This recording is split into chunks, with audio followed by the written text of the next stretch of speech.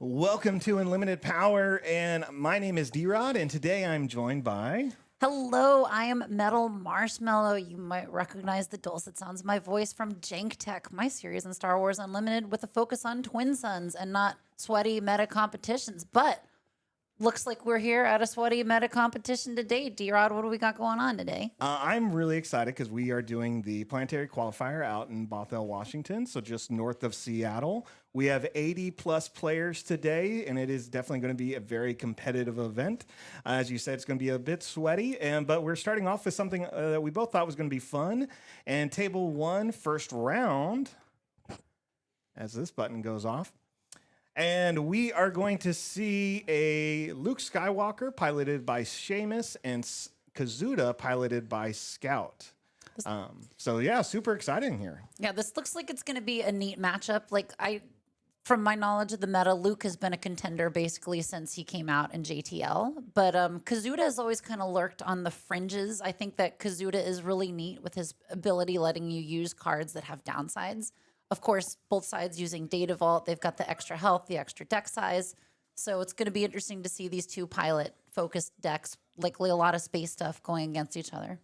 Yeah, I think it's going to be an interesting game. They're both running Data Vault, so I do still think the game's going to go pretty quickly with their extra life. But either way, I think it's going to be an exciting game, and it's obviously going to show off what JTL brought to Star Wars Unlimited when it arrived, which was the 4th set. Yes, I have been unapologetically espousing my love for JTL since it came out. I think this set really was when we started to see how cool this game could get. Like, I love the first 3 sets of this game. I think they created a solid foundation, but when Jump to Lightspeed came out and gave us so much more space, it gave us these pilot upgrades, it gave us so much more explosive, interesting strategical decisions that needed to get made. I think that it just broadened the scope of what we would even expect from Star Wars. And I think, like a year after JTL, we can be like, oh yeah, this definitely indicated a cool direction that they are moving with the game in terms of its complexity. Yeah, it definitely changed a lot. I'm really glad to see Kazuda making its way to this qualifier. I played it a few times, or played against it a few times at a couple of local showdowns, and still has that surprising, just quick attack features. And every now and then there's just a unit that I'm just like, oh, I'm not concerned, and then I forget what Kazuda does, or just finding unique things. And it looks like we're getting going here. We already see a couple of plays happening with we did turn 1 here. And yeah, we're seeing everything just kind of advance. Yep, this is interesting. Did Scout not get a turn 1 play here? No, it looks like they took the initiative, and then Seamus went ahead and followed up with that Phoenix Squadron A-Wing. That's such a good turn 1 play for both of these decks. Like, just a 3/2 in space, it just does a ton of damage. Ooh, interesting. Okay, great. The Contracted Hunter, 4/4 with ambush. Nothing to hit. And at the end of the turn, he has to defeat it? Yes, they've got to defeat that unit, but of course they're going to blanket with Kazuda to make sure that it stays around. And unfortunately for our Kazuda player, we've got a Chewie pilot already on that A-Wing. So that's just going to be a huge pain to get rid of. Already swinging for 6. Oh my gosh. Yeah, that's pretty big. Chewbacca is still just that really great threat and awesome card from JTL. I know I'm a fan. Just attach unit, can't be defeated or returned to the hand by enemy card abilities. Yeah, and adding +3/+3 as well as that stylish VO5 enhanced wavy hairstyle. It's just like there's nothing to not love about this card.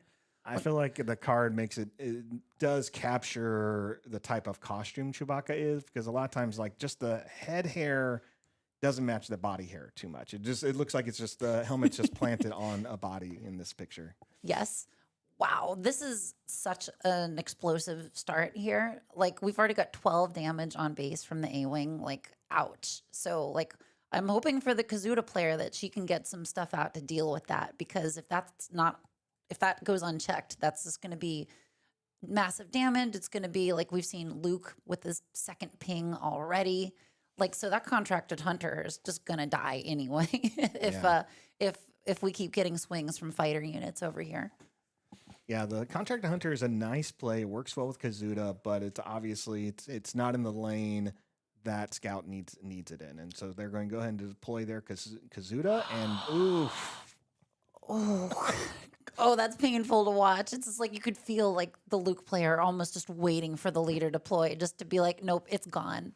yeah. I mean, it's the tech that you run. Outer Rim Constable, 2 cost unit. When you play it, defeat an upgrade. And unfortunately, Kazuda is one of those leaders where it doesn't. You can still they're removable. You can deal with them, and that's kind of the penalty of having such an aggressive leader. Is that you're giving players a lot of other options as opposed to Luke as a pilot. Yeah, because Luke is like he's meant for you to come in at like the 6th resource and just be like, bam, sledgehammer to the face of the other person. Like Luke hits hard. He still has a ping if he's on a fighter. Kazuda is more, I feel like an aggro sort of play style where you want to push damage early, and if you don't get that damage early, like I would be. If I was in Scout shoes right now, I'd be kind of like, oh no, like what's my plan for the rest of this game looking like? Yeah. I'm sure Scout has plenty of options in their sideboard, and we'll see what she brings out into going into game 2. But maybe she has the right thing here in game 1 to kind of stall Seamus a little bit. Yeah. Although, honestly, ooh, get the Han pilot onto the Razor Crest. Like, that's super cool because the Razor Crest has an additional ability when you stick a pilot on it, right? Like, is it you tap something down or send something to your hand depending on how much it costs? I think we're looking for the other We're Razor looking for Crest. the other Razor Crest. We're about to get another Razor Crest. Ooh, I am so excited about the new stuff that's coming out. Okay, so that's like a double-edged sword, having something go back to somebody's hand. So I don't think we can bring. Obviously, you can't return the A-wing. You don't want to return the Outer Rim Constable because that's just going to come back and get rid of the Han pilot upgrade. Yeah. So it's still like I think they're in kind of a tough position right now with Luke's board state, and Luke's continuing to push that damage too. Yeah, another great thing about that Outer Rim Constable is it's a 3/1, so you want to deal with it because it deals 3 points of damage. But Scout's going to continue to push through. It's 13-15, so the damage is close, or well, it was. Yep, until that A-wing. Like you just wish that A-wing would go away. You know, like I think in game before it rotated out, Bamboozle was like such a great answer to this. I mean, yeah, it puts Chewie back in the owner's hand, but it's like he's like a 3-cost upgrade. Like you don't want to have to keep playing him over and over again. Ooh, Jam Communications. Look at the well, immediately takes away what is that? An aggressive negotiations. That was aggressive negotiations. I mean, I don't blame them. That card is such a great finisher. I've seen it definitely garner the ire of some of my local players before because it has the potential to just hit so incredibly hard. Oh, and speaking of hitting hard, we got the blue leader with the experience in the ground arena, ambushing into contracted hunters, getting it completely gone. And we're looking at almost a clear board over here. So, you know, Luke's going to be able to jump onto that if there aren't any answers in the ground arena and just finish this game off pretty quickly. That makes Luke so great because he just needs to hop into a vehicle. And if it's a fighter, that's awesome. And the fact that Blue Leader can just go into the ground arena, it gives you what you're looking for with Luke, which is what do you really need on that 4th turn when you have 5 resources? Blue Leader gives you that utility of like, you can go space, you can go ground. What do you really want to set Luke up for? Yep. I love that. The way the card works, you can do the ambush in space first if you want, right? Yeah. So it gives you a lot of flexibility. Like the design is just so cool. Absolutely the right move here to trade with the A-wing. Just get that thing out of here. Yeah, the Luke player is definitely like, I mean, you could even deploy Luke on the ground at this point and just like swing for a little bit of extra damage. And Amidala is great, but like everything's exhausted right here. Like that just might not quite be enough to make up the difference. Yeah, I really like Amidala, but what she's missing is a Sentinel trait. Like Yes. there's no reason to swing into her at this point in the game. Luke just wants to go around her. Yep. And then yeah, we got Luke on the ground. We got Luke to base, and that's game one. That's game one. You know, if they all play him this quick, we're going to be out of here early, D-Rod. That's a possibility, but we'll see. There is a lunch break, and obviously we're going to go into the top 8. 86 players here today, so quite a few rounds. It's going to be a great time. And just so everyone knows, we're actually doing a second PQ tomorrow down in Portland at Red Castle Games. So that's going to be another several hours of fun, and that's actually going to be a sealed event. So that means they're going to open 6 packs of a Lawless Time, build a deck, play several rounds, and the top 8 that make it from there are going to have to draft that set and then play with a deck that they draft during the event. Oh, that's really cool. I didn't know that they ended it with a literal draft. That's really neat. So it's like if you're just dominating with Vel the entire time, then Yes. you don't get to just coast on your Vel wins later on in the day. That's correct. It's one of those events where, and we'll talk about it a lot tomorrow, I'm sure, but you know, when you get a sealed pool, you have to play with what you got. You know, what can you work with? Whether you have great cards, medium cards, bad cards, you're gonna have to build something out of it. And a lot of it comes down to more luck than strategy at this point of the deck building. But in the draft section, you're now competing with everyone who's done really well in Limited, and now you're all kind of competing for those cards in the same pool. You don't know if something's going to come back around. You don't know what colors people are taking to build their own decks, or what colors they may be taking to prevent you from having certain cards. And the really interesting thing to me about competitive drafting, because I draft a lot at my FLGS, and we have a very relaxed meta there. A lot of people like, oh, I'll take the shiny card. Is that when people are doing this competitively, you might see legendaries and rares going around the table because they see a common card that's a great utility card that's going to win the game for them. Mm-hmm. And I just think it's interesting that the way this game is balanced within the packs shows how the designers are thinking that this pack is not only something people are going to want to open and see, oh, this is in here, but you can use it in these different formats and say, oh, okay, well, this card, if I'm just ripping this to be like, oh, I hope I get a Liberty, this is trash, you're going to open up, I don't know, that 10-10 Underworld ship. Oh, Mercenary Gunship. If you're playing like a draft game when you're like, okay, I think I can push late game and then use this to do 10 damage to somebody, then you might be picking that over a card that's worth like $10. Yeah. And I said Mercenary Gunship, but it's Mercenary Patrol or something like that. But yeah, 9 cost, 10-10. Brutal card. Not many ways to cheating it out. But yeah, I mean, cards like that can just become much stronger in a limited format. And if someone has got the other tools to control the board long enough, then yeah, it's what a threat. Mm-hmm. Although, fun fact, I do actually have that ship in my premier Jabba Crime Boss Data Vault deck because it's actually an effective counter against Luke Data Vault of all decks. Because Luke is big when he's on a vehicle, but you ambush a 10-10 into him, he's not, he's gone. Not that I'm entertaining any notions of doing well at a competitive tournament with my Jabba deck, but it at least is fun that it's got some matchups against like a space-heavy pilot deck like this one. Right. Well, here we are going into game 2, round 1. So Seamus took it. There's a little bit of time here for sideboarding. So this is where players will go through their 10 cards that are part of their deck but are set aside. And they identify cards that are going to be good against their opponent. For both of them with playing space decks, that means they probably have a few card options that really work against melee ground, things like that. I think we can pull up the deck list here.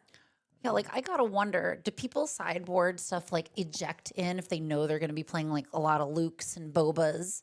Oh, okay, we can actually see their sideboard. I don't want to say it too loud, I guess, but Mostly a lot of commandeer, ships, a couple of ground units, a variety of events, and I think we can see that they have commandeer, and I think that's a strong one to play against another pilot-based leader. Yeah, because obviously Luke is so much stronger when you jump him into a vehicle and start running over guys with it.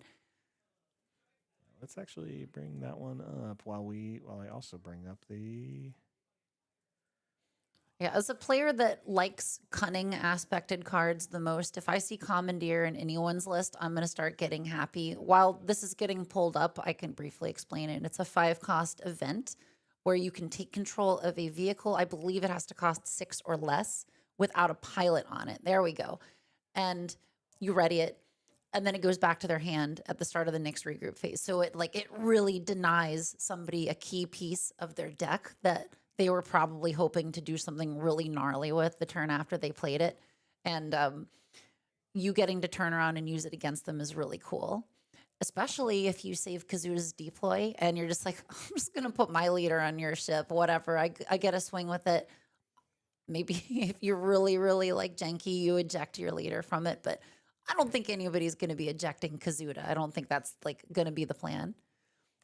No, it doesn't look like it based on the card pool. I do think, looking at Seamus's card pool, their sideboard, I think, or what I would like to see come out of it is the droid missile platform. I really like this card. I feel like it makes sense in this pilot matchup because you can put that pressure, you force your opponent to swing into it, and it's 3 more damage that's going to have to go somewhere. Yeah. Oh, the Jedi Starfighter. Such a good card for a Luke deck. It's so on attack, you may deal 1 damage to a space unit. That's great because the Kazuda deck is a space heavy deck.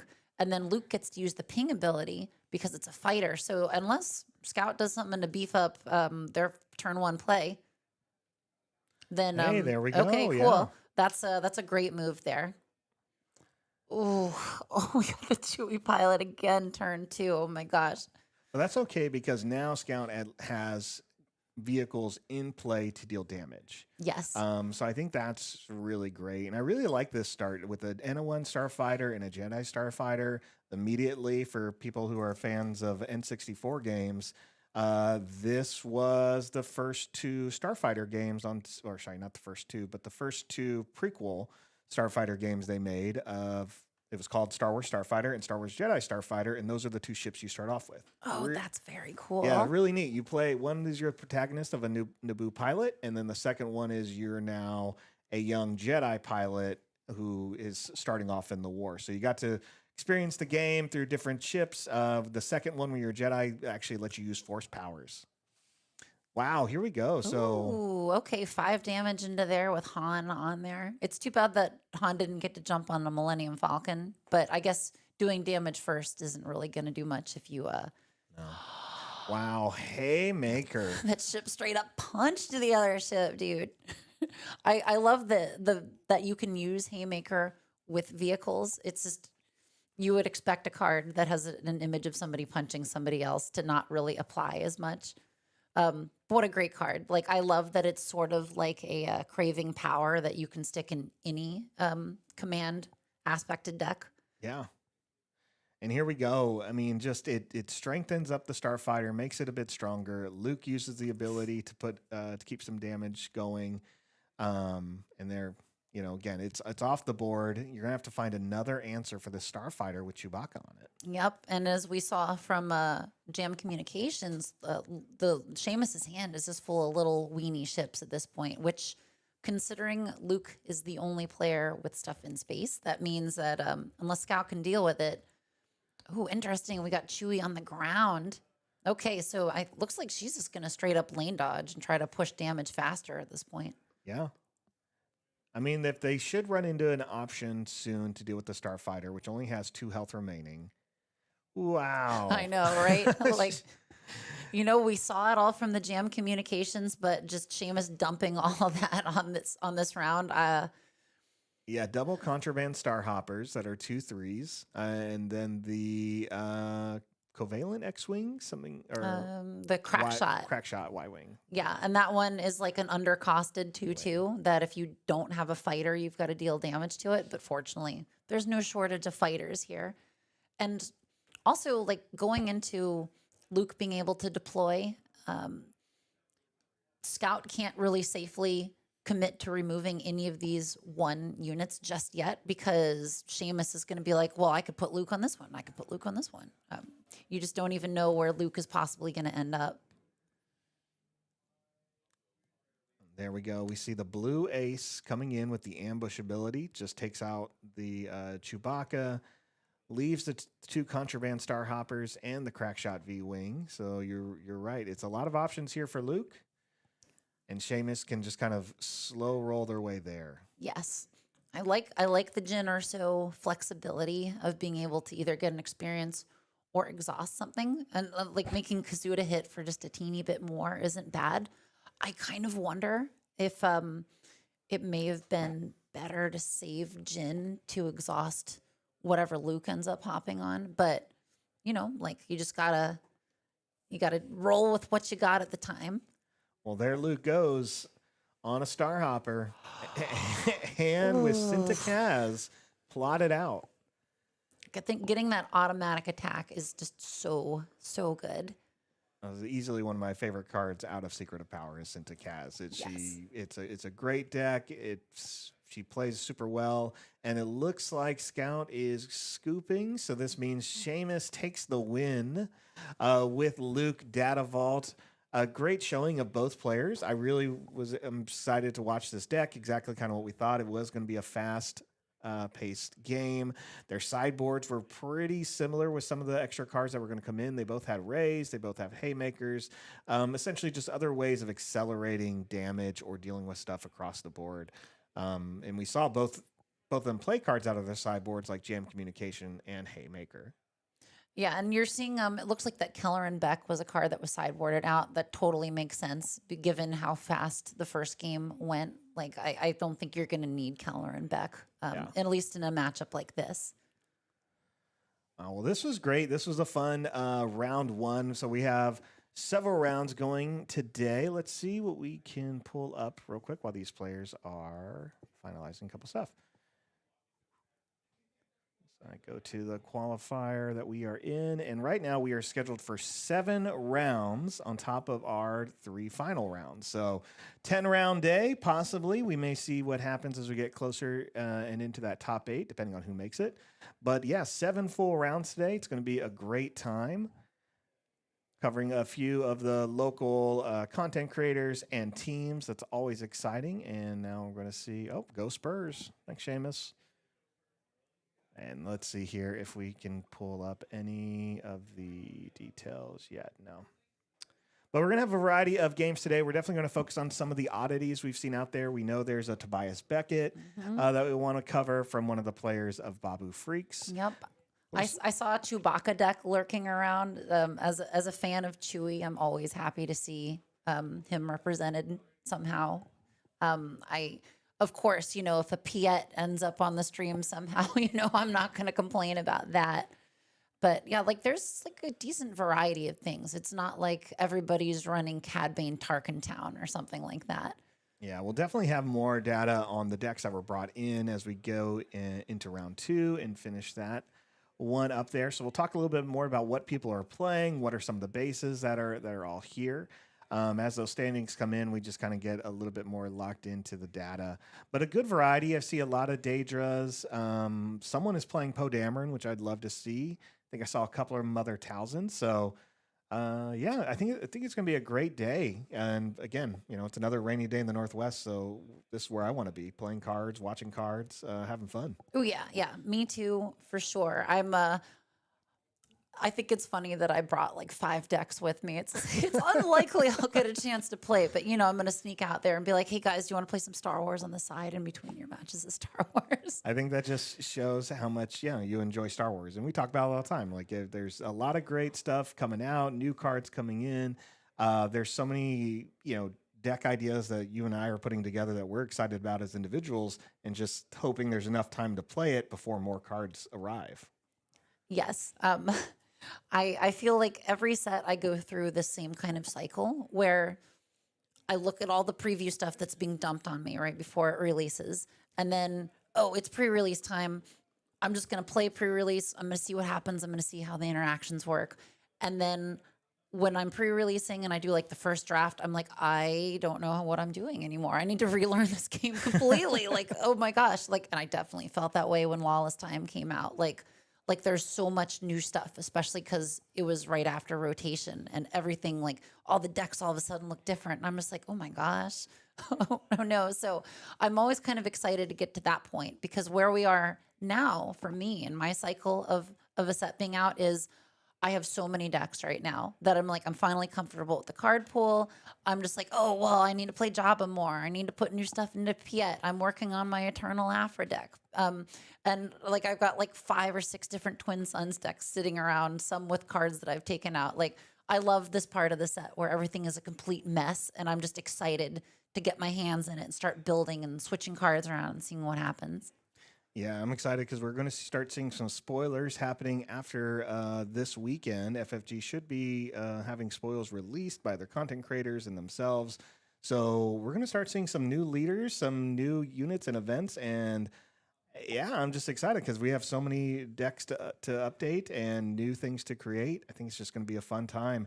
And the more people learn now, it's going to be very helpful when this set releases. Because if you plan on playing it competitively at Galactics, or if you're just trying to make sure you have what you need for your side events, whether they're Twin Suns or Eternal events, you're going to want to make sure you have those cards, and you're only going to have like a week with the official release. You'll have pre-release, and then 2 weeks later is Galactics, so it's really just kind of like 1 real week of being able to get those cards locally from stores or anything like that. So it's definitely going to be a crunch, but I think that's why it's important to start looking at all the cards now and figure out what you really want to do. Yep. I feel like it was kind of similar with Legends of the Force last year, wasn't it? Like we didn't have that much lead time before Galactics happened. We didn't have too much lead time, a little bit more than what we are going to have, but we also had a big set release leak. So Right. Yeah. It all came out way earlier than they anticipated. right, yeah. So with the more information available, people were able to essentially like just proxy a lot of cards, play online, practice, get a good idea of what the format could be. And sometimes, yeah, it's good to have that amount of time, but it also feels like it rushes the exploration of the set. Because by the time we got to Galactics, it really felt like, okay, well, if you're not playing Young Han Blue or even Towson, then what are you doing? And there was definitely a lot of other decks that climbed up there. We can think of like Kylo Dataval, we think of Gar Saxon, we think of Yoda, Red. Those all decks weren't as talked about during that time, but they were definitely ones that were heavily showcased at Galactics and did very well, along with everyone's predictions of Young Han and Towson. Yep. Well, I mean, and the Towson deck is the one that took it, right? I think Towson Red was the deck that won. Yeah, Towson was so good. I mean, I had a great time at Galactics, and I loved playing Towson Red players because it usually, any Towson player, usually it ended with me having no damage and them being defeated. So great time there. We might want to let Scout know that we can see all of her photos on her phone as she's scrolling through it, just in case. Yeah. I mean, if someone was doing that with my phone, they would just see pictures of cats on there. But, I think this is a good time. So what we'll do is we'll go to a quick break while we get up set up for round 2. You see we have 29 minutes here. It's going to be a great time today as we feature, like I said, other content creators and teams. And we're just excited to bring this to you, another Northwest collaboration and showing off everything we're doing here in Seattle, Portland, and specifically today at Zulus Games. So thanks, everyone. We'll be back in about 30 minutes. See y'all soon.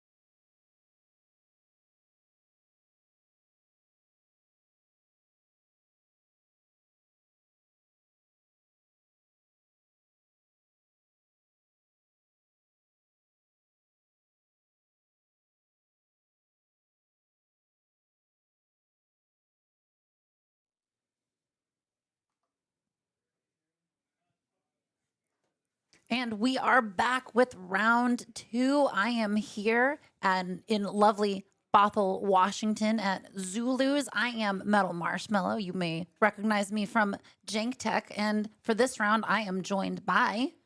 Hi, I'm Rob, team member of the Babu Freaks. D-Rod has so graciously let me jump in here to commentate round 2 between these two very talented players. Galen on the left on Boba Lake Country, member of Balanced Pod Racers based in Portland, and Derek Moyer on the right, playing Piet Blue, a member of the Ruthless Raiders. I'm always excited to see a Piet player here. He has been my main competitive deck leader since Jump to Lightspeed. I had a pretty good run with Piet when I brought him to Portland sectors last year. And I think his deck has changed so much in the meantime after rotation, because Boba Fett, Pilot, and Piet actually had pretty similar decks for a while before rotation when you were playing the red-green versions of each of them. Mm-hmm. And I always thought it was an interesting matchup playing against a Boba Pilot leader, because it's like, well, you want to play big chunky Star Destroyers. I want to play him. I can play him a turn earlier. But now we're playing Boba Lake Country, which looks completely different than the old Boba lists, and Piet Blue, which is really interesting. Like, there's been some really cool new blue capital ships. We're going to be looking for those in there. I know the Lawbringer is probably going to be a key piece in this deck, because that thing, it just eradicates so much stuff. It's super satisfying to play that. Yeah, the Lawbringer, definitely the top end of Piet Blue. Piet Blue, kind of another new evolution to this set after post-rotation, arriving in the sector qualifier in Atlanta, and it's kind of been iterated on since. Derek, a very accomplished Piet player, won a PQ with Piet Red last set in Spokane. It was a long time coming for him, so he's already qualified for Galactics. On the opposite side, we have Galen, who has top 8'd a couple times this season already. He's sitting on like that kind of cruel 60 points where you still kind of need to win to get in. So this is kind of the setup here, and like mulligans are resolved. We're getting started here. Solid opening from Derek, Krennic into BT from Galen.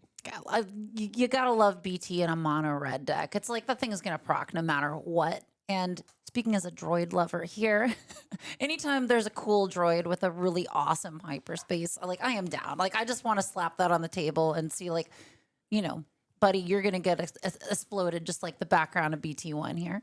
Absolutely, and it's also important to get a consistent proc in this board state in particular, because anytime I see a Director Krennic on the field, I want it to die immediately. So making sure you can pop the shield and then trade it out with BT, very important. Yep, any deck that runs a shielded 2/2 as a turn 1 play, it's like you want to deal with it as soon as possible. And we're already getting rid of a punishing one, milling it to BT to get rid of that shield, and just get rid of Krennic. Yep. Like, is there anything in the Piet list that Krennic is going to enable?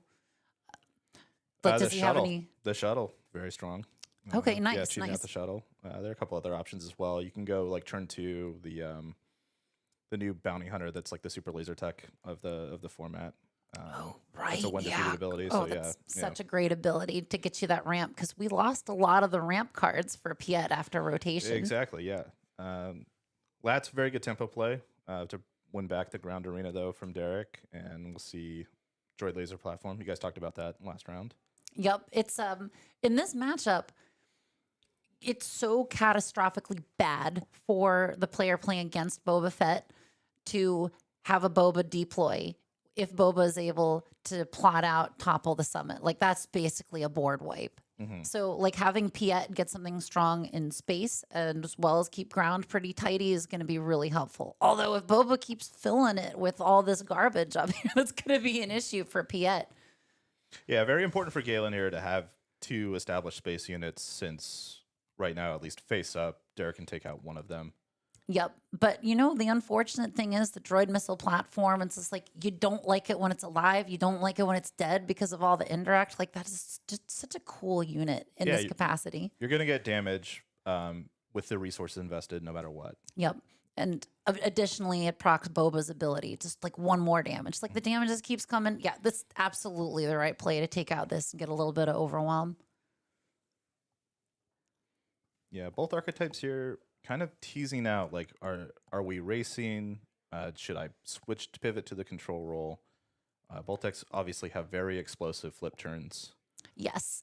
The thing that I really like about Piet, as someone that's played a lot of games with him, is he's often a leader when you can wait on deploying until it's the right time. Like a lot of times with decks in this game, you want your leader to come out as soon as possible. And, granted, you deploy Piet, you're getting a 7 cost capital ship out on 5 resources if you want. And you saying to yourself, well, do I want to have him out? Do I have something that I want to play that bad? Because you're not going to be swinging a base at Piet. He's a little baby. He hits for 2. Mm-hmm. Yeah, here, okay, we're going to see a no glory only results. The 7 resource option from this Piet blue deck is typically the Interdictor, which would be nice here. 6/6 Sentinel. Yep. Blows up a 3-cost ship when defeated, but goes for the no glory. Still has like the Cantwell Arrestor Cruiser. This is something that Galen has to play around on this flip turn. Flipping to pilot with like no Cinta means that the Arrestor Cruiser can come down and just tap down your leadered pilot. Yep. But even with a little damage on Piet right here, like there's the threat of getting the 4 from Boba Fett plus if we get the Topple the Summit. Like That's true that's too. enough. Yeah, that would be the other angle as well. So I would have been afraid, honestly, in Piet's shoes to give Boba Fett that option because, like, you're already this close to death. Oh, Condemn feels so good as the Piet player. This is one of the main reasons I wanted to play this deck in blue because Condemn is just so awful. But we see here in a quick exchange of cards. Condemn, System Shock, Condemn. Okay, well, I have a second Condemn. Love it. You will not avoid my condemnation, sir. Oh, the condemnation is so strong with this one. The big baller move, honestly, is to play Condemn when you don't have the cards to disclose in your hand. And sometimes you can bluff your way out of it. Yeah, this is why if you have a condemned unit, you should always check. Yeah. You should always keep them honest. Because there is the chance maybe he's only got a Lost and Forgotten in his hand. And, like, that's not going to proc it. Of course, we got Lawbringer. So also everyone can enjoy that coming out later on. That's a good one. Yeah, Lawbringer also too. Right now this piloted missile platform is still getting in for 2 after the condemn trigger. Once Lawbringer comes down next turn, potentially, it will not be dealing any damage. Nope. Which for Piet, we love that. But of course, we've got to deal with the fire spray over here. I mean, that thing still spits out a bunch of indirect when it attacks. So it's like, Yeah, aptly named. Yep. The thing that I noticed, like that hurts with Piet, when you get to this late game and you want to play like the biggins, like the Lawbringer here, it's a great unit, but you can't match the tempo of other decks being able to flood your board. So yeah, it's gonna like do a lot for you, especially if they want to play a lot of little things. But like if the Boba player can just bring a whole bunch of stuff out, like a bunch of lower cost things, they still might be able to take it as long as they can deal with Lawbringer in some capacity. Yeah, it's also important to note that like the space arena is split on aspects here, right? Lawbringer can only target either the villainous fire spray or the red missile platform. It can't target both. Mm-hmm. But in this case, it makes more sense just to say villainy aspect because we're already condemning Boba Fett. Yeah, I think the trade off either way. I think at this point, the Piet player is probably feeling pretty good that we were able to get a big Star Destroyer out. If Piet stays alive, great. We can swing for 2. We can get some discounts on things. But unless they're like trying to ramp up to play like the Annihilator, it's probably like not the worst thing if like Piet has more damage dealt to him. Yeah, I think Piet is starting to stabilize here. The thing is, we're starting to get into, on the Boba side, these Devastator turns, and then Devastator plus Planetary Bombardment, both of which are probably main in this meta, expecting a lot of control. And that can just easily end the game, right? Derek only has 12 base damage to play with here. Yep. Oh, and especially in a situation with Fett's Fire Spray and TIE Bomber, being able to say, I'm controlling where that indirect damage is going. If you bring out the Devastator, I mean, that's all going to base right there. Mm-hmm.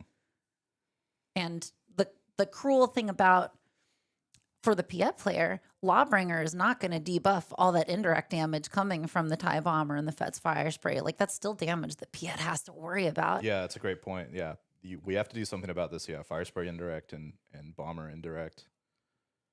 Yeah, so like definitely not out of the woods here. And man, Lake Country with the 34 health, that's so much health to chip away with. Even if you've got a Chonkus that hits for 7 here, like it's still hard to work around. Yeah, Oh, Derek. looks like choosing villainy here to debuff. I think that's the right choice. Yeah, I think Derek may be looking also for like a turbo laser salvo or something, just to like take multiple cards off the board and kind of solidify that position with the Lawbringer. Yeah. Only like turbo laser salvo, even if you're taking out only two units, like if they're big problem units like these ones are, if he doesn't have the right disclosure stuff, then still not the worst. Nice. Okay, I think Cantwell that's a real important card for locking down the Boba side right here.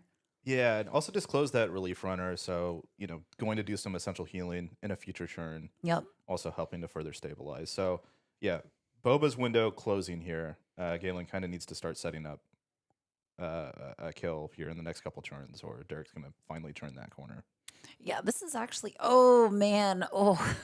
All right, deal 8. Where do you want him to go? Yep. Oh, but it's a shiny sector planetary bombardment. It feels less bad to get hit by the shiny sector version of it.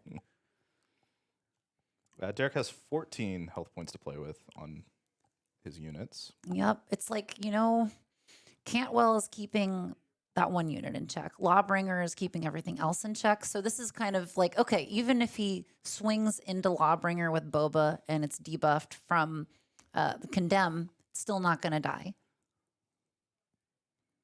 I think at this point that Krennic is probably just going to stay in hand. I think so too. Just yeah. to make sure that it keeps the Condemn going. Yeah, Kaylin at this point maybe just wants this Boba pilot to be back on its leader side. Yep. Just crashing it into something big. Turning your Devastators into deal 5 to base rather than 4. This is an important break point in this base total. This is the point in the round where I am missing the 10 cost Devastator with Sentinel Overwhelm and do a whole bunch of damage from the amount of resources that you have when it comes into play. Yeah, I was a big fan of Timely Intervention 1 Yes. for lethal. Yeah. Yeah. Like, I do appreciate the way that rotation has brought us different, fresh things. And like I was saying earlier, these two leaders, their decks have changed a lot since rotation. I think that's great. But, I'm just going to get misty-eyed thinking about some of these other cards. Like, oh, boo-hoo-hoo. I miss this one so much. What a cool card to play with. Looks like we're getting some big consideration as to where the Boba damage is going. Yeah, we're going to exchange. Yeah, we're going to finally exchange this missile platform. There's 3 indirect that has to go. Oh, no, I guess the Condemn. Yeah, it just turns off. Yeah, this is quite the pivot. And then, yeah, I mean, started this turn with 11 life on base, all the way up to 24 damage, just in 2 attacks from Piet. Yep. And here comes Devastator. Okay, We'll clear the board. I mean, we're not over yet. Like, Devastator, if Boba plays a planetary bombardment next turn, Planetary is lethal, yep. Assuming that, Piet doesn't have another unit here. Yep. Or actually, okay, Flight Interdictor is good. That's going to buy Piet some time here. A little bit of time. Yeah, but we've still got this droid to deal with. Okay, Krennic can come out because we don't need to worry about keeping him in hand anymore for disclose. It's getting tense. Both players probably looking to top deck at this point. As we've established, planetary bombardment, just lethal off the top. Yeah, I honestly don't know who 10 damage on either side gets it. Like, I think Boba player looks like they're slightly in a better position, but it really just depends on what the top decking brings them at this point. Yeah, Piet can play aggressive negotiations too. I don't think Derek has enough cards in hand. This is a neat trick here. Yeah, you can use the indirect to finish the interdictor with fire spray. Yes, because you get your 2 on attack. Oh my gosh. And you can direct where it goes because you have Devastator on the field. Yep, and then you get your additional Boba damage from doing that indirect damage. Yep. Yo, no glory only results. Let's go, baby. Oh my gosh. It's good, but here's another one. Putting Derek's hand to the test again.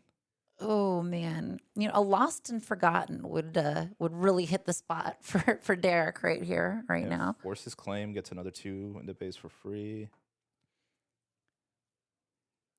Oh man, the BT, like okay, Yeah, I think that Derek there's scooped the him up scoop. there. Yeah. Yeah.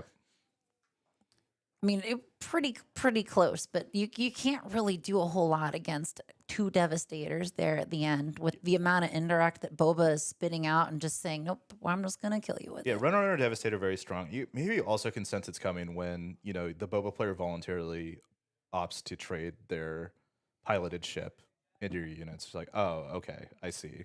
Yeah, I mean, like that condemn completely shut Boba down, and it seemed like they're gonna get a lot more use out of him on his leader side. Honestly, at this point, like just Exactly. one indirect, boom, I can say where it goes. Yeah, no problem. We're that much closer to closing this game out. Exactly. Yeah. Tight game 1. So, what are we looking for sideboards here?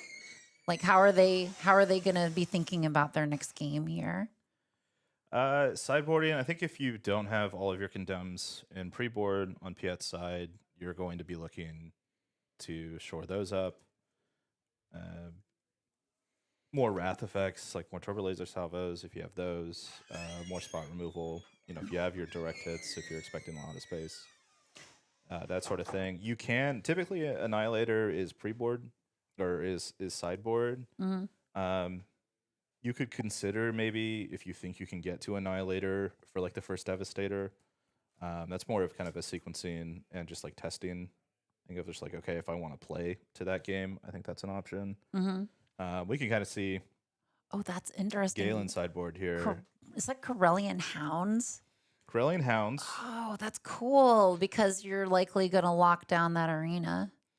Exactly. Yeah, just getting a free 5. And it looks like the Galen's packing those out of aspect direct hits that are primarily there for Liberty, but they will do a job here against Piet. Yeah. I mean, what is Liberty if not another giant Jonkus capital ship? Yeah. It's like, I wish you could play it in Piet too, man. I mean, like, I guess nothing's stopping you except the fact that you'd have to pay so much for it. Yeah, but going like philosophically going post board as Boba, I think you do want to be balanced in both arenas as best you can. I mean, obviously you're a pilot leader deck, so you're gonna be preference towards space. But we saw the opening BT to start the game very effective. Gets the damage it needs to. You have an extra 4 life to play with on your base. Yeah, and like a 2/4 on the first turn, like that's not bad. It's likely going to stick around for a while. Yeah. I feel like this is part of that like design ethos that the designers have been saying.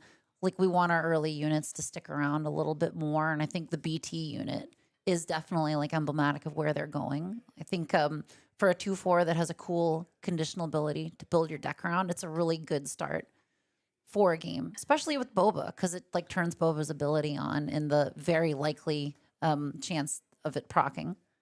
Yeah, exactly. Yeah, certainly an intentional design does just also plays very well with that indirect ability. I think this is something that like I know Boba Blue is started to become a developing archetype in this evolving meta, but Boba Blue has a harder time activating this Boba ability churn after churn, which is something that kind of is missed by compromising the deck with 2 colors. Yeah, because like blue isn't a color really associated with ping damage the way Boba Fett wants it. Not at all. Yeah. Okay, Piet's going to have the play here heading into game 2. If you're Piet, I think right now, hoping to open and rip a Gonk droid. Oh, dude, turn Just- 1 Gonkers gets you turn 2 MC30. Yeah, Oh yes, just please. max degeneracy. Yeah. Yes, I love it. I do kind of miss some of the old lines of play. I love turn 1 Gonk. I also loved when I played Piet. Like just sometimes I don't play a turn 1 play, and then turn 2 it's either open fire or merciless contest. Just like play it like kind of control for a little bit. Yeah, slow it down. Yeah. And you think like, with this blue base too, can certainly do that.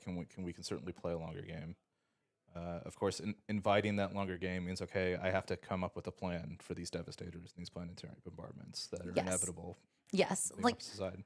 I think like there's like a little bit of the heals in with the blue. So it's like if you can deal with the devastators, the planetary bombardments might not be as bad.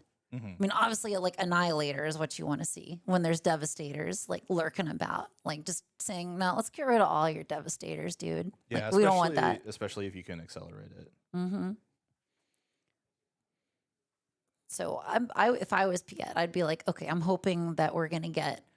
We want Gonkers. We want Krennic into the ramp bounty hunter guy. Are you pulling up the sideboard Yeah, right now? this is Derek's list from at least the Edmonds PQ. Oh, that's interesting. Where Derek top aided. Derek, yeah, very proficient on Piet, like we were saying. So I think Corvus also a fine turn 2 option.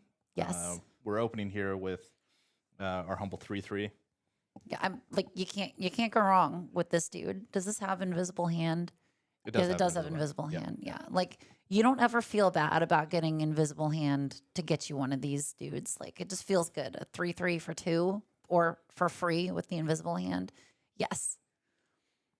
So Joy Laser Turret. So yeah, split arenas so far. And it's like Galen maybe missed a turn 1 play here.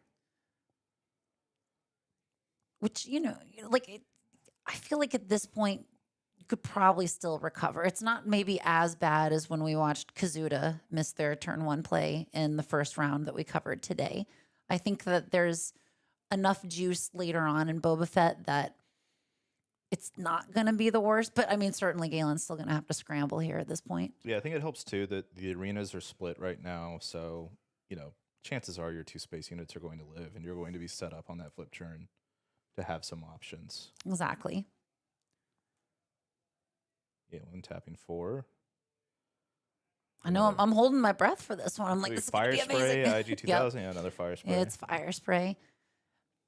Man, that IG 2000, didn't they was that one of the cards that got banned in Eternal? It was banned, yep. Yeah, I just Pour one out for IG 2000. There it An goes. unfortunate side effect of Boba Leader being very strong. Yep. Oh, here we go with the There's Corvus. the Corvus we talked about. Yeah, Love big it. life swing in a game where Boltec's kind of racing. Mm-hmm. And it's got a nice, chunky 5-size butt, so neither one of Boba's ships are going to be able to run into it and deal with it. Mm-hmm. And also, just like, man, that prestige art is so cool on that ship. They really knocked it out of the park in Jump to Lightspeed. Yeah. With the prestiges, and also Star Wars ships just look so good. They look so cool.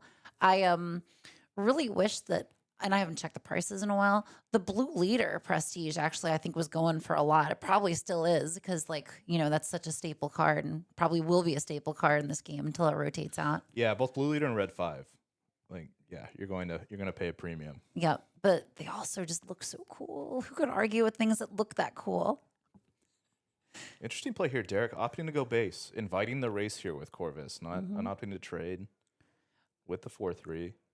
I guess because that's kind of taunting Boba. Like, are you going to try to remove this? Because I'm just going to keep healing. Right. Yeah, putting the pressure on you. There you go. Speaking of. IG 2000 is a real good move here.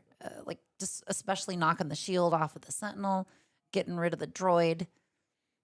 But also kind of proves the going to base with Corvus, right? Doesn't run into that tempo line from Galen. Yep. You're kind of sensing, okay, IG 2000 could be coming.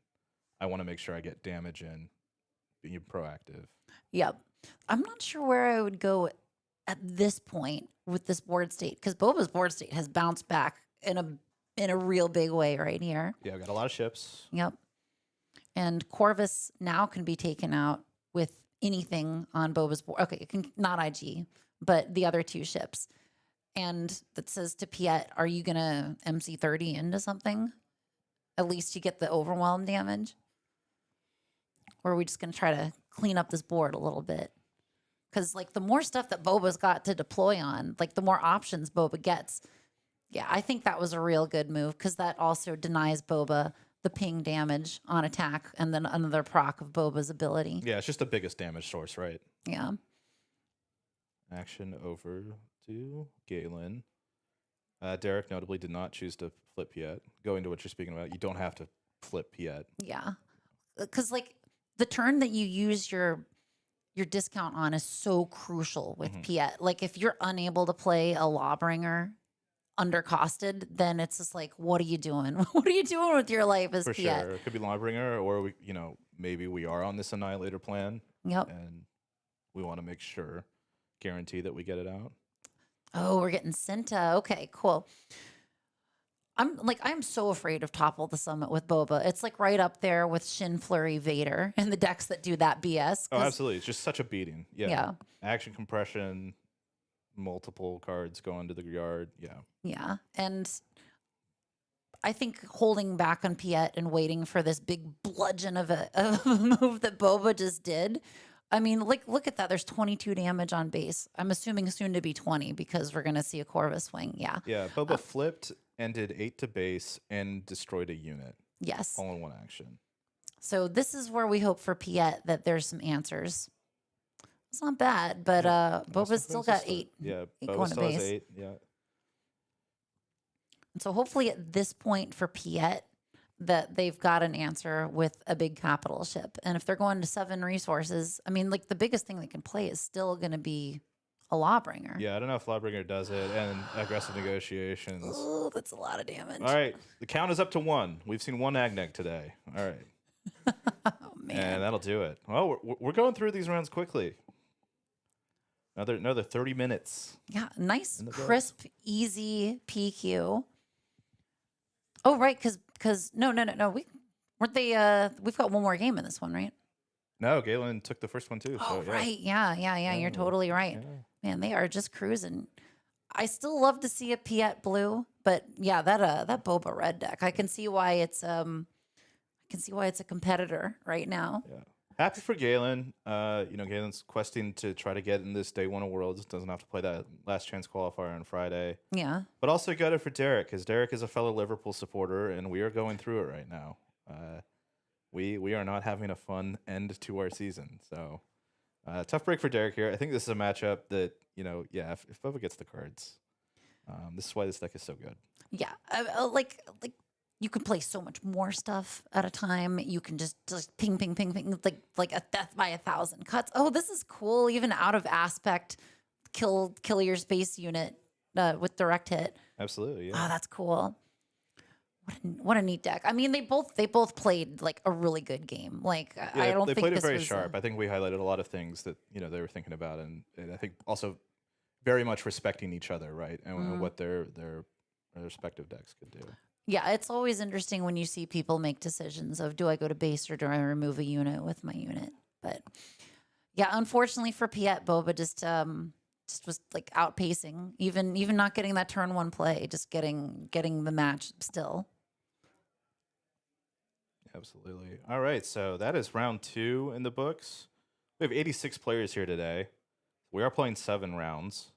For players in the tournament, if you want to make top 8 and get some critical points toward that Galactic Championship, trying to qualify at the last one, we only have a few more PQs left here in this season in the Pacific Northwest. So, Zulus today, Red Castle tomorrow, which you can watch here on this channel. By the way, that'll be a limited PQ. And then the next week, a Guardian Games down in Portland. And that's kind of it, unless you want to like drive to Idaho or make some journeys elsewhere a little further away.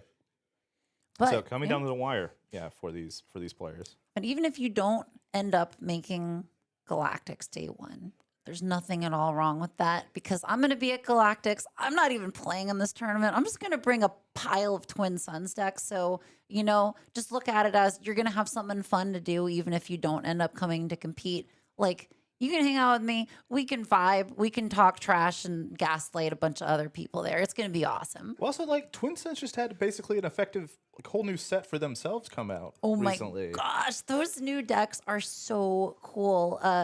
D-Rod and I actually got some stuff recorded with the new decks, and we got one of those videos out, I believe, like about a week ago.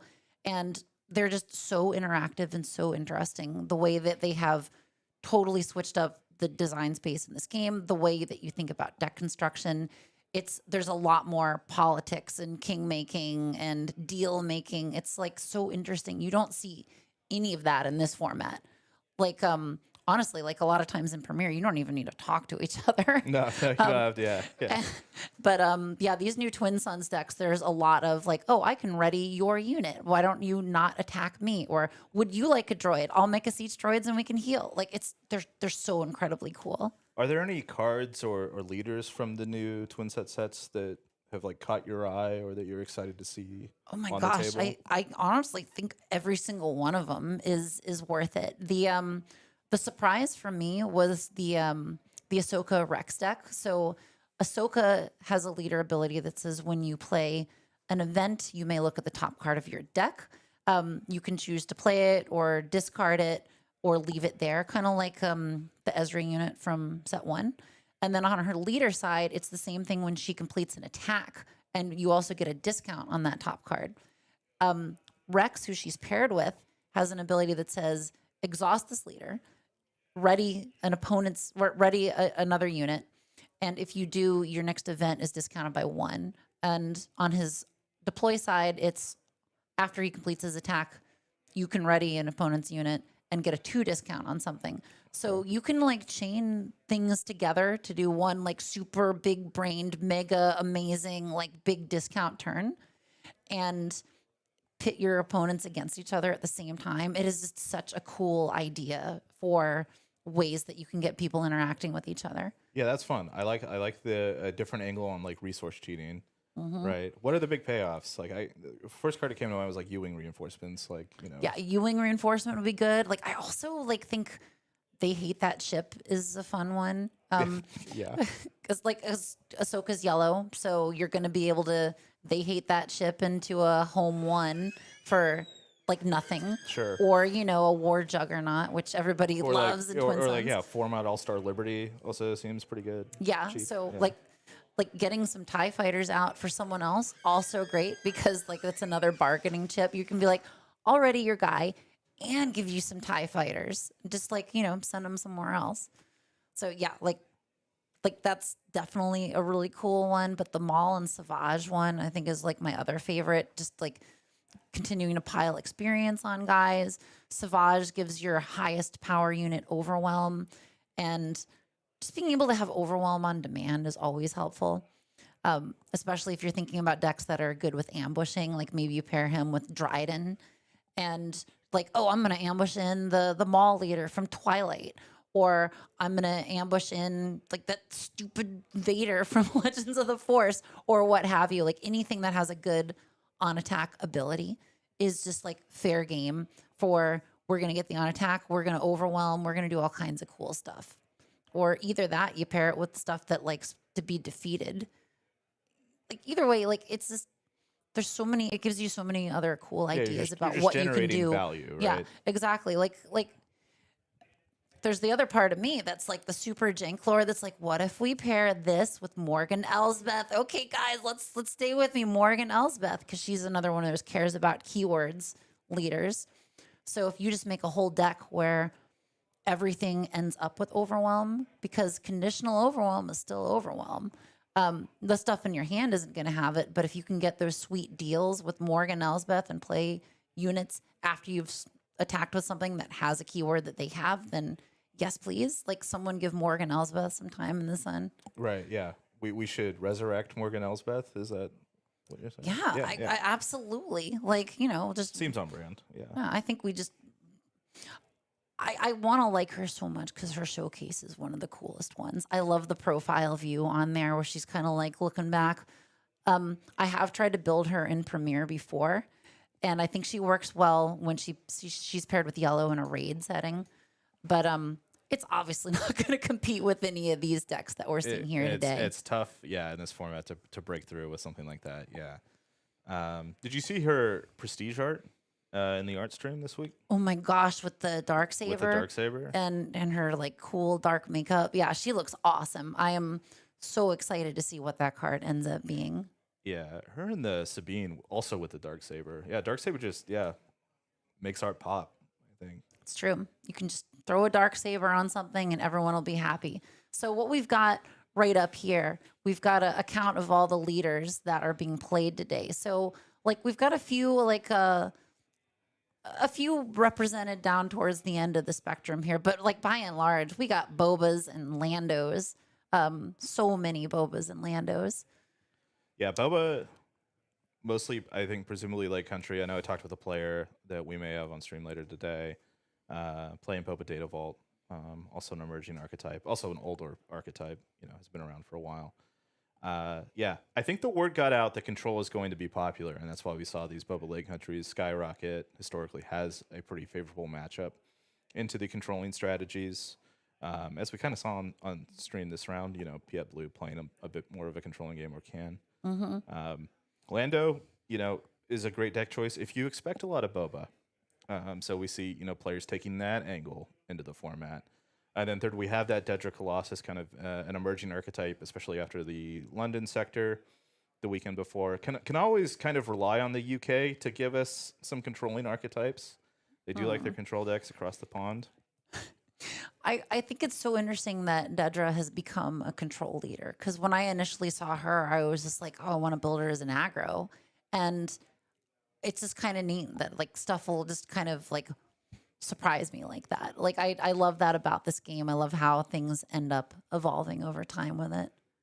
Yeah, we see here the breakdown. So yeah, Lando, Lake Country, officially the most represented deck, 12.8% of the format today.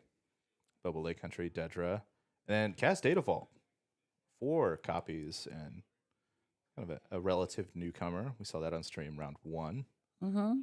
Oh, Mother Talzin, Yellow Force, one of the local players to me. Madame Zola, shout outs to Madame Zola, leader of the Night Sisters Discord. She's been a frequent collaborator with Unlimited Power. She's been working on Mother Talzin as well, and that is a nasty deck to play against. Oh my gosh. I think Talzin's always been kind of nasty to play against, and like the new tools she's gotten post rotation have been real cool.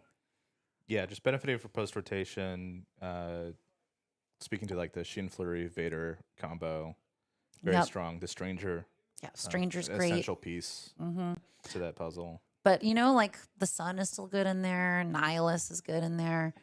I don't know if those are the same across all versions of the deck, but like a lot of that blue villain 4 stuff is as good in any blue villain you'll 4 see deck. like a Grand Animal Thrawn sneak into Arrestor Cruisers starting to make waves as well, just as another answer to big tall things or going large things where, the assassins can't necessarily cover. Yeah, for some of those. Yeah, because Force decks generally aren't going to be very space focused, so they need something to answer like space at some point. Yeah, it's very tough, and like also just bridging the gap to hyperspace disaster or whatever answer choice of that you prefer. Yep, it's man, got Pilot Vader, only 3 Pilot Vaders here. Vader, how your star has fallen. Like I feel like there were so many Pilot Vaders. In the meta for a while, like everyone was like really like, oh, Vader yellow, woo woo woo woo, and it's like, okay. Vader is such an enigma in this metagame because Vader takes down the London sector. 482 people. Vader comes out on top. You look at the data behind it, and Vader actually only had like a 46% win rate across that entire event.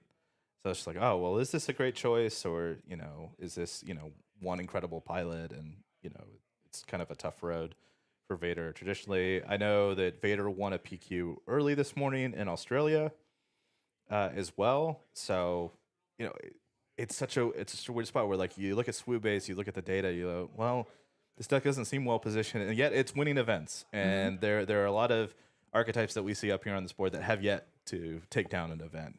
Yeah. I'm really interested in seeing like what some of the outliers are here. Like we got a Qui-Gon, we got a Rio. I'm really curious to see what some of these people's lists are, because that looks like, that's interesting stuff right there. Yeah, last time we opened the PNW for Premiere, we saw Luthen Rail top 8 as well. So looks like we got 1 copy there today as well. Yeah, I'm kind of surprised there's no like Jin Ursos here. I was under the impression that Jin was becoming a stronger sort of deck, especially if you're playing her in red. Yeah, like I think that was like a huge piece of conversation like before the set officially released during spoiler season. You'd like play on Karabast and see a lot of Jin red, and I think that was the assumption. Okay, Jin Splash red is going to be like the first bogeyman in the format, and then we've evolved pretty far beyond that. Yeah. It's so strange too. I think going, for the last 2 years, blue, white, red hero had a lot of time in the sun, especially with Han 2 blue doing so well set 5, and less so in set 6. But set 4, set 5 really strong, and then just not quite seeing that color combo as represented when a lot of those cards still exist in the format. Yeah, I guess I think Chewie's red. Yeah, so Chewie is probably playing those colors. I think that Chewie deck is a blue deck. I'm so happy that Shadows of the Galaxy Han is gone. Oh my gosh, I was just like could not stand playing against those decks. There was like Han's ability to play better things than you, faster than you, is just so hard to deal with. I was surprised it got to rotate naturally and wasn't prematurely banned. But yeah, got its time in the sun for sure. Yeah, it's sad we're not seeing any Han pilots here. My friend Dan was trying so hard to make the pilot Han work, and I think the deck was it had its merit for sure, but maybe it's just not competitive enough for an event like this. Yeah, card quality. I think card availability too, does need a density of 1-drops that are competitive. And I think you can get there, but you're just playing filler units, kind of limited chaff to try to make it work. I could see it coming back though. Still works so well with plot. Oh my gosh, his plot turn is just ridiculous if you've got all the stuff lining up for it. Absolutely. And if we continue entertaining a format where, a big part of it is like, let's make a big thing and attack base. Han Pilot is very good at doing that, right? So it just needs one or two more pieces just to push it over the edge and get people more interested in it again. Yeah. I mean, you're not going to hear arguments from me about make thing big, attack base. I think it's fun as someone that plays card games is I'm just going to have the big thing attack the base. I'm looking at Avar Chris on here and I was playing Avar Red for a while before Force Throw was banned. And that deck is great at making big thing attack base. If you can get Avar out, she's huge. She's very big, yeah. Especially if you stuck a General's Blade on her, or I guess Yoda's lightsaber is, General's Blade is gone. You go constructed lightsaber. Yeah, constructed lightsaber also great. But in a deck like that where you got Kelleran and Yoda and all these other late game chonkuses, it's so satisfying hitting with that stuff, man. Yeah, I'm surprised the Yularen representation is so low. I thought Yularen might see an uptick this weekend. Only 2 copies in the room. Yeah, the Yularen as an aggro leader is so brutal. It's just that board just gets out of hand so fast, and his action compression with his leader ability is just oh my gosh, he just comes in, he damages you, and he just leaves a smoking remains afterwards. It looks like Aunt Beru and Uncle Owen just smoldering there. That's your board state. Yeah, and it's also, I think, something that's not talked about as much. Playing into a Yularen requires such a different interpretation of the board and what your sequencing typically is, where you're often playing your card first and waiting to see what happens next instead of exhausting all your board actions and then using your resources for the turn. Mm-hmm. So it can catch you off guard if you don't have a lot of practical experience into that leader. Yep.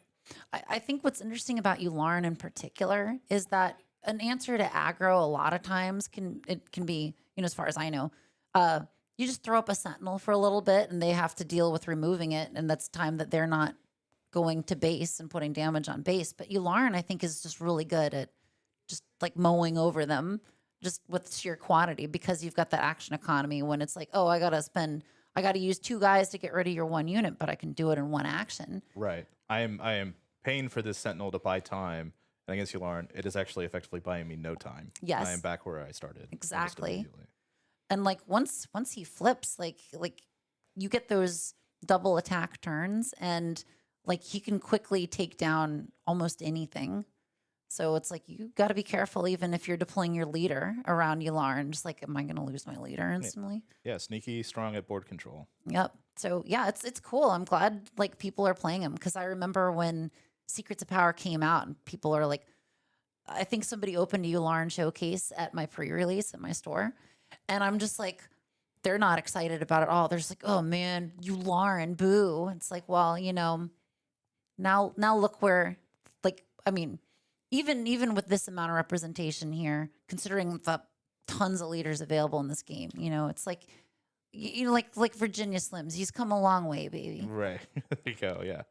Yeah, he's a triple digit showcase now. You have to pay out a chunk of change now to pick him up. Yeah. Yep. My Mon Mothma showcase doesn't seem to be appreciating the same way that you Lauren did. Yeah. But that's okay. She's great in Twin Suns, to be honest. Sure. Yeah. A lot of officials in the new Twin Suns precons too. I noticed. Yeah. And also too with these typo strategies, as the card pool grows, you never know. They might come back into the fold when we go back to like a 6 set metagame. You might see something like a Mothma return. Right, yeah, because she lost a lot of stuff in her card pool, but who knows what we're going to end up with. Renowned Dignitaries is still very good. The life swing on that card is insane. Although not being able to ECL it out anymore. Yeah, we all miss ECL. It's like I miss playing it, but I don't miss playing against it. Yeah, it's a tricky thing. Yep. Because, man, like whenever you were playing against an ECL deck and you see the person like reaching for their epic action marker and you're just like, oh gosh, here it comes. Especially against like Gar Saxon. Oof. Well, that was an interesting thing about ECL because it kind of elevated the playable cards in like a competitive premier environment. Because you have a lot of cards in this game that have very powerful on attack abilities, but you're hesitant to play them because I don't want to invest this many resources if it's just going to die or get bounced as soon, and I don't get the value from it. But ECL is like, okay, well, we can give you that value at the cost of your base. Yep, and that's why we saw stuff like like Sabine decks playing Poe and Wrecker, and you're just like, those guys doing all of that in one action. Oh, that's ridiculous. Ugh. Yeah, very strong, maybe a little too strong. Yep. But that's why we have rotation, and that's why we're seeing what the world is like after rotation and how things are switching around. Yeah, absolutely. All right, we'll going to take a little break while we get set up for round 3 here. We're through with rounds 2 of 7. Then round 3, and I think we'll have a lunch break after round 3. No, I think it's going to be round 3 and then a little bit of a break. Thank you for joining us on Unlimited Power at the Zulus Planetary Qualifier. We'll see you guys back in a bit.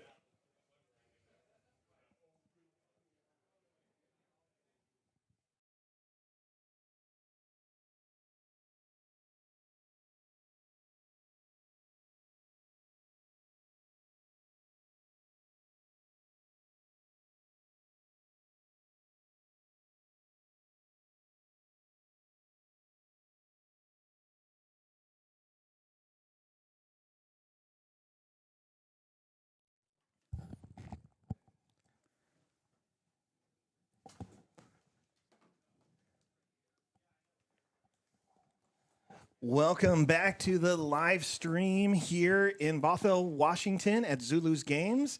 My name is D-Rod of Unlimited Power, and I am joined by Janktech's own Metal Marshmallow. Welcome to round 3. Hello, I am Metal Marshmallow. It's been a cool day so far. We've seen some like neat decks on display here. I'm really excited to see this client deck here. Oh my gosh, yes. We saw the list of players, and we saw the leaders, one of them being the client, and we were really excited for this match. So GNC has gone 2-0 so far, so is Kyle. And this is going to be a fun little match. I'm excited to see what the client player has cooked up.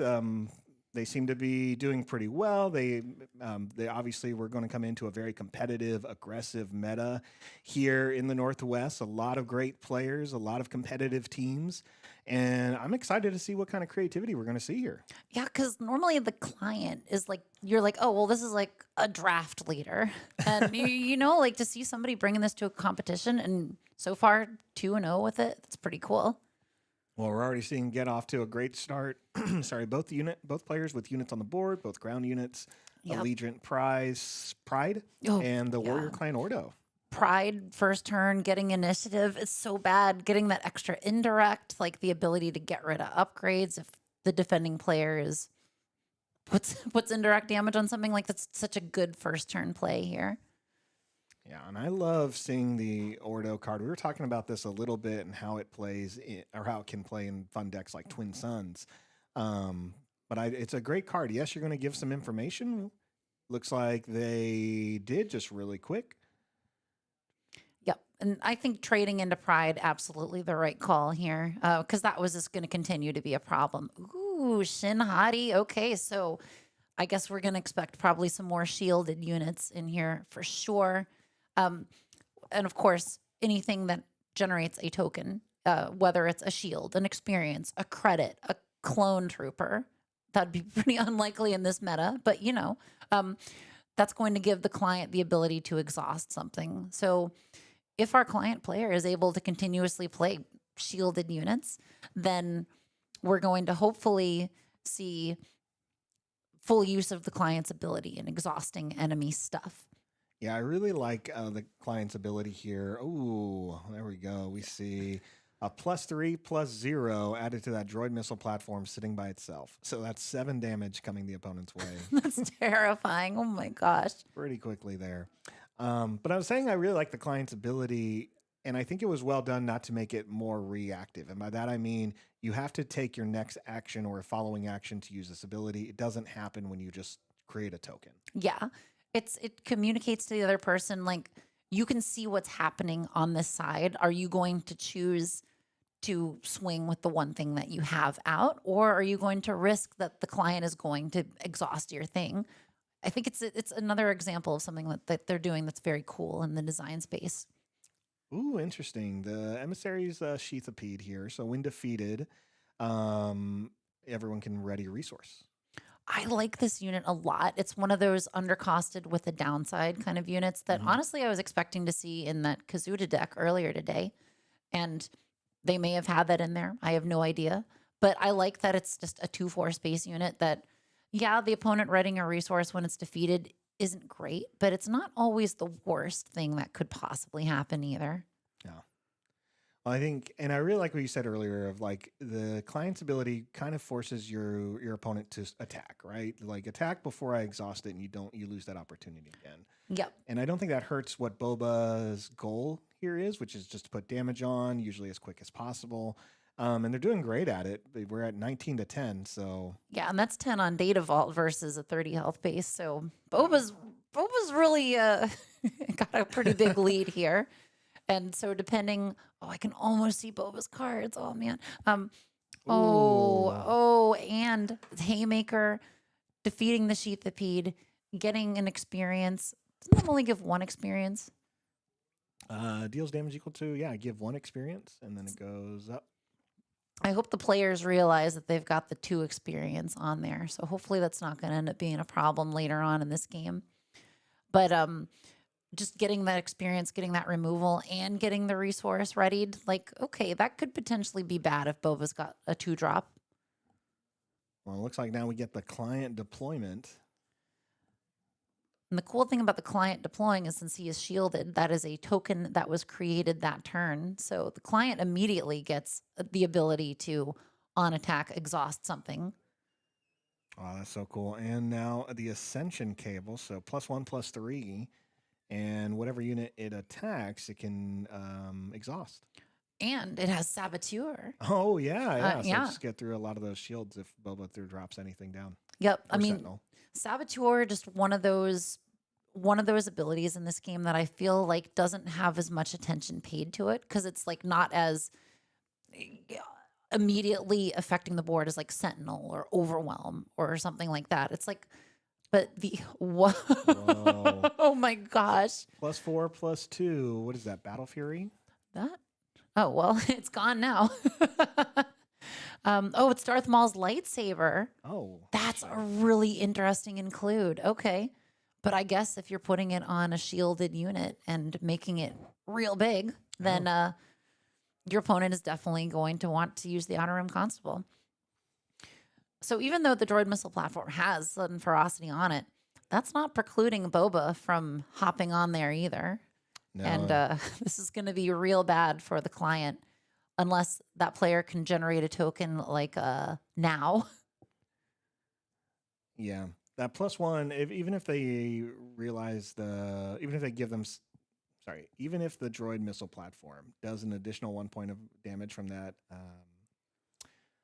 incorrectly, like on the wrong side, experience token, Kyle really has this in the bag at this point. Yeah, 12 damage is enough if Boba jumps on there. Yeah, and this game is going fast. I love it. I've heard there we go. They catch that it was incorrect on the wrong side. Easy mistake to make. It's probably not going to matter too much at this point unless the client player can. Well, I guess the client player has what 1, 2, 3, 4, 5, 6, 7, 8, 9, 10, 11, 12, 13, 14, 15 damage on the ground arena. So if they can deal with the ship, Yeah. I think they got a pretty good chance. But All right, Kyle goes for the attack. I think that's the right move. They don't want to see the droid missile platform exhausted. Get the damage in now while you can. Yep, but they have to remove the constable, which means a turn that they can't spend creating a token to exhaust Boba if they deploy Boba on the ground, which is probably not the worst thing to do in this situation. Like, you just close the game out unless there's a sentinel or an exhaust. Now, let's make some decisions there. We see Fett's fire spray. It looks like topple the summit. Yeah, and system shock maybe, which system shock, honestly, against oh, you're right. Yep. System shock. Yep, getting rid of an upgrade, dealing a damage to something, so that pings the client's shield and gets rid of his oh man. That's pretty good. Yeah, I really like system shock. Just enough utility really for one cost event. Yes. So here though we're 6 damage away on Data Vault, but only 3 damage away on the 30 health base. Like, I mean, yeah, I don't think there's anything you can do against Boba here unless the client is running aggressive negotiations and has enough. Oh. What is that? Commence the festivities? Yeah, Yep, so that's so a plus swing. 2, I think, if you have less resources than the other person, Wow. which with Shin Hati is enough. Yeah, that's that. There it is. Yeah. Client takes it for So game cool. 1. Really cool Like, there. just not seat of the pants, edge. Well, they barely clutched it out. That's what I'm trying to say here. That was really cool. Looks like they might need a little help with their life counter there. I think so. I think they called a judge, so I'm waiting to see if the judge gets over there. If not, I will easily fix that. Man, what a cool end. I didn't even actually realize that the client player didn't resource that last turn. Although I guess as aggressive as this deck has been, it makes sense that you wouldn't. Yeah, I really like that. I mean, because yeah, you kind of see like, oh, I guess this is where you top out is around 5 resource, and it's like, well, really, I have this card in hand. Yep. And it made the difference there because the client player had to swing into that Boba Fett. If they, based on what's on the board, it was the best decision. You have lethal if Boba Fett attacks. You see 2 units that cannot kill Boba Fett in 1 hit. So at most, you're only worried about something you cannot see, which is what appeared in hand. Exactly. And Cunning's always been great at that. Yep. It's my favorite aspect is that it's just like you never know what's going to happen with it. I've been running Chewy Yellow for a little bit, just sort of for fun, and that card, Commence the Festivities, so good in Chewy because you always have less resources because you're always blowing them up to make credits. So like playing that with Chewy and like just punching through something, doing 7 damage and pinging something and getting a credit. Oh my gosh, you love to see it. Yeah, it's interesting now. I wonder how the Boba player is going to respond because I feel like this is one of those games where if I'm prepping for a PQ, I'm not prepping for something I wouldn't expect to see a lot of like the client. Because you see here they're taking Arvel Skeen out of the main deck because I'm assuming that's for Lando. Mm-hmm. But, client doesn't look like that deck is going to care about credits. Yeah. And honestly, I might think about taking some of the late game stuff out too. Yeah. I'm just emphasizing the early game here. Well, if you control the early game enough, then the late game is going to get you what you really need to, like obviously the Devastator or Planetary Bombardments. But yeah, it's all about making it there. And honestly, I don't know. I feel like the client's damage just kind of came over out of nowhere, and all of a sudden the board is filled up. There's more damage than I expected on my data vault base, and now I'm put into tough positions where where every card or whatever card I play needs to be the right one. Yes. I can't afford a mistake. And especially since the client is playing a lot of units with keywords on them that give certain advantages. Like there's stuff with hidden, there's stuff with shields. And so it's something that you can't necessarily deal with those the turn they come out in a lot of ways. Like Boba Fett can sneak indirect damage in if the client player chooses to put stuff on those units. But most of Boba Fett's damage is going to be just dealing damage. It's not going to be spot removal. Yep. So it's going to be like that much harder to get rid of those units on the other side and still give them a chance to go to base. I'm excited for this game too. I like the idea of putting a meta deck a little bit on the the heels of their feet, right? Like now it's like, okay, hey, pressure's there. You lost game 1. Let's see what you can do for game 2, and hopefully we'll see 3 great games out of this. Oh yeah. Like anytime I see somebody with like the client at a tournament, I just like, I want to see more of what is going on with this person. Like who thinks of bringing the client to a tournament like this? And obviously they've been doing great with it. So like this looks like a pretty solid list from what we saw in game 1. Yeah. Taking their first 2 matches, it was really exciting. Obviously, it was a deck we were watching a bit, and we love to feature a lot of different decks throughout the day, not just ones that are always doing well, but showing people's creativity. So it's always nice when that lines up with like, here we go, someone who's winning and something unique. Yep. Pride turn 1 again. All right. Pride and Aura Sing. Really love that Aura Sing. Oh, me too. Like nice size, but hidden means that like even if you're playing her in later turns, she's maybe going to stick around longer.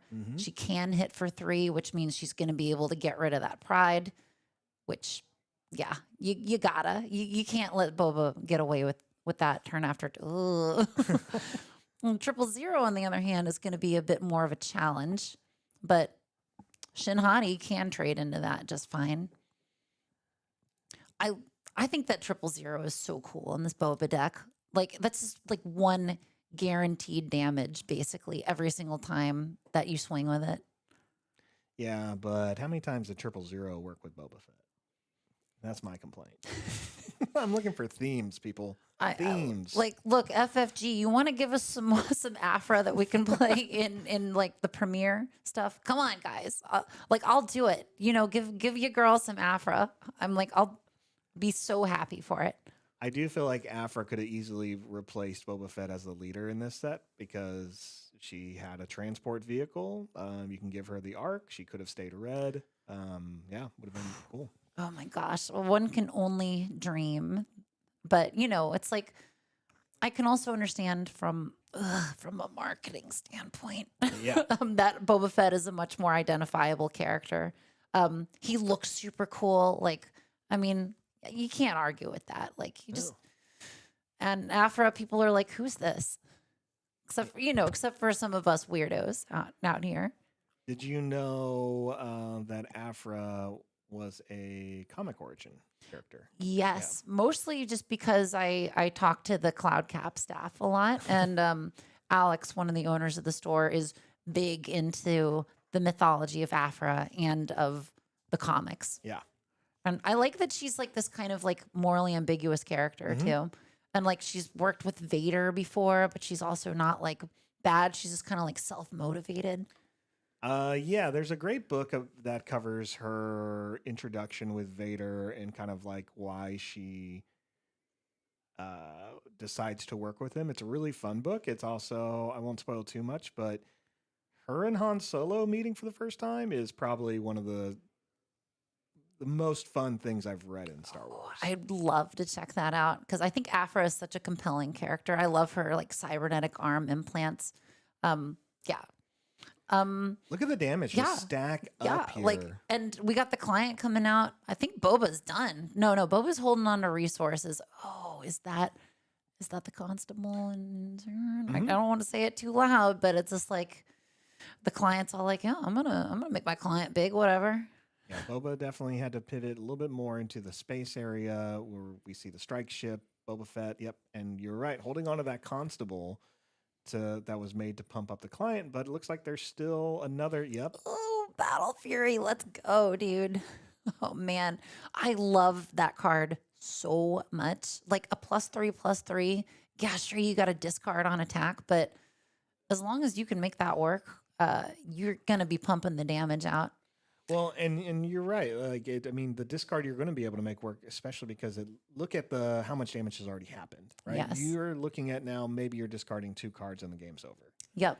And if you were to ask, like, hey, would you discard 2 cards to ensure that you won the game? You're like, yes.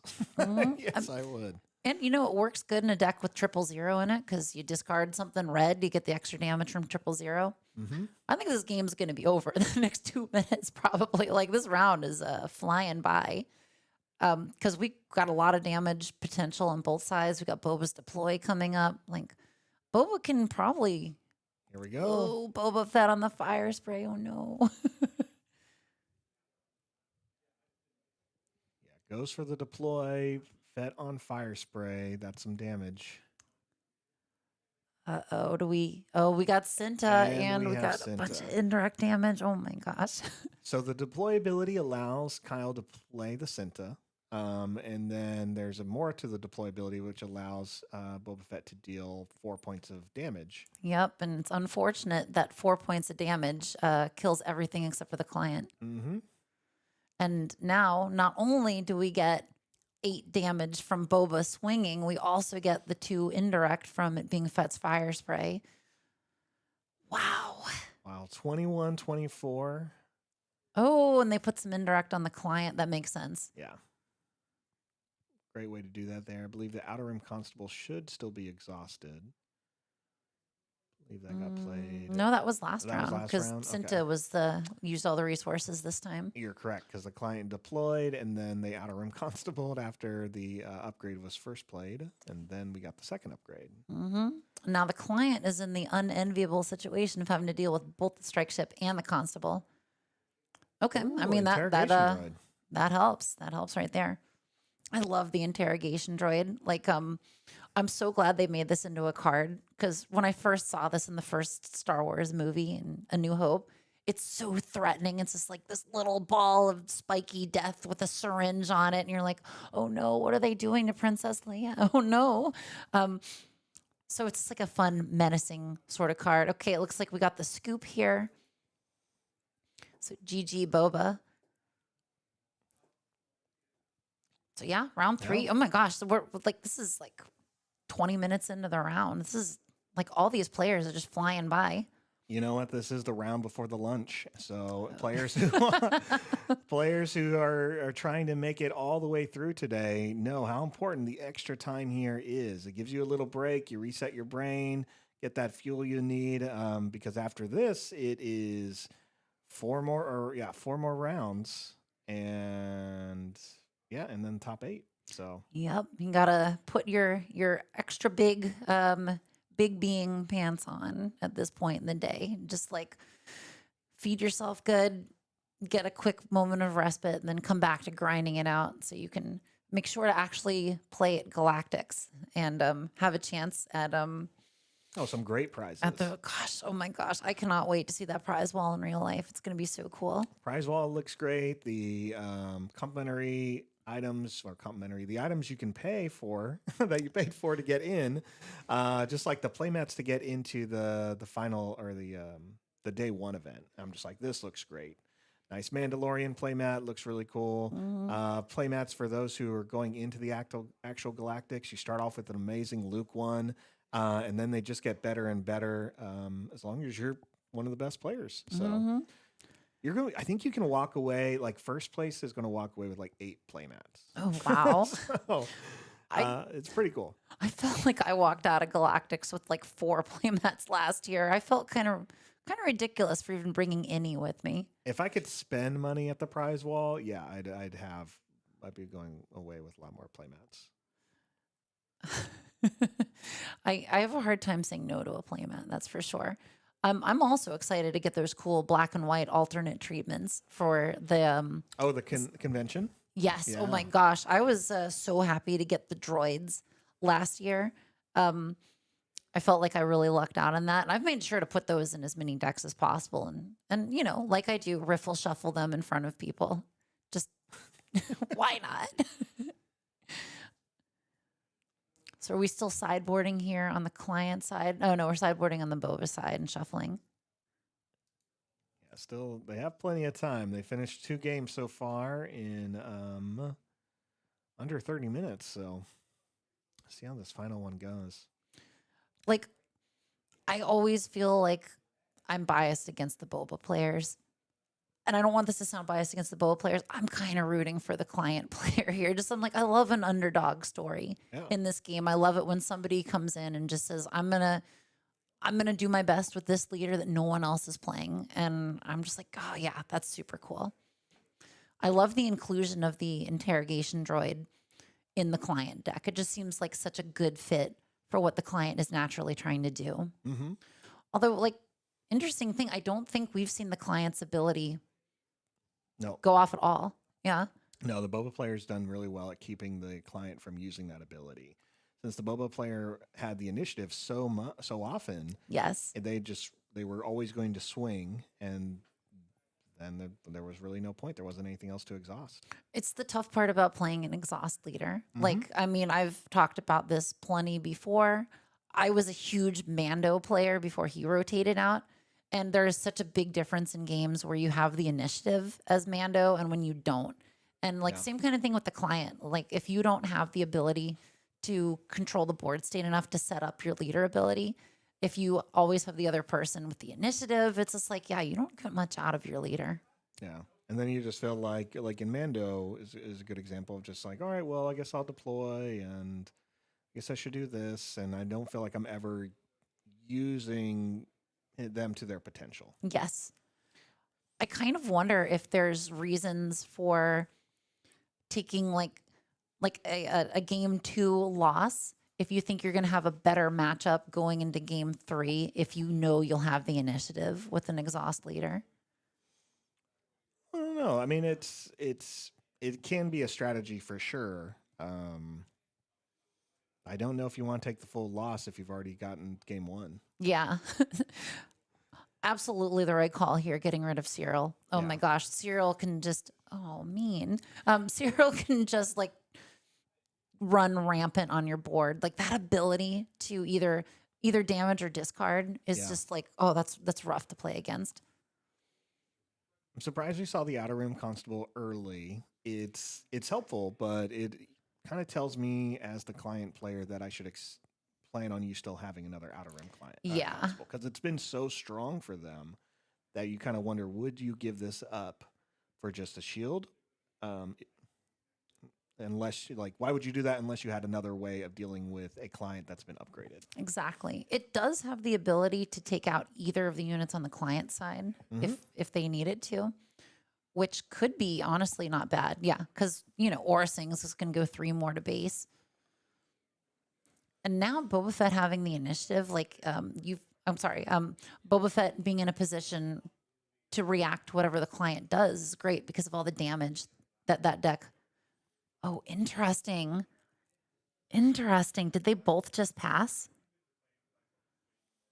I think we just went to the next round with neither of them playing anything. Oh, wild. Oh, you almost never see that. That's really interesting. It's like the only thing I can see here. We got the shuttle ST-149, the IG ship, which obviously you're not going to get that much value unless you've got multiple units. Yep. Let me see. I think that's the plot card, Sudden Ferocity. Oh, what a cool decision. I'm wondering. Craving Power. Again, Craving Power does nothing good for you unless you got a unit out to put it on. Mm-hmm. Huh. All right, 4 more damage from Shin Hati.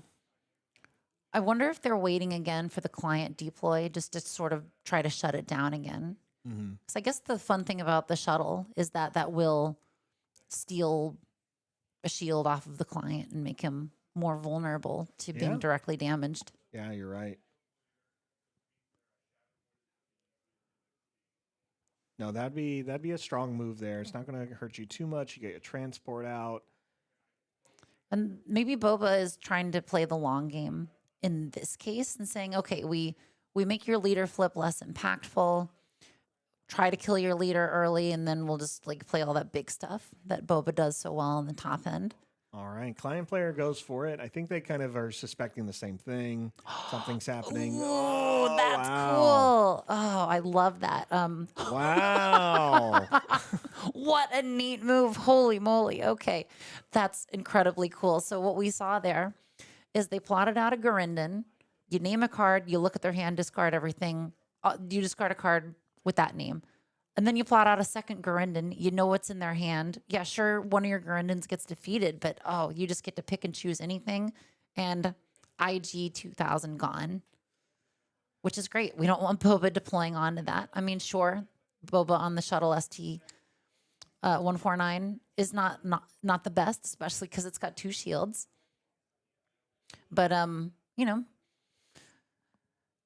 it's not as bad as the IG getting to pepper damage all over the board. Right. Yeah. It's still great play with the shuttle. It's double shielded now. The client is less protected, and the client only has 4 health. Yes. Yeah, he's a little baby guy. But it looks like the client player took the initiative. So hoping probably to push a whole bunch of damage before getting the Boba deploy off. Honestly, this is a real weird board state. 0 damage on client's base. Oh, we were talking about this Stygian card. Prime. Yeah. Oh man, so it can't ready, correct? It doesn't exhaust it when it's played though, which is super interesting. Saying, because you can only put it on a non-leader unit, so it's eligible at this point because Boba's not on it. So Craving power. That's 5 damage going somewhere. Straight to the right to the client. Oh no, client, you get out of that discard pile, buddy. You can come back to the leader zone. I think going ahead and pushing more damage with Shin Hati is definitely the move here. So this is like, yeah, I think this is the right move with Boba. Like, there's no reason to deploy onto the shuttle, especially if it's not going anywhere. And you can at least get maybe a little bit of damage to it right now. I mean, yeah, it's 13-0, so Boba's playing catch up, and as soon as he exhausts that shuttle, it's not going to ready again. Nope. It's just going to sit up there feeling stupid, dealing damage to their own base. I think that's such a neat card. I love that we're seeing more things like this in this game. It's kind of like, in a way, like a replacement, a high cost replacement for a card like No Good to Me Dead. Mm-hmm. Where, I mean, No Good to Me Dead isn't a forever exhaust, but I mean, come on, sometimes it may as well be the amount of turns it takes that unit out of commission. I can get on a soapbox about No Good to Me Dead, but you know. You love it. It's your favorite card. I love the card. I hate the art chosen for it. I think that's fair. It does kind of look like a mess to me. It's more to me, and I'm sorry. This is me Star Wars nerding out. The problem with the art is when No Good to Me Dead is said, it is said prior to this situation. Right, by Boba Fett. There's no Boba Fett in that picture. It's just Vader. It's just Vader torturing Han Solo. But that is not where the scene happens. The scene happens in a corridor where Boba Fett says, like, oh, he's no good to me dead. Yep. You know? And he's just like, well, don't worry about it. You'll have your, like, it's scenes earlier. I want to say it's almost like 10 minutes separate from that scene. Yeah, it's not like somebody that was recently on screen just said it there. Right. Okay, yeah, that's fair enough. I think that's valid. It's a very much of what do they call it when everyone misremembers something? It's like when it's like, Luke, I'm your father, and I'm like, well, that's not what it said. Yeah. You know? Or how George Lucas remembered Greedo as shooting first. All right, well, there comes the interrogation droid again in the promo version. It's beautiful. They are doing, man, once they decided to not put the color borders on these cards and give them the same kind of general treatment as like prize wall cards, I think everybody that I've been playing with is just like, they're so cool looking. Yeah. Like, you want to put them in your deck. And I hope that's the kind of thing that incentivizes people to come to weekly plays and to come to events, is be like, Yeah, these are. Oh my gosh, this is so cool. A second Shadow of Stygian Prime. So that means Boba's just going to take 4 damage directly to base, correct? Next regroup phase. Yeah. Attach unit can't ready, and it gains that. Haymaker. Haymaker getting rid of an interrogation droid, a 1 health unit. This is just wild. This deck is really bizarre. It's bonkers. It's so cool. Oh my gosh. I love to see it. Yeah, I love the differences we're seeing here in between both decks. It feels, especially with the Boba Fett, it feels like they've pulled back a little bit, trying some different strategies, putting some different things on the board. It's not just okay, bomber attack. You know, it's like, okay, well, you got to use BT1 this way, 000 this way. You're putting counters on your Boba Fett who's on the ground. It's just like, like make it work. You know? Like we were talking about going off the rails earlier. I don't think it was on the stream, but we were talking about how sometimes a lot of this game, the games can feel very scripted. And it's just like, this is what my deck's trying to do. I'm going to do the thing. Look at this aggressive negotiations with Grindin. Yo, so cool. I mean, when do you see Grindin hitting that hard? For 6? Yes. Oh my gosh. I love to see it. But like this game has been off the rails for rounds at this point. Like this is very neat. It's like, normally with Boba, you kind of expect like, okay, we play the Fett's Fire Spray here. We play the Punishing one here. We lead up to Devastator and Planetary Bombardment, whatever. And they have, in spite of having absolutely no units on the board, the client is in a pretty good state right now. And a hold for questioning, which is exhausting Boba Fett, which means that Fulminatrix is gone. Like, oh my gosh. So cool. Like I'm like whacking my microphone out of position just like over here about this. Like what a neat move. Cause Boba is threatening 5 damage, which ain't nothing. Yep. Hold the Fulminatrix for questioning, apparently. Yeah. It's kind of ridiculous thinking about holding a Fulminatrix for questioning. Oh, not if you're the client. Yep. Yeah, that's what the client does. I think the Boba player, Kyle, is just realizing what hold for questioning actually does. Yep. It means Boba Fett has villainy and aggression. So something that has villainy or aggression gets gone. And you don't even get a replacement card with that one. No. If you're going to pay 3 for it, like it's... You're hoping for that kind of effect. Yeah. Also, I love the art here. Look, you get Callus, you get the probe droid. Mm-hmm. It's pretty neat. So client here basically, wait, how did they get rid? Oh, they system shocked to get rid of the upgrade. Okay.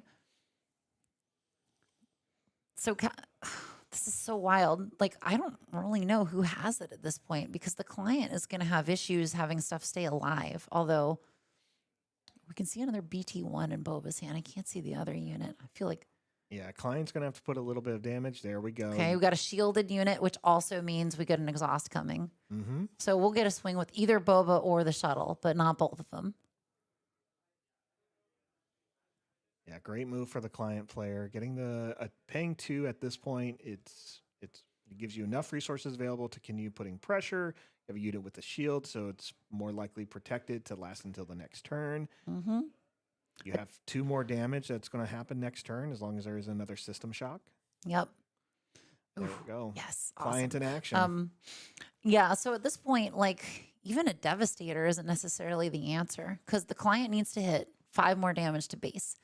Stygian Prime's going to do 2 of that unless they play another 000 or something. And stolen AT hauler. That's that's game unless they can deal with it. All right, Boba takes the initiative, takes 2 more, 30 to 11. Yep, and we know that we got aggressive negotiations and commence the festivities in the client's deck. Wow, So we got the potential of lethal here, and that was definitely going to happen. And commence the festivities. Whoa, what a cool match! Wow. Oh my gosh, that was absolutely wild. That client deck is real cool. Yeah. No, this was super fun. I was really glad to see it. I love seeing off-meta decks kind of come in here and kind of show what happens when you are focused a little bit more on certain metas. And in this case, The client player really brought a lot of unique tools. We saw them get that damage over the line with Data Vault, so they've been prepped really well for games against Lake Country and Data Vault. And that Shadow of Stygian Prime was great. I didn't get to do its damage as consistently as he hoped for, but seeing two definitely makes you change up how you're going to play. You hold on to those system shocks. I mean, it could have got to that point where he had to waste Outer Rim Constables on those rather than upgraded units. So I think these are interesting sideboard options. I'm guessing that the two to the left of the client there are the ones that were.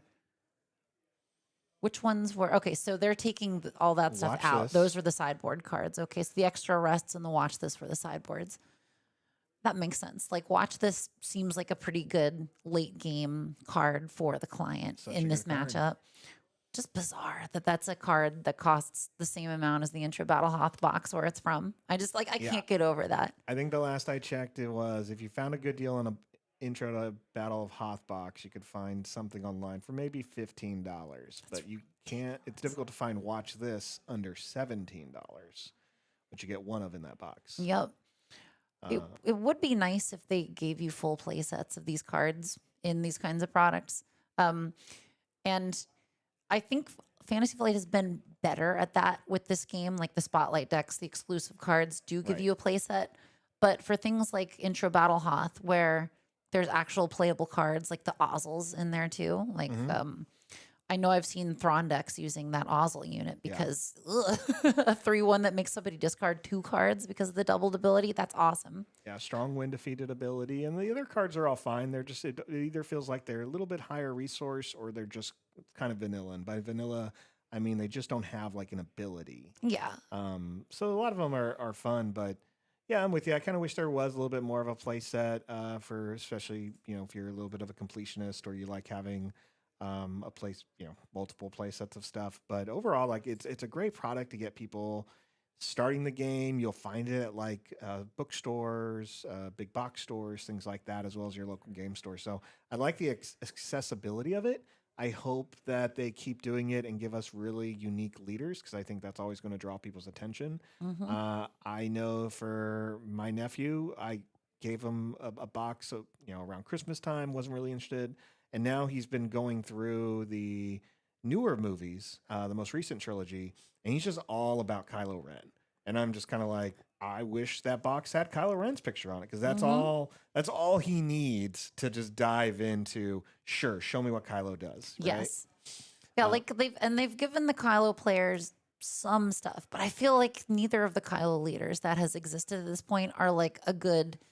This is my favorite character in Star Wars. Let me build a deck around it. Because you've either got the super aggro discard one from Shadows, or you've got the 7 deploy discard upgrades to draw cards one. I mean, that's a real good leader, but I don't think I would recommend that for someone that's just starting this game because like you have to have really good knowledge of how this game works in order to utilize that leader effectively. That's fair. Am I going to build him a deck, two different Kylo decks, and see if I can figure out what his play style is? Sure am. Is it a little difficult? Yes. So, because you are right, it's one of those like, how can you build something that feels like it makes sense to a newer player that just kind of has an engine that can go similar to like how the Intro to Battle Hoth ones are. They're not supposed to be complicated because they're trying to show people how gameplay progresses, how you build up. And help, they don't have a lot of abilities because people don't know their style yet.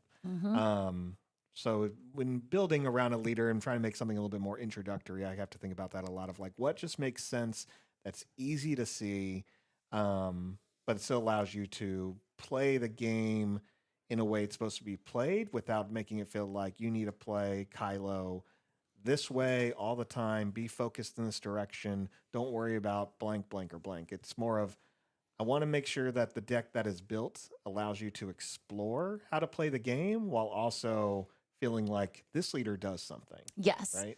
Like, I feel like you could make a Cad Bane from Shadow's deck for someone that was really into Cad Bane because that deck just rewards you for doing the obvious thing.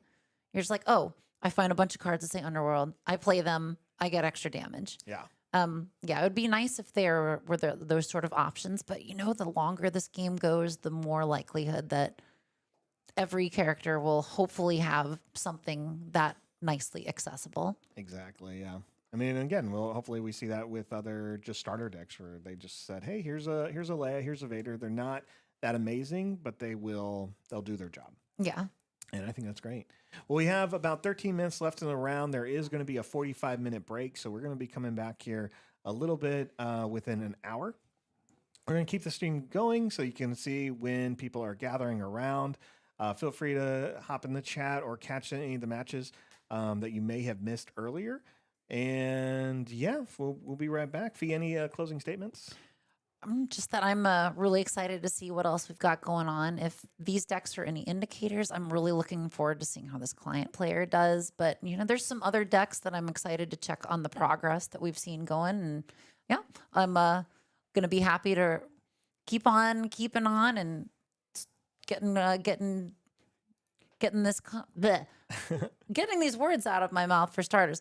Yeah, I think this has been a fun one so far, and just looking forward to seeing what the rest of the day brings to us. All right, well, let's go ahead and take a quick break. We'll be back after the lunch hour. You can continue to check the stream and you'll see what's going on. Thanks, everyone.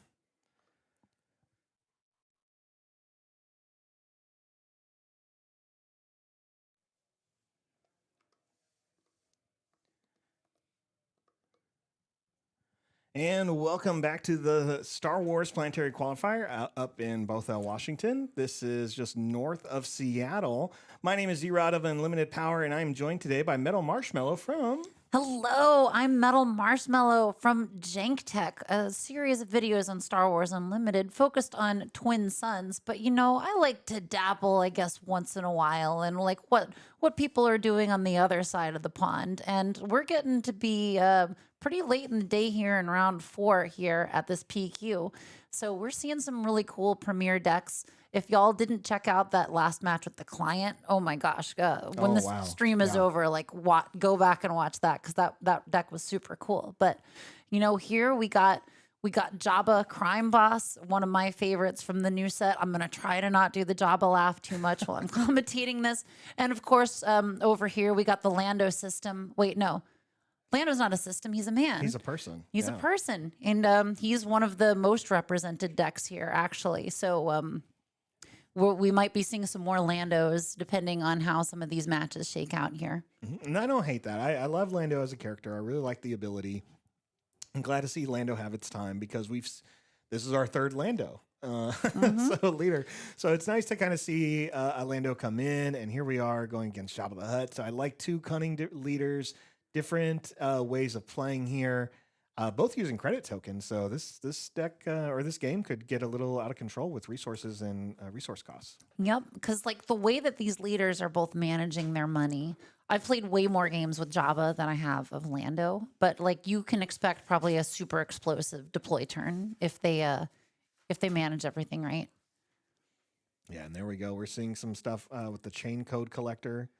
Oh man! Oh, with the Gurinden play immediately after Master Codebreaker reveals a card, just being like, "Oh, I'm gonna name that card that you just did." This is great. Gurinden is the crux of the Jabba deck. Just playing Gurinden over and over and over again, and just whittling your opponent's hand down to nothing is like, oh, it's satisfying when you're doing it, but not having it done to you. That part's awful. Yeah, that doesn't feel good when you made the effort, you showed your opponent what you pulled, and then they're just like, okay, great, thanks. That's all I needed, Yep, but we'll see if Lando has some faith in his friends over here. I'm guessing in a deck that's only these colors.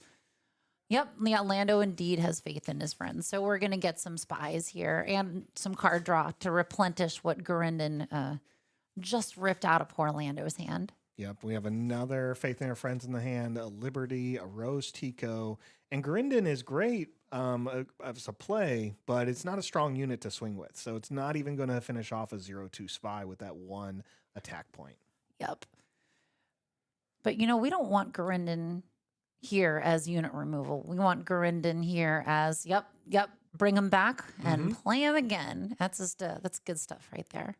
There we go. I love this Jabba. There's a little bit of regret that I traded you this Jabba.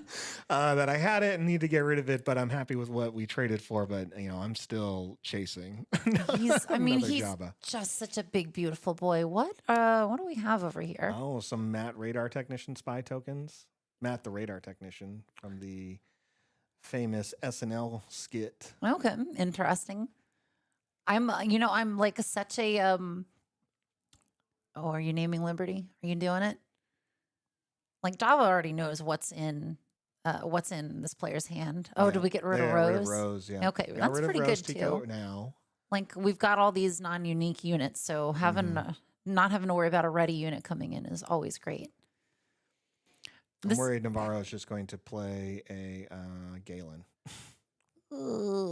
Yeah, and just everything getting an additional raid as well as Saboteur. Mm-hmm. All right, looks like player. Yeah, so Adam has the initiative.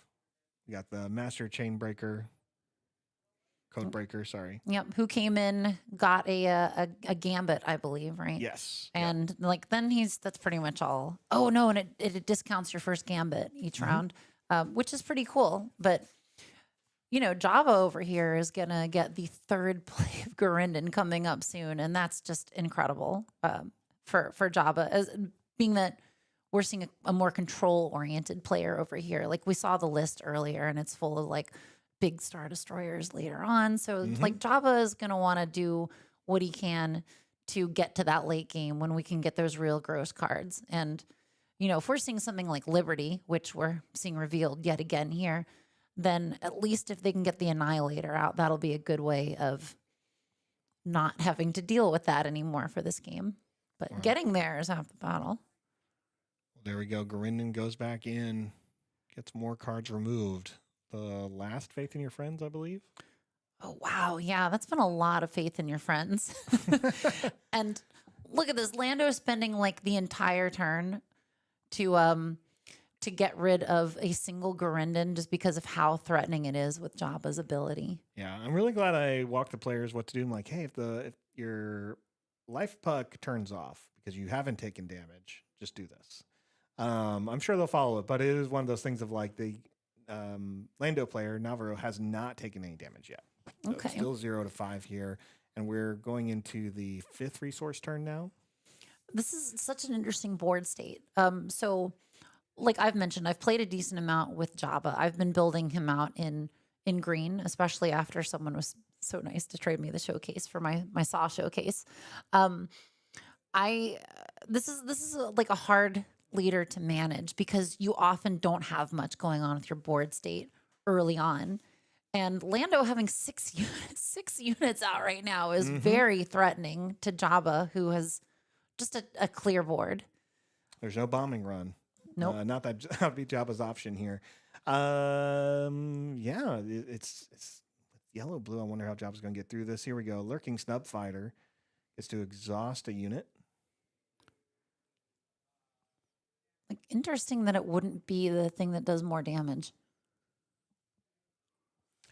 The Canyon something. Yes. Oh, the gorilla. Oh my gosh, this Twi'lek soldier that Gorilla does Twi'lek. damage, indirect damage when it comes out. And if it goes on base, you get to ready it. So cool.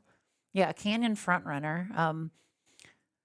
But you know, like we make our decisions based on the game state here, and I'm sure that the Java player has a plan for it. Yeah, both players only have 1 loss each. They definitely have done very well. The opponents that did beat them are still undefeated. So it's nice to see these two decks that are 2-1 and see what kind of pressure they can put on their opponents. Yep. I like the Salacious out there baiting out an attack from the spy instead of having everything go to base. Salacious is just such a cool unit with Jabba. Well, right now it's 15-0. No damage has been done to Navarro yet. So who has no need to heal, and now is sitting at 8 units. And also some amount of credits down here. I can't quite see what the die has on it. Oh, 2. there we go. Like they could read my mind here.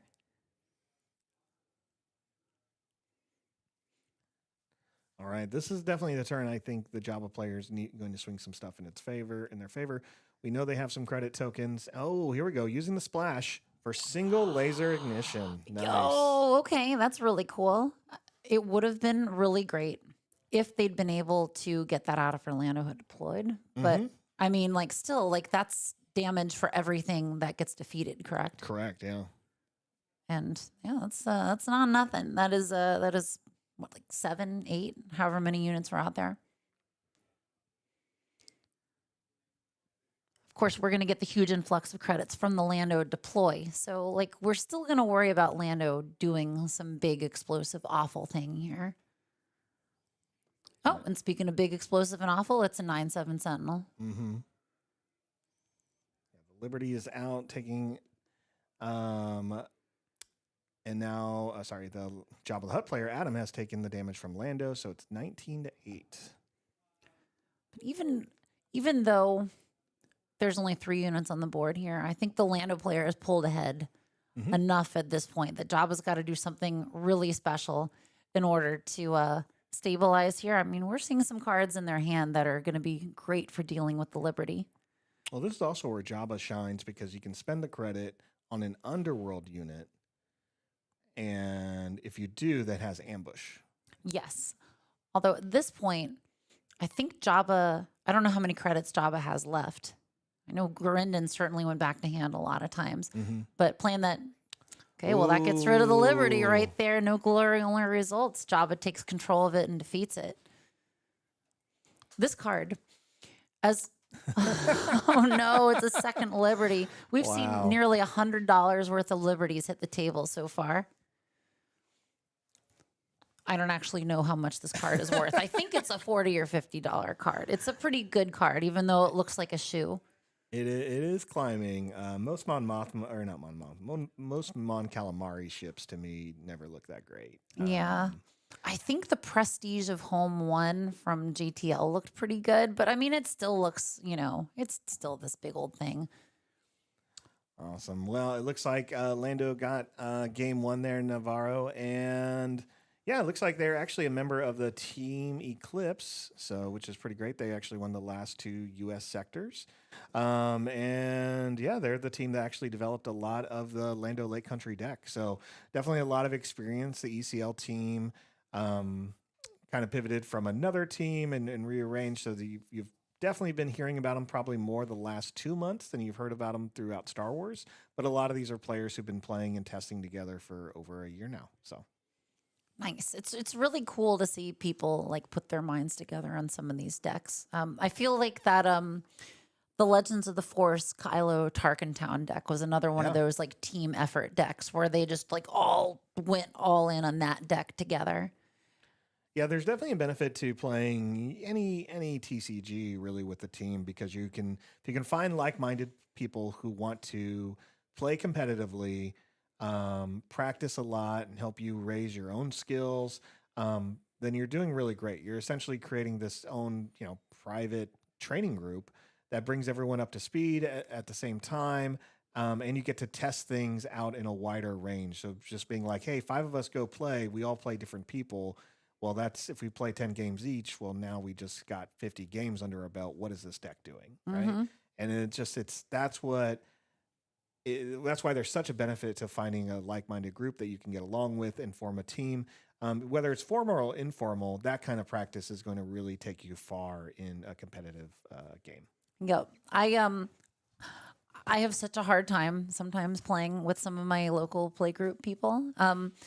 I feel like a lot of times this is like the premier play is like the vegetables. And I'm just like, I want to get to the Twin Sons dessert at the end of it. Guys, do you want to play some Twin Sons? And it's like, it's essentially 2 different games that we're playing here. Because like what we're seeing in Premier is a completely different way of interacting with the other players at the table.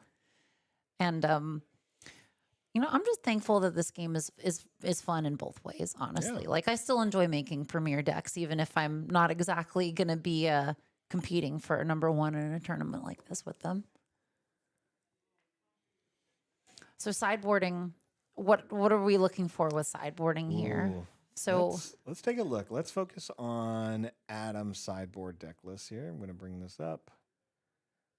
You and I are going to take a look here. So we see them running Contracted Hunter, Droid Laser Turret, Hyperspace Disaster, Annihilator, Slime War, Street Gang Recruiter, and a Legacy run. Slime War would have been real helpful that last game to reduce the damage from all those spies hitting at the same time. Yeah, they run a 1 of in their main, so upping it to 2 is definitely good. I think this is one of those moments where you probably should have been running 2 main and 1 in your sideboard. But Yep. Adams played very well, played some great opponents today, so I'm sure they practice for this type of matchup. We'll see how they get there. I really like seeing the Droid Laser Turret. I think that's another good one because you can just swing into these tokens, take no damage back, keep your shield, and then block 2 more units. Mm-hmm. Yeah, the Droid Laser Turret is so good against a 0-2 spy. Just eats them up. Of course, hopefully they'll draw some of those condemns this next time because that would have definitely helped with the Liberty, even though it'll still do 3 damage. Man, that ship is good. Yeah, I think when they did the No Glory, they had a condemn in their hand. They went for the No Glory. The result would have been essentially the same for them with playing another Liberty and just getting rid of the one with the condemn on it. Yep. But by playing the condemn instead of No Glory, you have more resources to play with that turn. And you're kind of showing your opponent that you didn't just exhaust all your resources, so they should be mindful of what you're doing. Exactly. And knowing that it's a deck that's playing these blue control cards, that you're probably going to be able to get your disclose off if you're condemning something. Well, there we go. We see the Droid Laser Turret in the opening hand, and that's really important because he only runs a 2 of the Laser Turret. Yeah, to help delay a little bit and hopefully push late game. Instead of, what happened last time where I think Lando just ran away with it with the influx of ground units.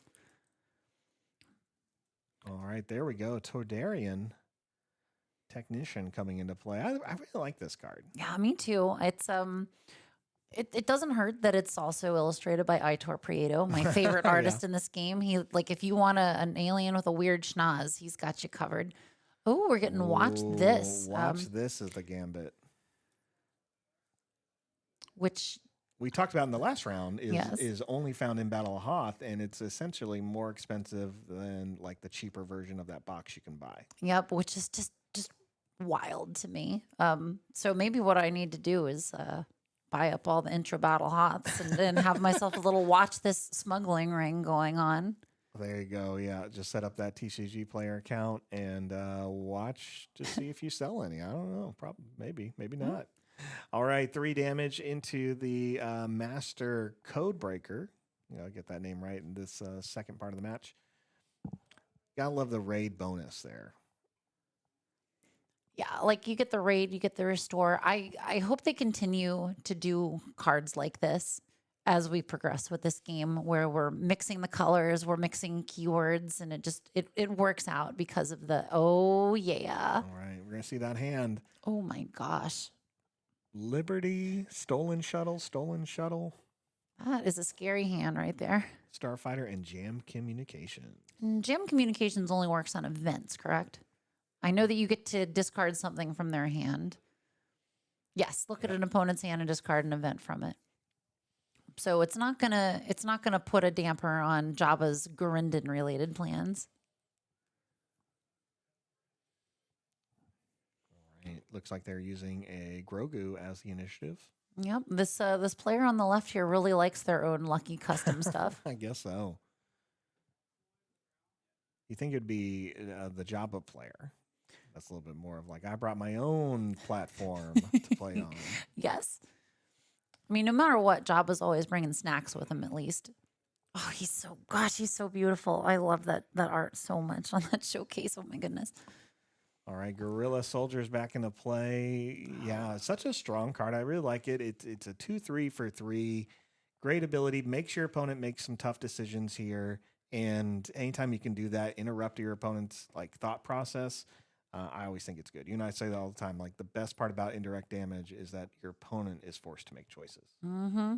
I absolutely love you're playing in an 8-round plus top cut, whatever. You're playing in this long day, whatever the numbers are. You are going to make so many decisions over the course of your day here. Mm-hmm. And Like that's getting rid of the Liberty. Yep. Grinding again. There we go. Get rid of the nonsense that's in there. Oh, that's some good candidates for getting rid of here. Beguile and Tree Remembers, like pretty good. Jam Communications gets out Tree Remembers, but we got to read the Boba Fett. You're unfamiliar with this great looking Boba Fett. I love the hyperspace here.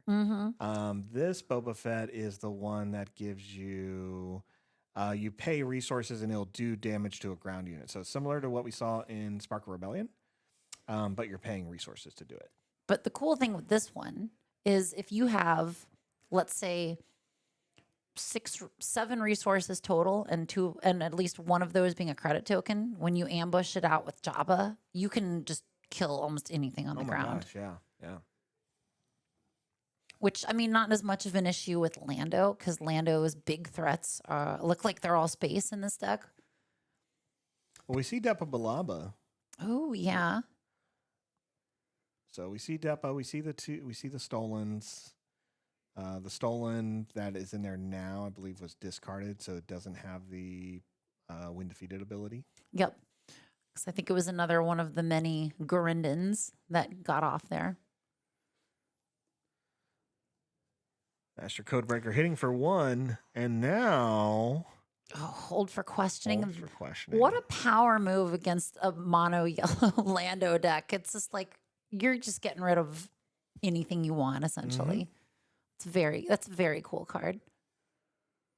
Yeah, Han Solo's great choice there. Stolen Stolen AT-AT hauler comes out.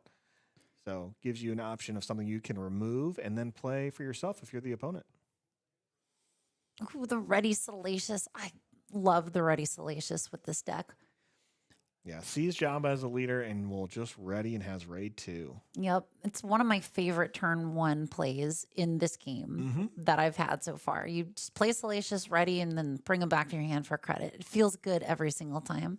It's a great pairing. It shows off, like, just, I was going to say the relationship, not that they really have one, but it just, the fact that there's synergy between these two, again, is what makes Star Wars Unlimited so fun, because it feels like Star Wars. Like, yes. these two characters are connected, and now they do something, and you want to play them together. That's a great feeling. Yep. It's such a highly thematic pairing where you feel good. All right. We got Lando coming out, and so many credits over here. Oh, my gosh. Like, yeah, 4 credits available, 6 resources available. So we're going to see what Lando's going to do. Like, Jabba's not really slouching either, but Lando's got, like, some serious firepower to, looking in the discard. I was like, for a second, like, is something getting ambushed out?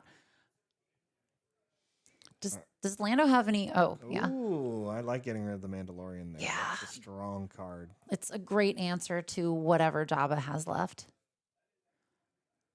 Oh, interesting. We got the initiative being taken over here. See, that could be really good for Jabba if you could board wipe at this point.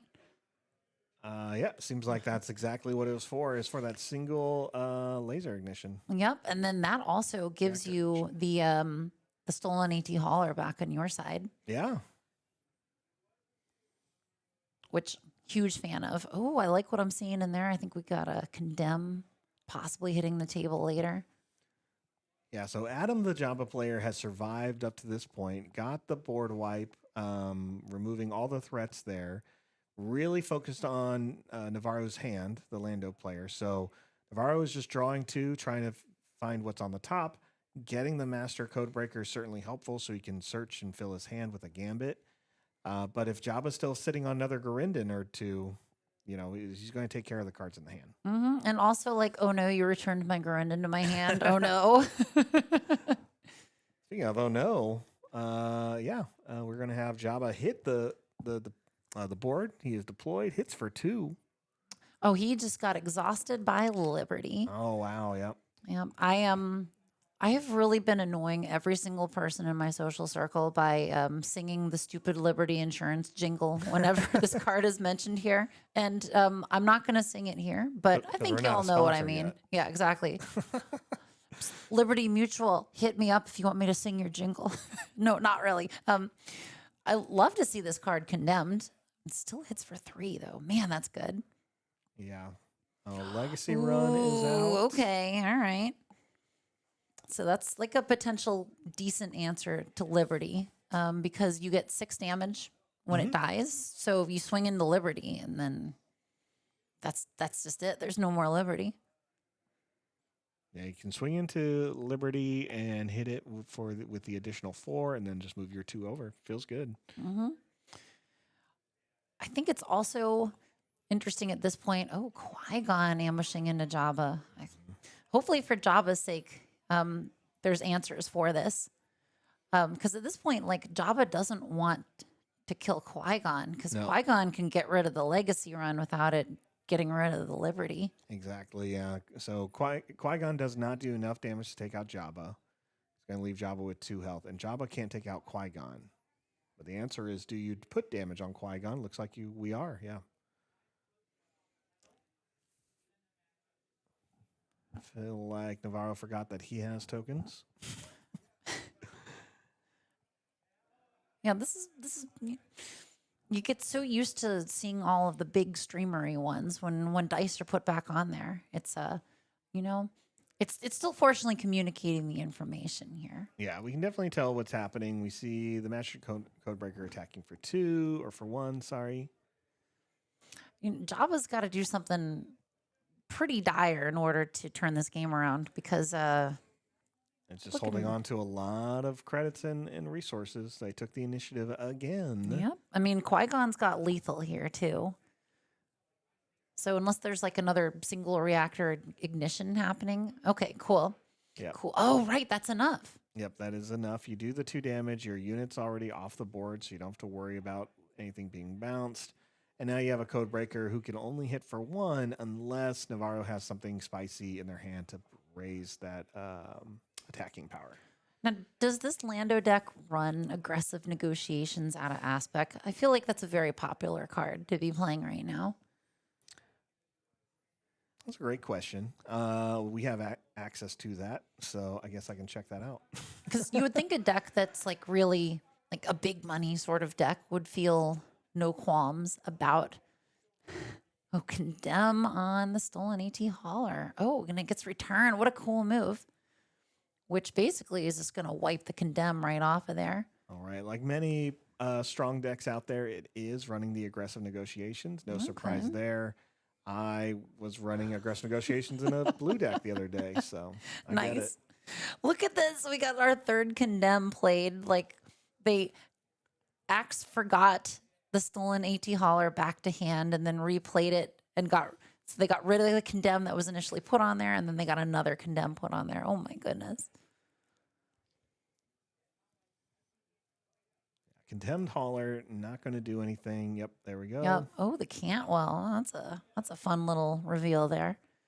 So we're in like ultra mega late game at this point. Like, we should be like, Jabba's probably going to want to be playing like some big mega Star Destroyer. Like, I would think, to close this out. I know that there's Lawbringers and Annihilators in here. Yeah. Hopefully we get to see a big Star Destroyer drop. You and I both enjoy seeing Star Destroyer hit the field. Before we get to there, we're going to see Faith in Your Friends. See another Faith in Your Friends in the hand. Ugh. A Mando and a Rose Tico. Yeah, Rose is just so good with some spies out of there. And they've got, what is that, 1, 2, 3? Yeah, there's enough resources to get a ready Rose too. And Jabba is actually still alive, sitting on some credits. So there's always the threat of something getting ambushed in here. Yeah, we have the ambush ability. Still by Jabba. Here we come. More Faith in Your Friends. So a couple more cards going to go into hand. Yeah, that's a basic guaranteed disclose there with the 2 hero cunning units that were there. So they just needed one more thing with cunning on it. Wow. Qui-Gon, Rose, and Ooh. Mandalorian. I don't want to see any of them. It's running out of spies over here. I know. too. I'm actually kind of surprised that they're running out of spies. I like to think if spies is part of your game-winning strategy, you're coming in hot with some fancy ones. Yep. Oh, ambush Boba. That's going to get rid of all of them. That's so good. And man, again, the art on that just looks so great. I know he doesn't last longer than a couple more seconds there, but it's great. Mm-hmm. Well, I mean, he's going to be kept in the Sarlacc alive for a period of time until he blows it up and crawls out, That's true. Yep. depending on, if you follow the Legends canon stuff. I don't know what is Boba Fett considered to have done in this situation in non-Legends? Like, is he still alive afterwards, or is he? Yeah. It's really it's always the armor that saves him. The difference between the Legends and this story is as Boba gets out of it, he's rescued by the Tuskens, whereas opposed to the Legends canon, he gets rescued by Dengar. Mm-hmm. Who then later asks Boba Fett to be the best man at his wedding with Manaru. I can remember this stuff. Yeah, we haven't got a book of Dengar yet, so we'll see if they ever do anything with that. But they really focused a lot on Dengar in the Clone Wars. And Cool. I think Dengar is a real neat character. And speaking of real neat, Lost and Forgotten on the AT hauler. Wait, did Lando just scoop here? I think so. I think Lando ran out of options. Oh, wow. Very cool. Yeah, I think getting the AT hauler there was like, that's a hard loss of momentum to keep up with. Yeah, Adam, the Java player, definitely had a lot going on there. A lot of interesting control, keeping Navarro off of their big Lando plays, as we saw them just kind of discarding, Liberty when it came up. We were discarding some cards like Depa Balaba, and then taking away some of those Han Solos. But again, the stolen AT hauler strategy seemed to just go away, because Adam just dealt with it all the time. So. Mm-hmm. I mean, that card is great as a 3-cost 4/5 in space, but if your opponent is consistently removing it or condemning it, then like it's kind of just coming back to bite you. There's a lot of strong match history here at Zulus for their PQs, and stolen AT hauler and Han Solos are definitely part of that story. So I love seeing it kind of appear now in Lando. I'm thinking back to like a year ago, watching some similar decks or some similar units like this, or the exact same ones, really show people the power that a card like stolen AT hauler is, even though it has such a weakness to it. Yes. Right. And it's cool seeing it in different decks, like whether it's Han, whether it's Lando, whether I think for a while people were running it in Sabe, or for that matter, Tobias. It's such a good Tobias card. Oh my goodness. I know there's a Tobias deck here today. I wanted to catch that, but I think they dropped. I ran into him during the lunch break. He said is actually continuing to play, Oh, but great, yeah. I just told him good luck on the rest of his games. Hopefully they go better than the earlier matches. Yeah, I know the matches weren't going too strong for them, but it's love to see it. Tobias just adds a lot to this game. There's a lot of potential there. There are just so many unique things that you can do when you're giving away your units to your opponent in order for have a credit token, only to defeat all those units and get more credit tokens. Yes, later. and like Lando and Jabba, to have an explosive deploy turn where all of a sudden you've got so many options and so much spending power, and to have these cool explosive leaders like this, I think are just like, it's just really cool. It's definitely why I think that one Boba deck that we saw last time main decked Arvel Skeen, because hating on credits is it's, as they say, so hot right now. Like credits are powering the engines of both of these right here. Yeah, I love Arvel. A fun character from the Andor series. Really like the mechanic. I thought it was wise of them to make it a low cost, but keep it unique for this type of game. We only see a couple other cards that really can stop or remove people's credit tokens, but I think Arvel is going to be the one that's the most popular because of its resource costs and just it being in the red. Because otherwise, it's mostly blue, right? And then there's Blue, green. Tourmaline. What's his name? Gosh, he's got the mustache and the hat, Yeah, and the big gun. I love really nailed it there. I'm just very good at Star Wars Unlimited. Yeah, I mean, not that I know his name off the top of my head, but I can picture it. Yeah, Tamarin. Tamarin sounds about right. Not this person. Although, Tamrivora also very cool. Our producer Rob gave me the name, but I missed it. Terramin. There we There go. it is. Boom. Terramin, there it is. Yep. But this is still like a very specific resource, a very specific aspect grouping for credit hate. Like, I mean, this is more of like, you see this guy playing limited if you're playing Vel, and you're like, yep, Yeah. that's Vel deck. No, it fits perfectly in limited, which we're covering tomorrow at the Red Castle PQ. Doing some limited there. That's going to be fun. And it looks like we're game 3 here has started off for round 4. And no surprise, it's more faith in your friends. Yep. Oh my goodness, this card is doing so much work in this deck. It's like you have to build your deck so specifically to make this card fire. Obviously, Lando's not having any issues with it. And it's just, once again, going to be lots of spies, although much less now because Ready Salacious is just going to get rid of them. That's great. Yep, absolutely the right move. Use the credit to get Salacious out. Wow. Yep. In my head, I'm hearing the cackle, which, again, I'm going to spare y'all the me cackling as Salacious, but, D-Ride, you might need to get a soundboard at some point set up for me. This is a soundboard. You just have to put the recording in there. Oh, okay. It needs to be Sandperson noise, Wookiee noise, Jabba, Salacious, I don't know, a TIE fighter swooping. I figured you were just going to say Cad Bane. Oh, and Cad you just Bane say, voice. the last one is just me going Cardberry over and over again. But it is funny. You're just like, need a soundboard. Well, technically, yeah, those 6 buttons are for. Nice.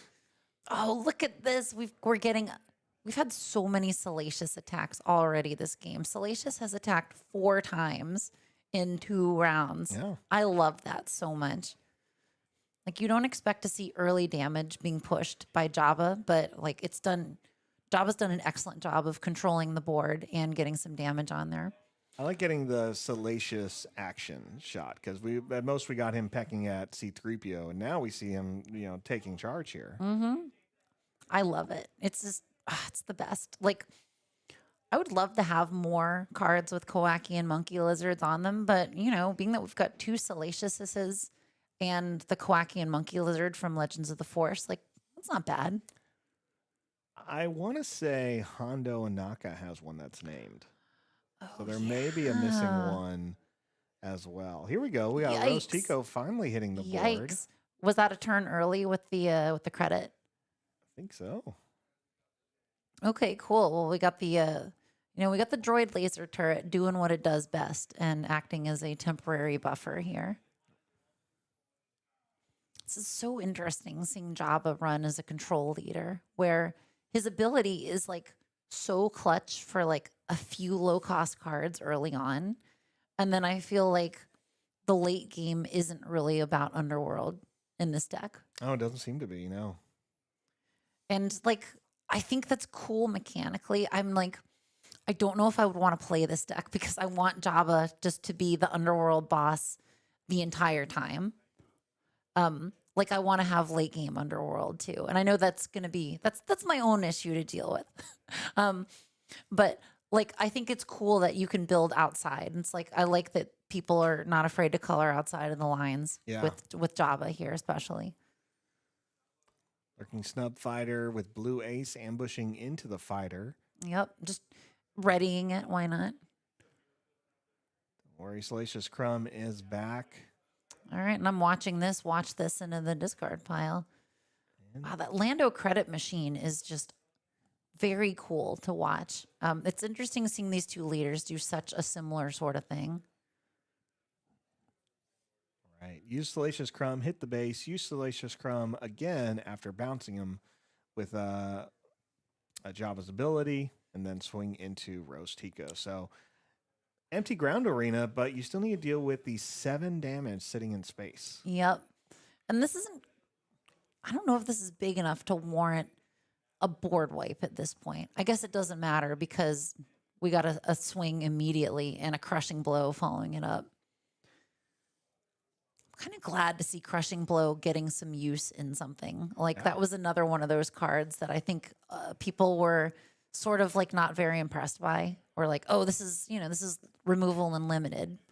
Well, it just came at a weird time where just like there are better removals than available when Mhm. Legend of the Force came out. So now that we've lost a lot of those first 3 sets, and they're great removal cards, like Crushing Blow has a spot, obviously, but prior it's still restricting. Yes. Right? So It definitely feels a lot more fair than Power of the Dark Side. Ugh. oh, I miss it. I miss it every day. I do not. As someone that never really played Blue Villain Control before rotation, it's because I didn't get my playset of Avengers until after rotation. That's why. Oh, well, I love cards like the Governor's Shuttle that make your opponent sack. Ooh, Cost me 4, too. though. Me too. Me too. Especially that's a Twin Suns card right there. I'll tell you what. Like everybody getting to do that. Yes. I'm definitely a big fan of that.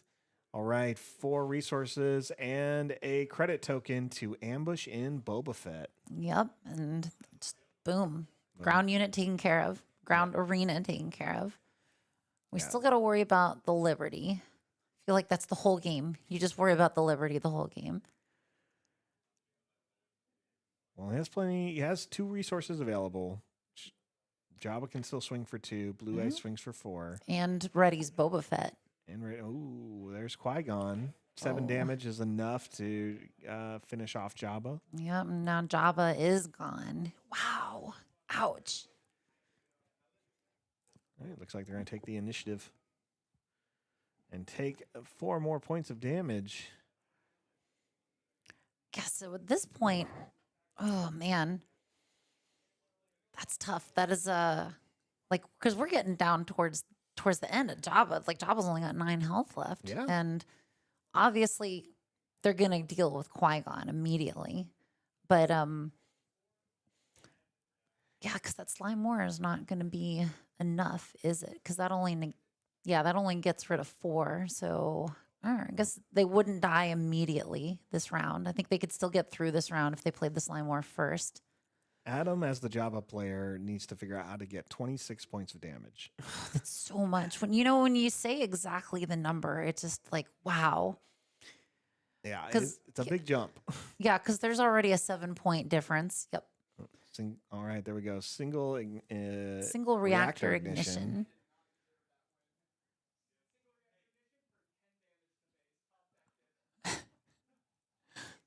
Love it. I heard our players even even through the door here. I mean, like, yeah. Jabba's in the unenviable position of just watching. Oh, Ready Rose. Oh no. Oh no. Yeah, Ready Rose 23-10. Yep. So hopefully, like, Rose will be lost and forgotten. But at this point, you play another Rose. Yeah. Yeah, this is tough. Like, this Lando deck is pretty cool. Like, it's definitely pushing damage out there. I can see why so many people are playing it. Like, it's got a lot of good cards in it. A lot of good cards. We see how quickly it spams out units early. We see how difficult some of them are to deal with, especially a lot of them have the ambush. So you don't really get a choice on how you want to use your own units to take them out. They're going to decide how they want your units taken out. Mm-hmm. Yeah, it's good damage. There's a good amount of health on those later game units. I mean the difference here is so high in these players and their life totals. So. Yeah. I mean, they started 7 points of life higher anyway, with the differences between the base. And, at this point, you can really feel that. Cantwell is good, but depending on how many cards are in hand, aggressive negotiations could just take it. Yeah. 26-10. Ooh. Well, 1 point left for Jabba the Hutt in their thematic base. Yep. And unfortunately for Jabba, Lando still has every resource. Yep. And that would be it. Looks like they're just recalculating the math, make sure they're all good. Going I into feel like I'm final holding my turn. breath here.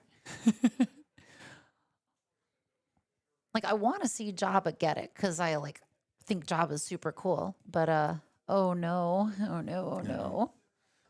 Liberty's out, so you could single reactor ignition. Mm-hmm. But yeah, there Nope, it is. there That we is go. game. Whew. Wow, that Lando deck is not fooling around.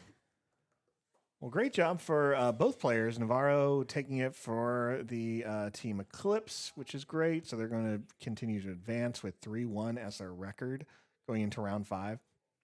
Adam going to be 2-2. Strong plays for Adam all day. We may see them later, depending on how the rest of their tiebreakers play out if they keep winning. But this was a fun match to watch. I was really glad we stopped. That we wanted to pull up the Jabba on the screen and just get a little bit more variety. I loved seeing where it's thematic and we get to see the splash base that's related to Jabba, which is fun. Mm-hmm. And then single reactor ignition was a great add to splash into. So yeah, I was really glad here. I'm also glad the game went to 3 matches. Yeah, like getting to see the players react to each other a little bit more is always cool. And like if you're playing a control deck on Jabba's side, you definitely have to be reactive in a certain capacity. All right. Well, we have about 10 minutes until the round ends, and then the other round will start probably a few minutes after that. We're going to take a quick break before we get into round 5 as we get closer to the end of the Swiss rounds here, and we'll see what's going to happen when we make it into the top 8. How many players are going to play? Who's going to scoop? We'll see. If we have a full 3 rounds, I hope we do, but if not, it's going to be an exciting time either way. Yeah, I'm looking forward to seeing how the rest of these matches go. All right. Well, we'll be right back. Thanks, everyone, for watching the round 4 match at the Zulus Planetary Qualifier during the Lawless time set.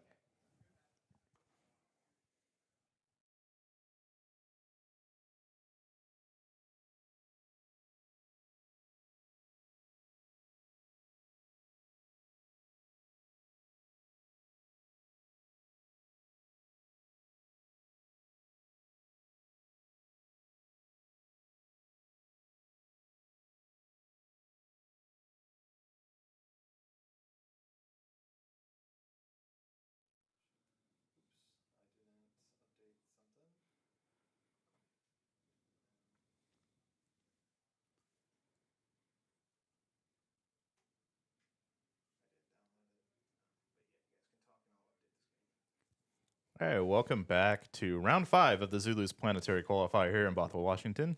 I'm Rob, a team member of the Babu Freaks, and joining me is Metal Marshmallow from Janktech. Hello, it's great to be back for round 5. We've seen some awesome games so far. Our last round that we commentated had a Lando Lake Country in it, so nothing drastically new on that side. But over here, we've got Dryden with a blue force base. I think that looks like a pretty cool one. Yeah, no, a known brewer in our Pacific Northwest community brought this to the Edmonds PQ a while back, earlier in the season, earlier in this set, bringing it back here and doing well with it, 4-0. Nice. I mean, there's a lot of great cards to ambush out in these colors, especially if we're talking about villainy. Like, of course, we've got the Vader Twilight of the Apprentice. That's just one of those bomb cards that you really grow to fear in this game. Although at least you can't get Vader ambushed out until Dryden deploys. Right. Yeah, and that's the key, right? And for Noah, especially going into this matchup against this Lando Lake Country, that can be pretty quick. It's like, okay, how do I live long enough to deploy Dryden? Yes, because Dryden is a 7 resource deploy. So Lando's got a whole turn of deployment and running amok and getting big things out to worry about. Absolutely. So here we see, Noah's developed the forest with a Karis turn 1. We see from Brandon's side, Codebreaker turn 1, one of the best openings for Lando Lake Country as the early game develops here. Yep. Yeah. We saw in our last game, the Codebreaker turn 1 turns into a lot of faith in your friends, turns into spies are everywhere. And oh my gosh, how are we going to deal with them? Yeah, it's a nice affect of the deck. Friends find more friends. It's true. Like who are we to argue with friendship? It's really what's bringing all of us Star Wars players together right now today. Absolutely. And tapping out for another Night Sister Warrior. Night Sister Warrior it's great in a blue villain force deck in general, but anything that gets you extra cards is so useful in Dryden because you want more fodder to fuel your leader, Chuck card chucking, ambushing action over here. It's also important to establish another force unit when you see the Lando player holding 2 resources up. Could axe forgets and then take you off the force. Yep. We do see the axe forgets there, but still has access. Yeah, because losing force access means you can't get those super critical force sensitive moves. Like you can't ambush out a Night Sister, or excuse me, a Talzin's Assassin and do all the horrible things that Talzin's Assassin can do. Absolutely. And we do see a Talzin's Assassin sitting there in Noah's hand.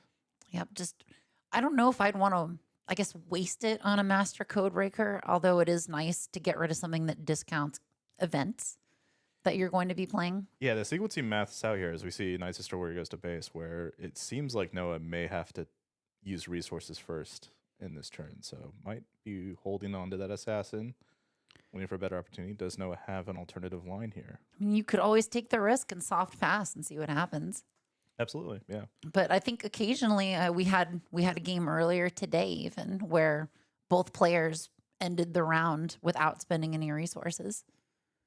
Pitches an out of aspect Keller and Beck. Oh yeah, to ambush and For the debuff ambush. the ship to death. It's a pretty awesome move. And just like that, yeah, Noah's in complete command of the board. Mm-hmm.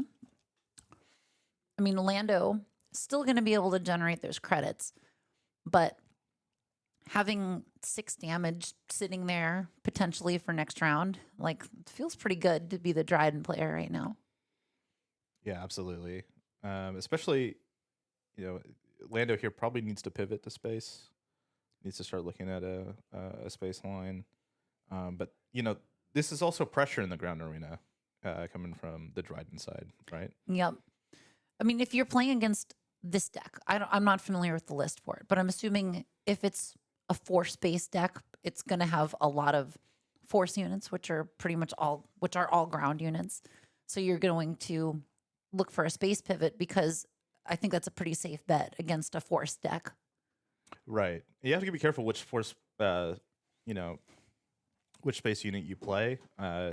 We were talking in between the break that there is Old DACA in this Dryden list, which can reactivate this assassin.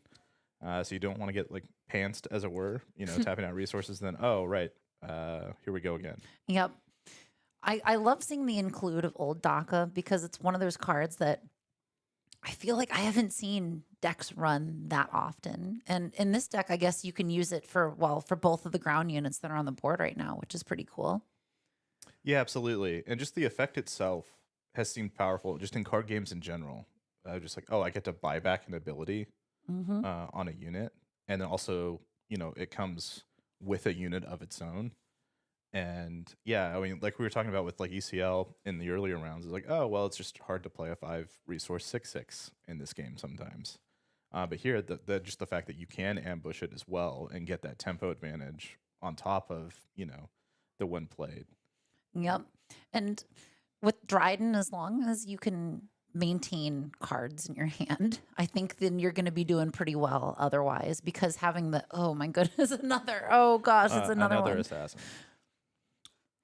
Like as long as you don't run out of cards, you're going to be doing pretty good, because like you keep ambushing out assassins and like what is the other player going to do? Like not even that excess health on Lake Country is going to be enough at this point if we can keep the pressure on. Right. So here we're heading into Lando's flip turn, 6 resource turn, has 2 credits available already. And a little bit of work left to do for Lando to reestablish parity on this board. Yeah, because even a Liberty isn't like the end all be all. It'll exhaust one thing. Yeah, I don't think you want a Liberty here. I think No. that like Mando seems a bit stronger, is going to certainly require some resources to develop. We're looking like we're paying for, and Qui-Gon's another good one too. Qui-Gon, kind of a built-in 3-for-1. It's going to take out one of the assassins here. I do kind of like that you have the option here on the Dryden side of, okay, we can swing with Talzin's Assassin and then choose to use the Night Sister Warrior. Maybe we get rid of Qui-Gon. Maybe we push more damage to base. It feels like they at least have some options still. For sure. I wonder if there's an exchange in sequencing here too, where you can perhaps get the Qui-Gon to die before you flip the Lando. That way you can target if, you know, Noah chooses to put the card on top. You can flip it back into the yard. Yeah. and ensure it's gone permanently. But maybe would not have had the actions there, and now, Noah's going to choose to exchange the Night Sister Warrior, draw a card, and then Qui-Gon has one choice here with the Talisman's Assassin, and Yep. then Noah's going to decide where that goes. Yeah, the Qui-Gon is such a cool include with the Lando deck because I feels like one of those legendaries that was kind of underwhelming at first.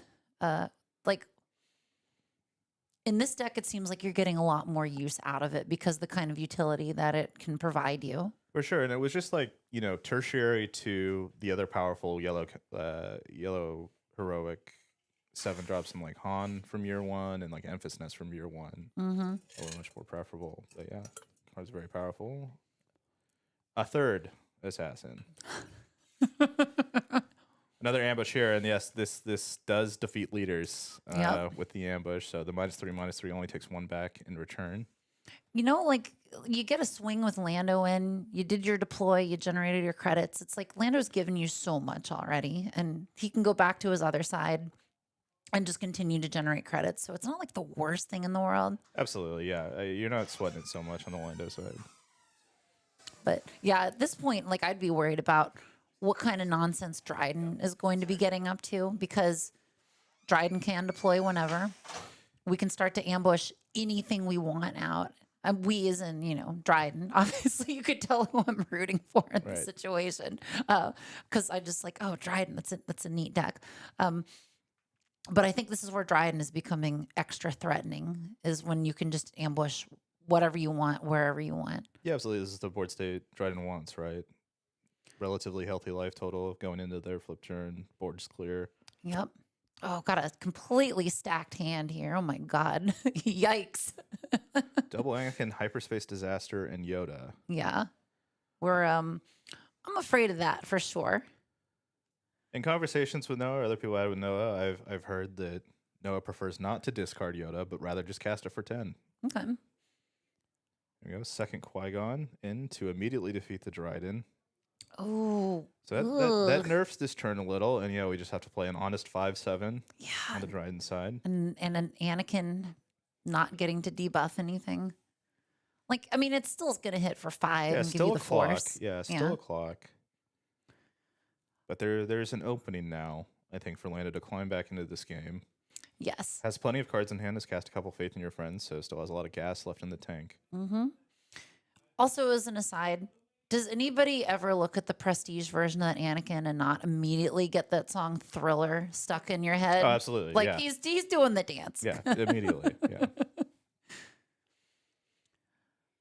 It's gotta hurt for Dryden immediately getting killed by Qui-Gon. I mean, I guess you have to expect that, knowing that your opponent has ambushers that do 7 damage. That's true. And also, like in the abstract, if you're playing against a deck that's running Qui-Gon and like it's only a 1-for-1 you have to suffer, I think you just take that exchange and like, okay, well, we'll find another way to win. Yeah. I mean, here, the disclose for Faith in Your Friends, showing off all kinds of things that Dryden is not going to want to deal with. Yeah, we did see a Liberty. Yeah, we did see a Liberty in there. So I think Dryden's just going to need to get in there and just hit base as much as okay, the Maz getting some extra juice on the Anakin. Yeah, that's accelerating really the good. clock a little bit. We also saw at Noah's hand that they do have a Hyperspace Disaster. So Brandon does have to bait that out first before committing to something like a Liberty. Yep, which is a fun thing to put the light maker out as this kind of like, come at me, bro. Yeah, like you want a Hyperspace Disaster me, okay, but all your stuff's going away. Yeah, you're gonna have to earn it. Yeah. Yep, and if this is a Lando Lake Country deck that's running aggressive negotiations out of aspect. They always are. Yep. Yes. And you are going to hit for like a bajillion with that light maker. Like that's just so much damage. Yeah. And like we've cast enough Faith in Your Friends too. Yeah. The aggressive negotiations is going to do a lot. This light maker probably really only needs to get in once.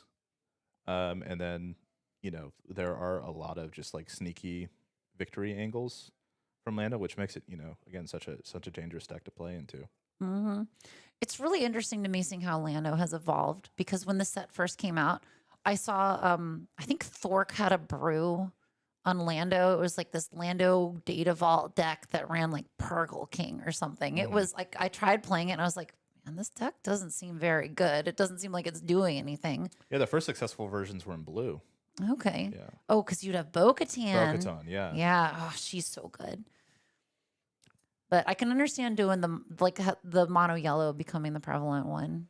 Yeah, and like just base health has become such a priority in this format. You know, with the advent of just aggressive negotiations kind of dictating the tempo of these matches. Yep. It's like, oh, if I start with 4 more HP, that's actually big, and that extends, my ability to play. I kind of wonder if, since everything is in response to aggressive negotiations, if that's a card that they'll consider suspending at some point. I know some people are really for it. Yeah. Yeah. Like, I don't necessarily think it's an unbalanced card. I mean, it hurts when someone plays it against you. But if it's a card that's in like half of the decks that are being played and all these decks are playing it out of aspect, then it's something that maybe they'll just do. Maybe they'll just get rid of it just to say, well, we want a more diverse card pool. Yeah, we've seen that approach with, like, I think Force Throw Ban was in a similar way of just like, hey, this card isn't like necessarily busted, but there's a vortex of play and a toxicity of play that's starting to develop around the card. Yeah.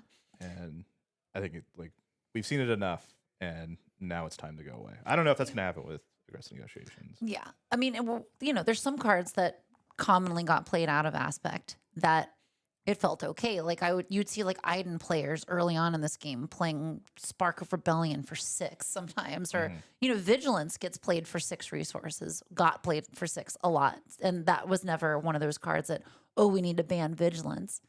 Exactly. Here it's interesting. Yeah, this is basically a soft pass from Brandon, which is really great. Like Noah's kind of forced into doing something with their resources here. The aggressive negotiation threat very prevalent now that both a spy and Lightmaker have been able to get into base. Rose would be very strong here as well, especially if Noah's not able to deal with it, because then that makes Lightmaker just naturally lethal. So we're 10 away from Lake Country, and we are 12 away from the Blue Forest base. And yeah, we're like, given how much damage these units on both sides are able to put out, like we're pretty much at the end of the game here. But pretty close. like they could surprise us. We got a lot of resources on the table. We also can't forget about this Yoda. This Yoda for 10. That Right, we talked still know earlier. about the Yoda. Yeah. The Yoda for 10. It's a big swing, defeats a unit, heals 5. This would be an excellent time to blow up the Lightmaker because everything's already exhausted. Yeah, it's certainly a possibility. I think if you tap out for it, I think you are worried about something like a Rose coming down. See, there it is. Yep. So I think it was a soft pass from Noah or a claim. I think it he was claimed. Yeah. So I think we were maybe on the Yoda plan. Ooh, that's rough. I mean, Yoda at least heals you, right? Yoda like whenever heals, you use the Force, you heal. You're kind of forced into killing this Lightmaker, no, and then your whole board gets tapped down. So then you're kind of up against it again. You have to also fade aggressive negotiations because another 7 damage is coming in with this Rose and Spy token. Yeah, so basically, you get rid of Lightmaker, they get 1 more damage somehow on the board, and they win. There are other options potentially too in Noah's deck. We just know about this Yoda for 10 in the hand. And also, I mean, just saying someone played Yoda for 10 is, not a common occurrence in this game. No, that's a baller move right there. But as we said, Brandon has navigated their way back into this game very well, and no glory only results is very good. Oh, yo, that is a cool move. Okay. It is one of the perils of playing Lightmaker into a blue villainy deck, because they can do exactly that. Yep. Like I've said this before, no glory only results. That card, it's rough to have them use it on something of yours, but also like it feels more fair than Power of the Dark Side ever did to me. Like it still costs 5, Like I think it's a fair price for what it does, and what a good card. Liberty, a fair response here. Will force Noah back to claim again. Noah's gonna have to come up with another answer. here.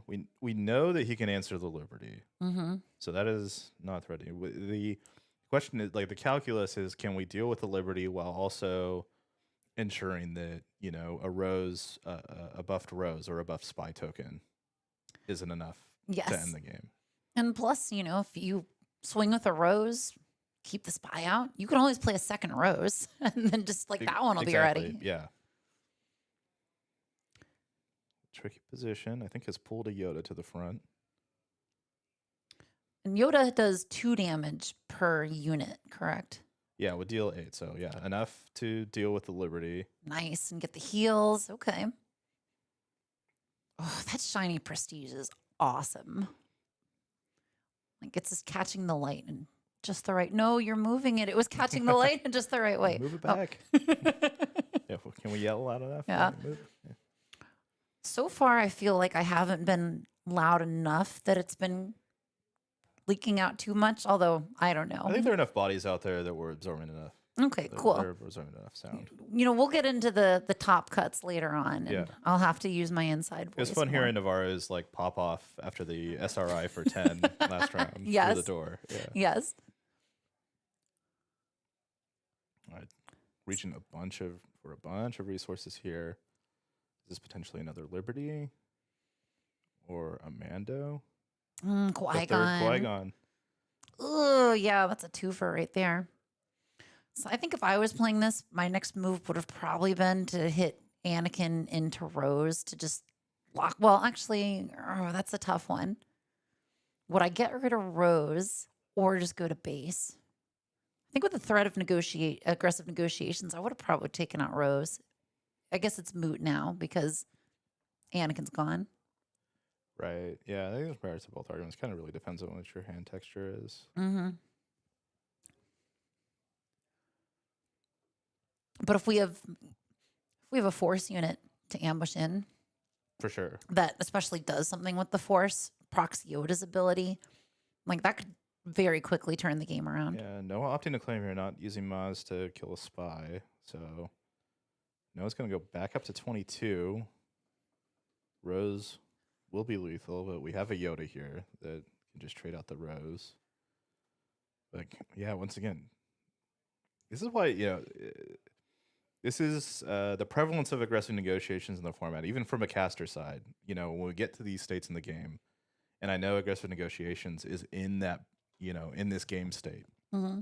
It's like, okay, got to do aggressive negotiations math. And then as casters, like, well, we don't know the hand size, but we can assume, I think, that, at this point, very much lethal. Yes. Okay, and It's a great threat. Another, putting a third threat that's probably lethal at this point in the game. mm-hmm. Yeah, Adding the pressure. like Dryden's got answers for one arena versus another. Okay. If that was an Anakin will actually. No, wait, no. Can you ambush in a 6 cost with Dryden? Not with Dryden. Yeah, no. Yeah.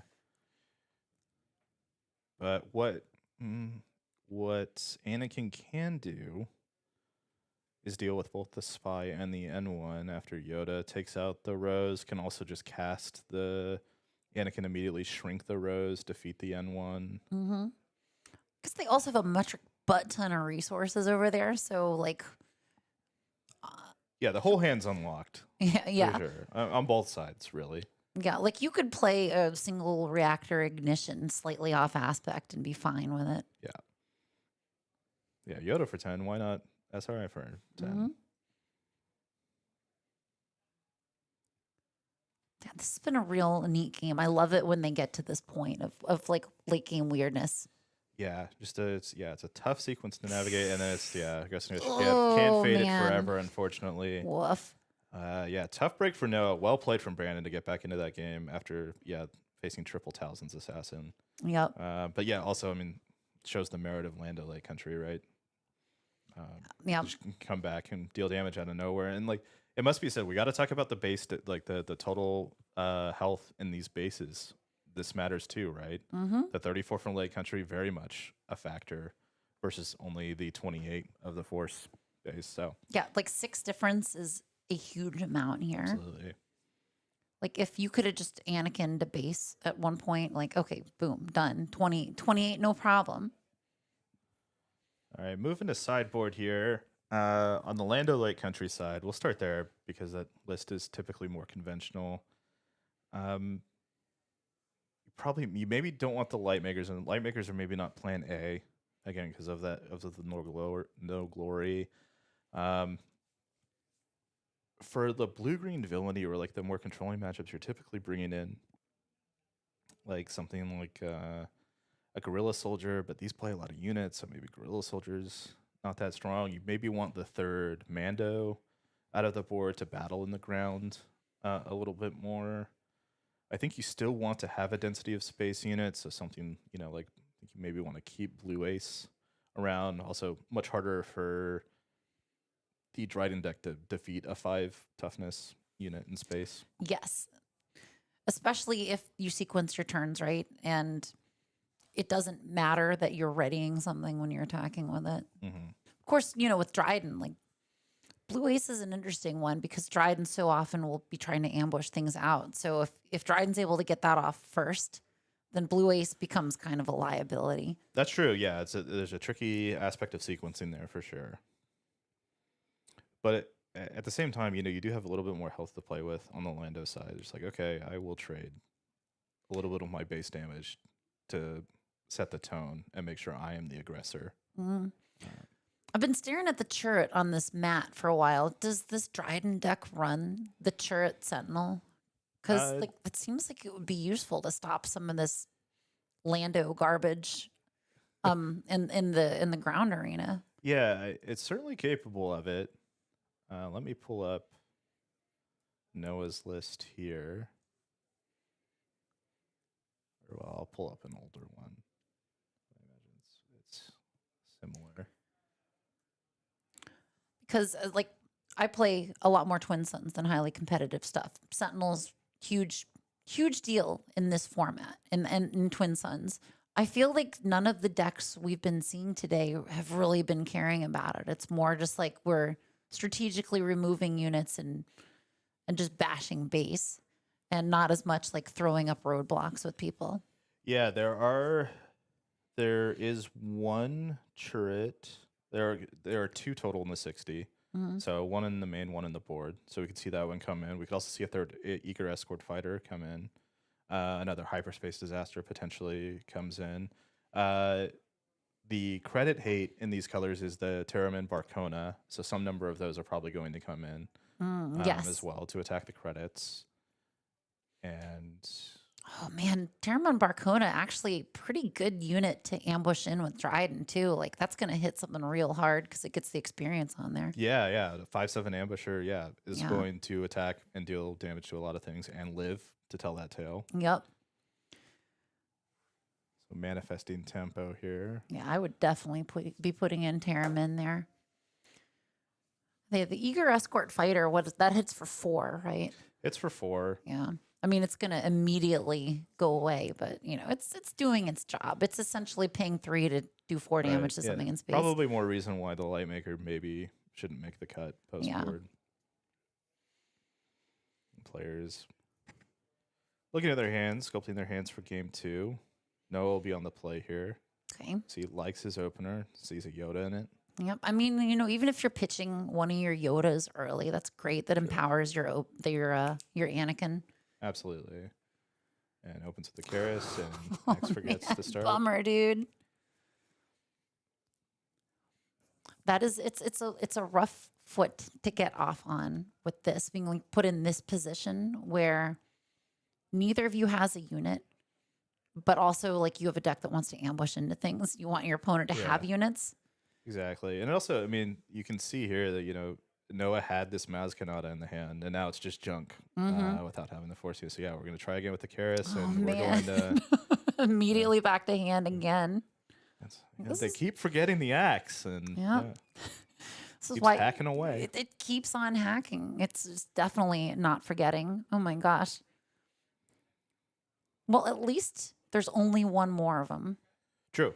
Unless, we call a deck check and it turns out this is 50% axe forgets. Axe forgets typically also depreciate quite a bit as the game goes on. So, But when all you've played are 2 and 3 costs, well, then it's still pretty good. Yeah, no, here kind of deliberated on the resource turn. They do have an opportunity to play 2/2 drops this upcoming turn if they want to. I think they're kind of figuring out how they want their future turns to go because they're going to have to give up something powerful there. Like we saw Craving Power. They still got the Yoda, obviously, as well. Oh, was it And Lots? Is that third that they time's got the rid of? charm for Karis. You know, she was great 2 times in a row. Maybe this time she'll do a good job. And for 5, Ooh, that ambusher Guild Ambush dude. team. And still failing to get the Yeah. force It's- on Dryden's side. Yeah, it's in and out of Lando's sideboards, but yes, very strong here. Oh, do you still have the Night? Oh, Night Sister Warrior actually ambushing into that would be a pretty cool play. Like basically, replaces the card you're discarding for it, gets you the force. Yeah, typically route 1 into these Lando like entry decks, just kill all their units. If you feel like you have the superior top end, and we saw like a Lawbringer and a Yoda in Noah's hand, and I think the Yoda's going to go away here. Yep, to enable this ambush, but Yep. you still maybe have the Lawbringer. Keller and Beck was in the deck as well. It's like, okay, I trust my late game. I just need to live that long. Yes. And does Killer and Beck literally say to play the things for free? Is that like his text 3 on less. there? Oh, okay. 3 less. So what was I thinking of? Ewing. Ewing is the one that plays for Yeah, you free. can do 3 up to total. Yeah. Total cost. Yeah. I mean, but it's an important distinction when you're trying to play things off aspect, because the 3 less doesn't, for free ignores aspect, right? Right. Still, the discount is still good. I'm not going to naysay the discount. And here we got a Stolen Heart. The tough thing about the Stolen Heart is it runs right into kind of the mid-tier removal here. Looks like just a natural old Daka. Straight up old Daka. Just a good old 6/6. Here is a clock. Of course, you can't really know glory only results a stolen AT hauler. Can No, you? it'd be like Tree Remembers would be like the thing Yeah. you're worried about running into. Does that blink the abilities on the stolen AT? It does, but like typically you don't want to replay the hauler anyway into a deck that can just bounce it back to their own hand. That's a good point. Lando will make a credit, so it does have access to the credit ramp on their flip turn. Maybe maybe Dryden will draw into Terramin Barcona, and we can just not worry about that credit. Making that credit though before the flip turn is important, and this is a -6/6 Anakin, so that will take care of the hauler. That's efficient. But had he had Terramin, it's like, okay, you can take away 1 credit, but then I can make another and still get the ramp and still play my 8 if I want to. Yeah, it's tough. You gotta get rid of every single credit that Lando has before his deploy. Yeah, it's really, the credit hate doesn't solve, the Lando matchup, but it does slow the deck down and make it play a little more fair. It's like other decks though. Like I think Chewie and Jabba are really stymied by credit removal like that. Chewie like for sure. Yeah. Oh, interesting. Okay. Yeah, again, same philosophy, right? Just, okay, let's just take care of the units. We take care of the units. If my base is healthy enough, at the very end, my late game's going to trump yours. Yeah. Yeah. Old Daka's not going to do anything else really interesting at this point. Yeah, and I think, Noah here, is thinking about the late game. Like, okay, I need to sculpt my hand to kill 3 liberties. Yes.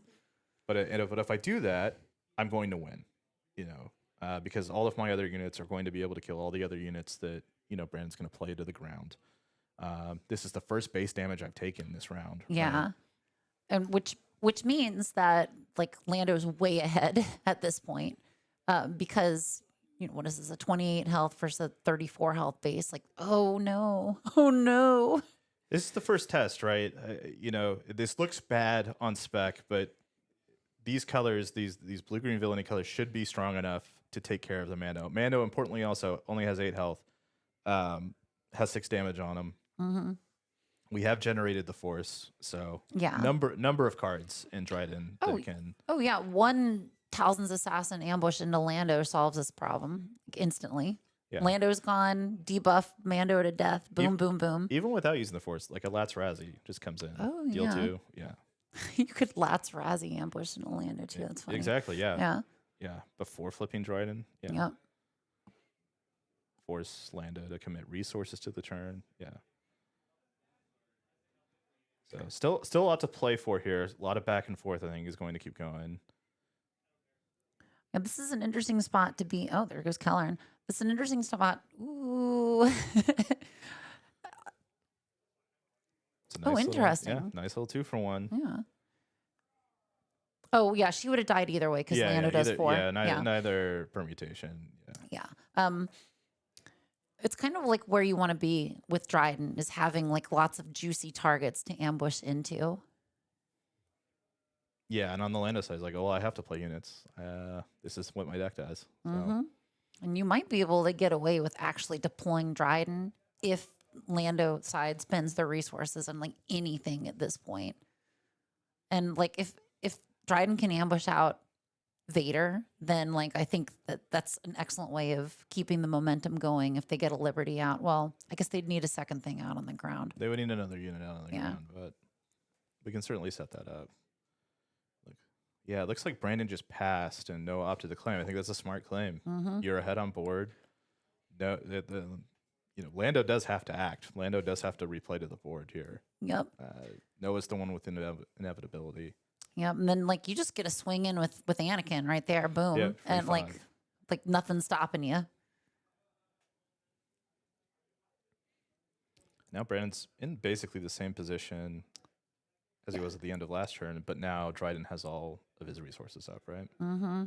I think it's good that Lando's got the ability to do a little dirtling with the credit generation because it puts the pressure back on Dryden to do something that there's so many ambush things that Lando can possibly do against it that it's really interesting to see these decks in like this late game where there's so many resources and they're just kind of like back and forth, like trying to bait the other one to do stuff. Absolutely. I think top of mind right now, Noah's thinking about Qui-Gon. Like, I do not want to get 2-for-1 by Qui-Gon by flipping this Dryden into it. Han Solo, interesting. Han Solo on the ground. Oh, he didn't ambush Han into Anakin. Okay. And there's the Craving Power. Oh, he passed. Okay, I looked for a second like Brandon, I think, claimed after playing. Yeah. Okay. So yeah, sometimes it's hard to pick up these gestures, but yeah, Craving Power on Dryden. Now this unit's very safe. Yes. Yeah, Dryden with 9 HP. That's just awful. Very safe. This is not Craving Power. Not necessarily something you want to Liberty back to hand. Either. Yeah, because then you get to get that awesome like big damage explosion again from it, which actually is enough to kill the Liberty. Exactly. If you put it on Dryden or Anakin. Yeah. And this is just is this a 1-for-1 exchange? I think it's possible. Yeah, Brandon might be considering just putting damage into this Dryden. Yeah. But nope, just takes the. Yeah, because if he goes Qui-Gon into Dryden, then that's the move. Okay, yeah, I was like, I think that's the smarter line there. Oh, and that means a Liberty actually, if that gets rid of the Craving Power, Dryden's just gone. Yeah, that's true. Yeah. Makes the credit to flip the Anakin that was put on top of the deck into the yard. It's so rude. It's kind of cool. It is this cool. Nice Like little niche interaction with this leader and that unit. Yeah, it's kind of cool to see it like way post deploy that you can still use your leader ability in interesting ways like that.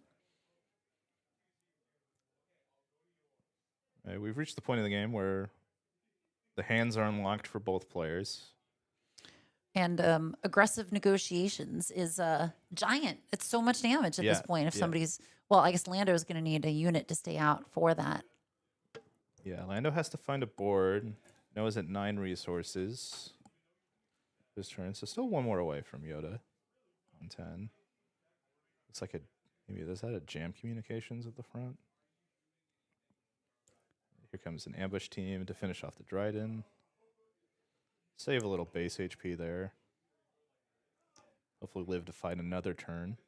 I mean, this is rough for Dryden, like not being able to ambush into anything this round. So it's going to like push back his ability to respond to anything.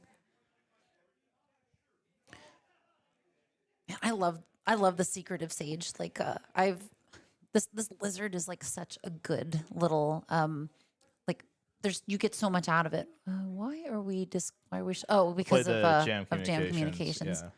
It's a lot of good Plenty stuff of things in to that hand. choose from here. Yeah, Neiman Strike, No Glory. What is the shiny thing up at the top there? I cannot tell what the shiny one is. Well, looks like No Glory got the No axe Glory, anyway, yeah, which makes sense. With Dryden down right now, you ended Dryden, so now it returns exhausted. This is also an opportunity. It looks like Brandon has 3 resources plus 3 credits to build a board without fear of it getting ambushed immediately, right? So there is an opportunity here to get a couple units onto the field Yep. and start moving. I think right here, this is like probably the best you're going to do with Vader. You know you're not going to use Dryden to ambush him in. You still have that Neiman Strike. You don't get the wind blade to like kill something else, but you can always crave power with Vader to again get rid of the Second Liberty, right? the second Liberty. Yeah. Yes. Yeah, absolutely. And also, it attacks for 5. And, sometimes we just need to evaluate cards on what they're doing. Blade Wing's pretty cool, though. No. Yeah. Relative newcomer to the stock Lando lists. Little Blade Wing action. 3/3 that waylays. Mm-hmm. This was another one of those cards that like it came out and it's like it seems expensive for what it does. But I guess if you're saying I get a 3/3 in space and an ability that cost 3, then it's not. Yeah, that's not too bad. It's one of those uncommons that I don't own any of because I just collect cards through like draft mainly or buying singles, and then like people know not to pass this card in draft, so it's like, oh, yep, I never get one. Yeah. It looks like we lost our base health here on the blue force base. Yeah, Dryden was still at 4. Okay, cool. We got backup damage tokens here. Backup damage.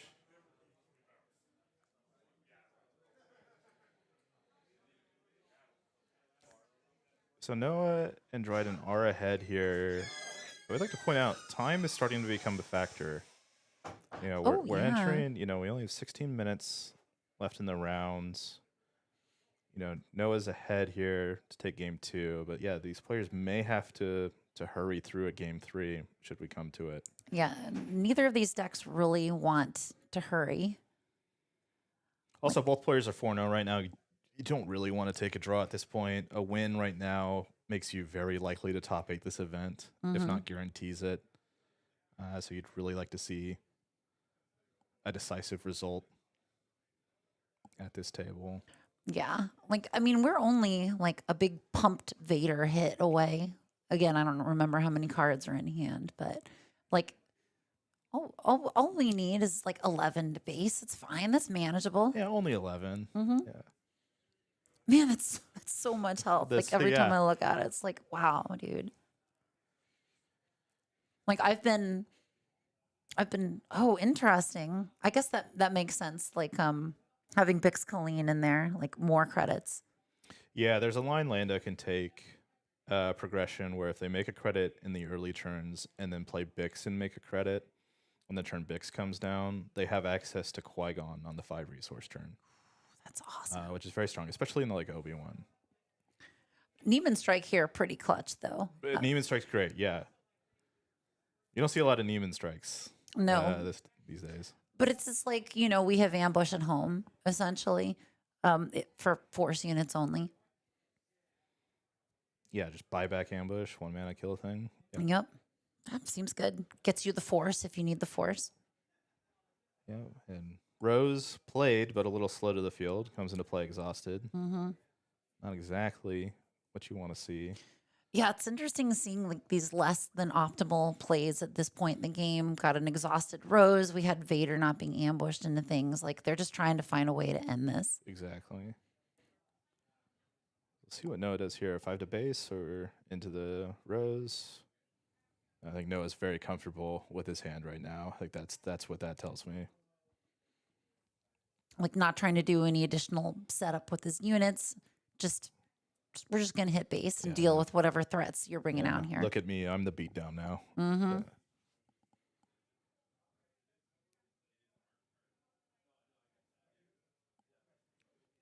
Mulling it over. I know it's like you're not going to win by just Rose going to base. Rose is not going to single-handedly save you, unfortunately. Yeah, it's tough too. You know, you could if you have another Mando, you know, it does deal with the Vader and deal with the Secretive Sage. Double go Balaba's away. good, though. I mean, Yeah. it gets through the lizard shield. Now we're open to a Dryden ambush here. Yeah, and once again, a Night Sister warrior, a Talzin's assassin would just hit the spot over here, like right about now. Oh, okay. Or we just do that with Yeah, the Vader. Craven That's pretty power cool. that we've known about for a while. Yep. And now Vader's just lethal. Mm-hmm. So this might force a claim Which from Lando. you could still ambush out the Talzin's assassin to deal with the Double Balaba if you have to. And it does force the claim from Brandon. So we're going to see second unit from Noah. Oh, cool. Master, draw more gas. I like this little card. It's a nice little card in Dryden too. When you're building around this force idea. Yep. It's like when you're pitching cards, it's like, okay, I have a card that refuels me, you know. And honestly, probably not the worst thing to use this as ambush fodder too. Oh, 'cause exactly. Yeah, you can always pull- find a good use for a 5-mana 5/5 ambush. Yeah, you know, we've seen Terrant attack in and out of decks since it came out in set 5. Oh, too. yeah. Well, I mean, this guy especially, like, when played, use the force, get the force unit, ambush, get the force, go into something that kills it, use the force, get a force unit. I mean, that seems Exactly, pretty yeah. good. Here's Mando. I mean, this is exactly what Brandon needs to have a shot, right? Is the Mando coming in, getting the 2-for-1, taking away the lethal attacker and Vader. Will it be enough? We'll see. Noah has quite a few cards in his hand and all of his resources to play with. Yeah, like the Mando, like getting the 2-for-1 every time is so devastatingly brutal. My goodness, you gotta wonder if Brandon here, as Lando, with 11 minutes left on the clock, is like, can I make this game go to time? And Potentially. It's a valid pursuit of victory, right? And, you know, Lando has enough bounce and enough stall with the Watch This and the Beguiles that, you know, and the Liberties, which you have to respect because Liberty can also just end the game in 2 attacks.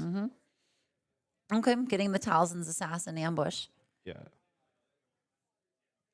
And that's going to do them. Resolve. The Vader comes back. Yep, but There's a humble 5/6. it's still not enough to finish the game out, unless we get some more juice with it. And Brandon's going to mulligan. Can I risk an attack with a Depa? No, just going to claim. And Lats will finish off the Depa that's Nice. that was shrunk by the Talzin's assassin. So yeah, you kind of need another Mando here. Kind of need to pose the same question you did last turn. Liberty here tapping down Vader also potentially keeps you alive for another turn. If you can also find a way to deal with the Vader on top of that. There Oh you my go, gosh, okay. the Qui-Gon Qui-Gon twofer. again, yep. This is wild. It's just like nobody can keep anything on the board here. Although, okay, you know, that's pretty good. It would be extra good to ambush it, but I mean, that's not really Yeah, that's possible given fine, that yeah. Dryden is Yeah, I long think gone. we're all here. Yeah, I mean, just present threats that are immediately lethal, and it looks like Brian's skipping them up. Nope, just readying the resources. We've yet to see a Liberty, I think, this game, right? So I mean, Liberty's still in the deck. if you go claim with Liberty in your hand, that's Yeah, we just pretty saw a solid flash against of Liberty, Lawbringer. so I think that it's coming. Yep.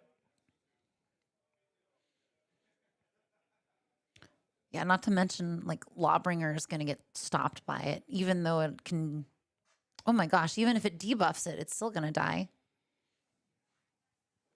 Anakin comes in -6, -6. You know, it's too bad that they don't have 14 resources, so they can play another Lawbringer to finish it off after the Anakin comes in there. Sure. I do wonder if Noah has another way to deal this last point of damage to the Liberty, though. A couple options. Yep. Yeah. Was it incapacitate? It just flew by so fast. Oh, right, because incapacitates minus Yeah, two, minus two. minus two. Yeah. Yeah. It is a promo card from the new set too. It's another one of those really good looking ones. I loved I think they mentioned in a stream, they're like, it's too bad that we already had a card called Disarm. And it's like, huh, you guys are funny. Oh, for sure. Yeah, it looks like Brandon's gonna scoop him up here. So we will get a game 3. Okay, cool. 8 minutes to go. So we're just like going for most damage on base Yeah. probably with this one. Yeah. Shuffle very quickly. Yes. And in terms of like wanting to end the game quickly, that does advantage Lando a bit if we were going to have a decisive outcome here within the time allotted. There are some starts that Lando could have. I think, if you're thinking about it as well on the Lando side, you're looking for, okay, a Canyon front runner and a Han pilot. Like, let's just go. Yep. Or the like what we saw in one of the other games, like 2 or 3 copies of Faith in Your Friends and just swarm the board with spies. Yeah, go really wide. Like you can't ambush everything. Yep. Yeah. But at least at this point, they've probably gotten their sideboarding settled after the first round. So hopefully they I can don't think just they're like, going get on to into it. many more adjustments here. Yeah. Yeah, because 7 minutes left. Yeah, by the time we resolve the opening hand, it's going to be about 6, maybe 5. I think Dryden will be lucky in order to get to deployment. Depending on how well they play. It seems like these players have both been taking like fairly brisk turns at least. Yeah, there's just a lot to consider, right? Especially, the number of resources at play and the number of cards in hand. It's like, okay, there's a lot to think about in terms of sequencing and action economy. Worth pointing out, no aggressive negotiations last game. No, and to be honest, I think like Noah played it really well, and they're like, hey, I'm not going to give you an opportunity to make a big swing. It's like Brandon's opting the mulligan here. I think it slowed the game way down for Dryden having Karis return to hand twice. Like, I think that this deck could have gotten a lot farther, a lot faster had they gotten an additional 4 or more damage that early on and been in the position to threaten the board state even more with Karis's when defeated ability. There's also at the expense of Lando not developing their board too, right? Yeah. So just kind of slowed everything down. Yeah.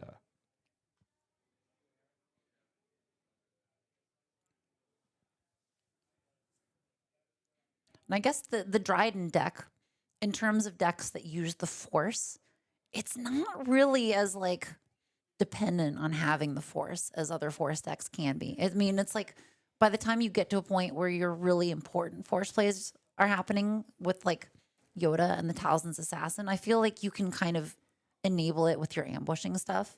Exactly. Yeah.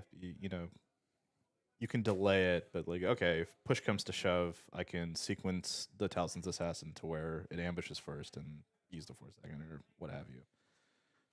So- Codebreaker to open for Brandon. Always good. So question here, why not Nihilus in the Dryden deck? Like, I think Nihilus is a very cool unit. He seems like a great finishing guy. The ability to deal damage to things and get stronger seems very cool. Getting double triggers when ambushed seems really cool. But I don't think I've seen it in this list.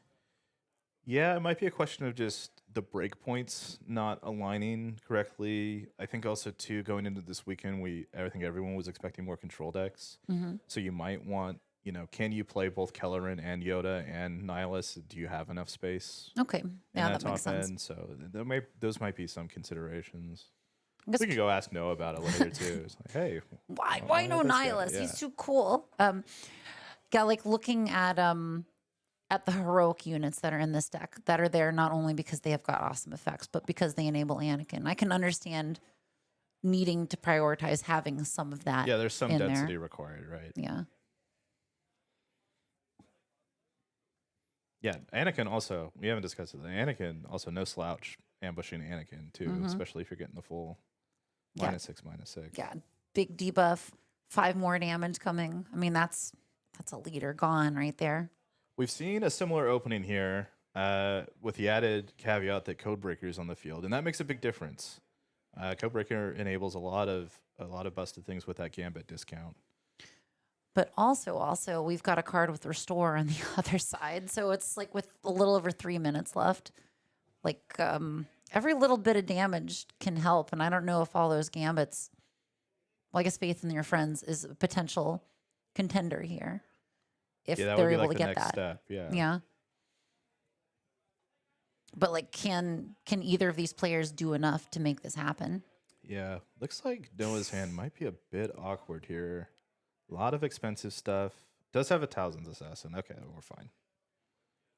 Yeah, but you gotta turn it sideways and go to base at some point. Yeah. Let's And see. and I forget if they go to time, is it health remaining or damage on base? It would be damage on base if we were playing in top 8, but here it would just be a draw in Swiss. Okay.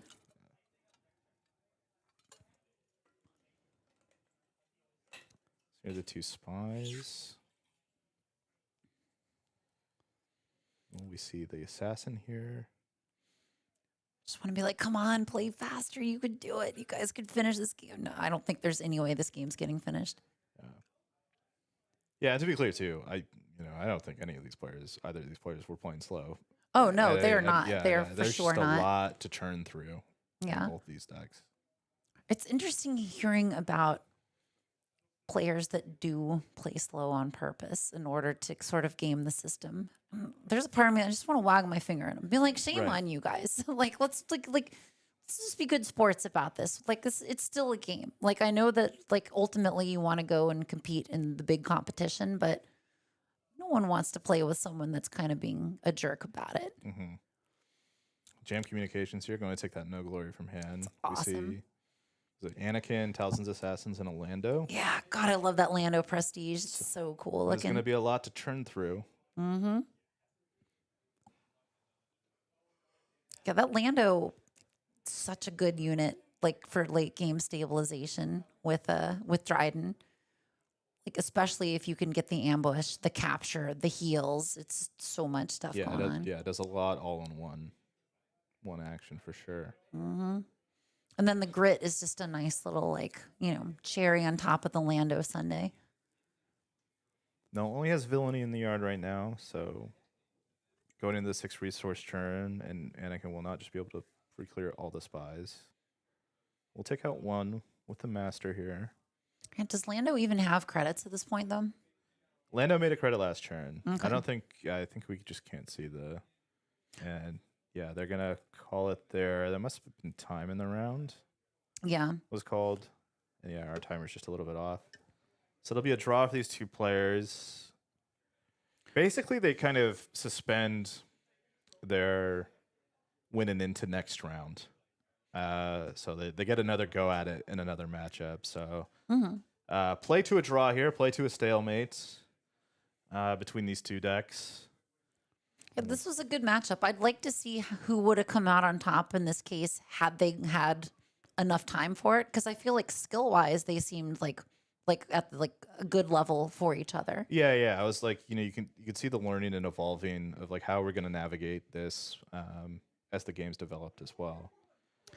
Yep, but I guess we'll just have to settle for seeing these players individually in a future round as we conclude this round and go on to the next ones. Absolutely. That'll do it for us here for round 5. We'll be back probably pretty quickly here for round 6 at the Bothell PQ here at Zulus Games.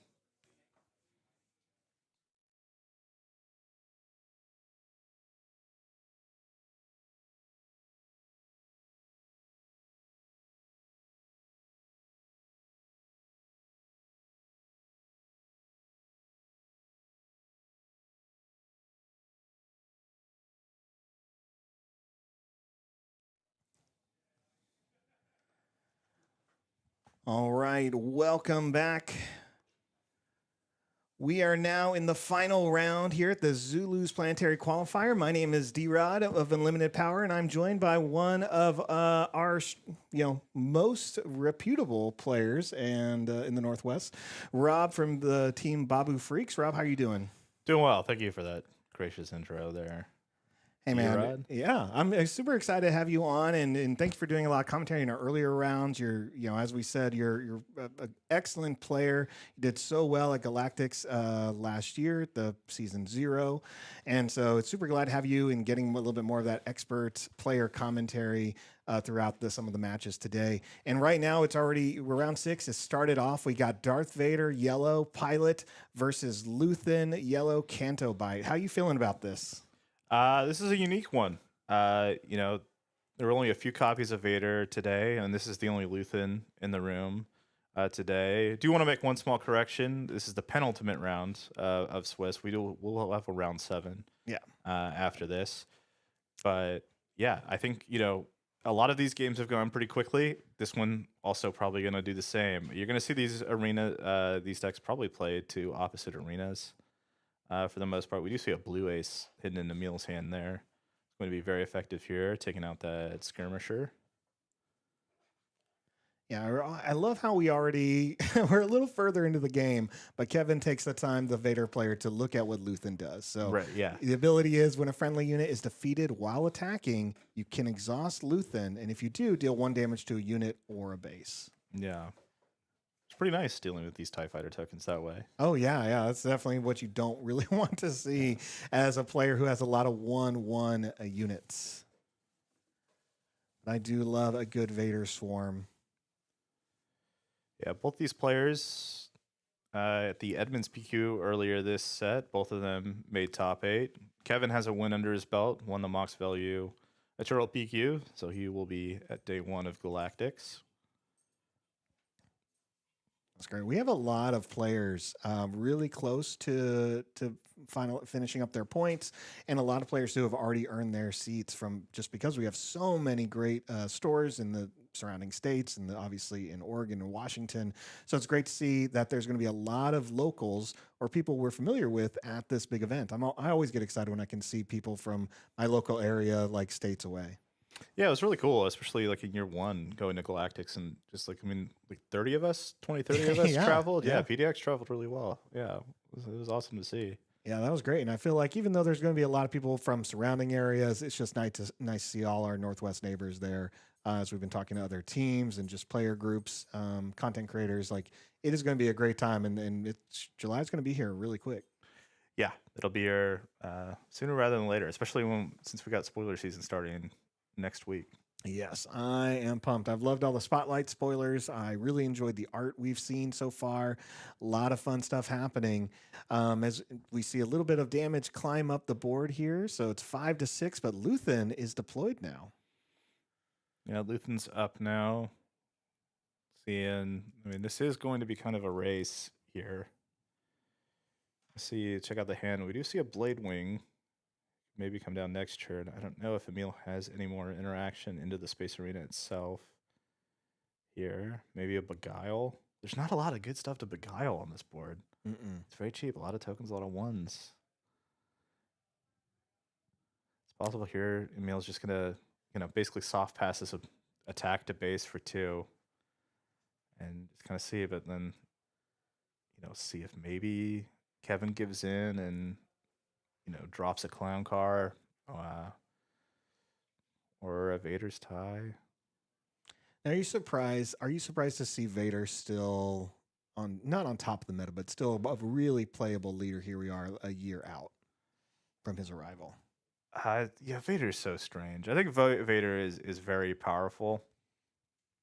Just being able to make a unit every turn, I think, and it's a low opportunity cost to do so here. Here's a Commandeer. Oh, I have seen better Commandeers, but we do have to spend our resources, and this will be able to at least take out a token at minimum and bounce it back to hand, so it does lower the power. And Vader, has seen some success recently. Won in London, won a PQ earlier this morning, like we talked about. And it is fun to play. Yeah, I think super fun to especially like play. this version is so much more tempo oriented than like the aggro version we saw like around Worlds last year. But this one gets to play more temporary cards. Like Hold for Questioning is a really good card to cast as an event. Exhaust a thing, look at your opponent's hand, discard a card. Like, it does so much for one card that Vader has access to. Vader with plot is really dynamic. and I think offers like a different access to what we've mostly seen from plot and pilot leaders, which is just like, okay, it's either Top of the Summit or Cinta. Yeah. But like Vader, has access to Emperor Palpatine, Garindin,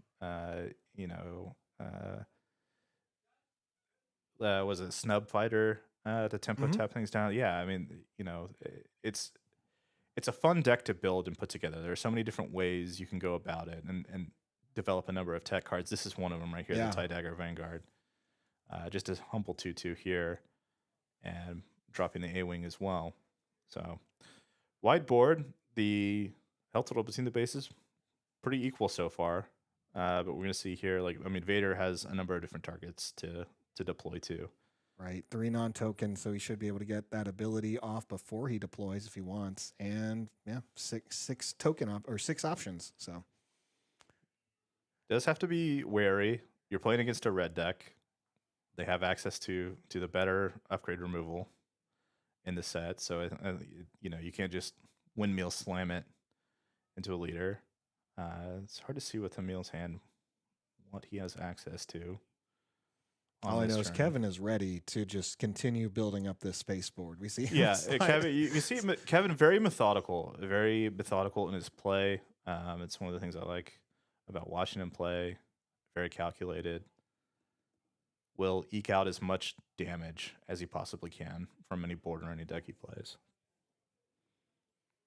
Get the A-Wing with that Raid 1. Such a nice 1-drop card. It's perfect for Vader.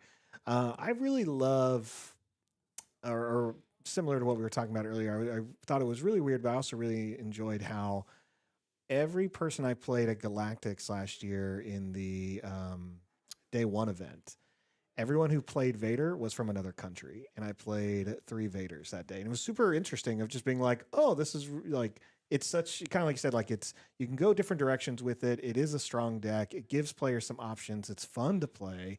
And playing players from Brazil, London, and Spain, all of them were just kind of like, yep, Vader yellow, Vader yellow, Vader yellow. And it was so fun just kind of seeing that across it. We talked a little bit earlier about how we get to see a little bit how certain metas are, especially like in Europe, a little bit more control heavy, and seeing kind of that variety of aggressive style Vader decks was one of the joys I had of playing at Galactics last year. Yeah, absolutely. And yeah, if you're going to an international event, you want to meet people from other countries and play with them and see, their excitement and their passion about the game as well. And just like further reinforce that Star Wars is a global phenomenon, right? And sometimes, it's cool to be able to experience that in a new avenue, like SWU. Speaking to Kevin's discipline here, by the way, I mean, not necessarily immediately going to the pilot after Emil's committed all 6 resources to that Blade Wing bouncing, and now Will still mulling it over. Either way, it's going to be 5 damage or plus 5 damage. There we go. It's going to be 7. Yeah, it's going to be 7. I like this play because it kind of does force Emil to use some resources to like defeat the pilot leader, which is ultimately reactive to this board state. Yeah. So I think you're still, far enough ahead at this point. Now we're trying to find new tokens because we've run out of TIE fighters. Yeah, good place to be, I like to believe Vader did spawn a naval Imperial HQ. You're right, yeah. You make enough TIE fighters, you get a base on the house. There we go. First order TIE fighter coming in. Raid 1, since as long as he can keep 7 tokens in play, I think he'll be fine. Kevin has 15 damage on his original base, but his new base, really healthy. Ooh, flash the vents. 5 damage into the TIE Dagger. 5 into TIE Dagger. Solves one problem. Still a few more left.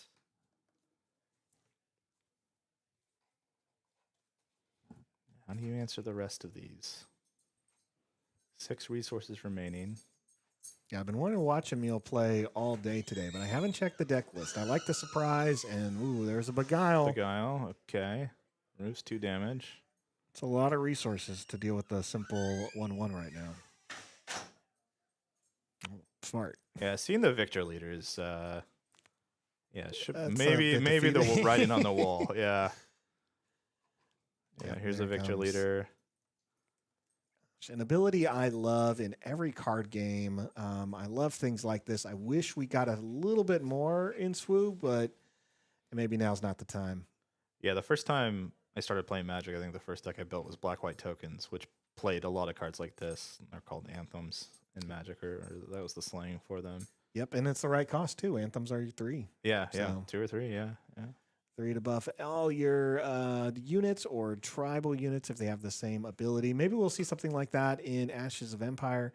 I think that'd be really cool. Probably see something maybe for Mandalorians or even Ewoks. Actually, I assume with Ewoks it's going to be more of just like an attack buff. Yeah, just kind of a collective swarm where they all build each other up. Mm-hmm. Yeah. Seemed flavorful. They are a flavor-first design team, which has worked out pretty well for them so far. Yeah. You know, as we talked about it, like here we can use the Vader deck as an example. If you enjoy playing Vader and you enjoy like the his pilot abilities, a lot of stuff from Episode 4, his abilities we see a lot through the Clone Wars. This is a great deck that captures that, right? He's building up ties. He's calling in squadron leaders. It's just a force to reckon with, and he's still the big bad that when he hits the board, it feels like the movies. It feels like the games. It feels like the stories you see where it's just like, yep, watch out because now Vader's on the board, and if you don't have an answer, how are you going to answer this big threat, right? It's nice that this game does put so much emphasis into, yes, we can make a good card that pairs well with this one, but how can we make it at least relatable, right? Yeah, exactly. And, I think it speaks to the philosophy of saying, okay, we have all these iconic characters. We know we're going to have to make multiple cards of these iconic characters and taking a sliver of them each time and trying to excise as much of the flavor as you can out of that sliver of just like, oh, hey, this is Vader when he calls the squadron together to defend the Death Star, or what have you. Is a nice touch, and it adds to like the longevity of the game, and probably really helps in terms of creative development. Yeah. Keeping themselves interested. And it's one of those things like even now I go back and I think about like, what about the first Vader? What about Champion of the Sith? And it's just like, not Champion of the Sith,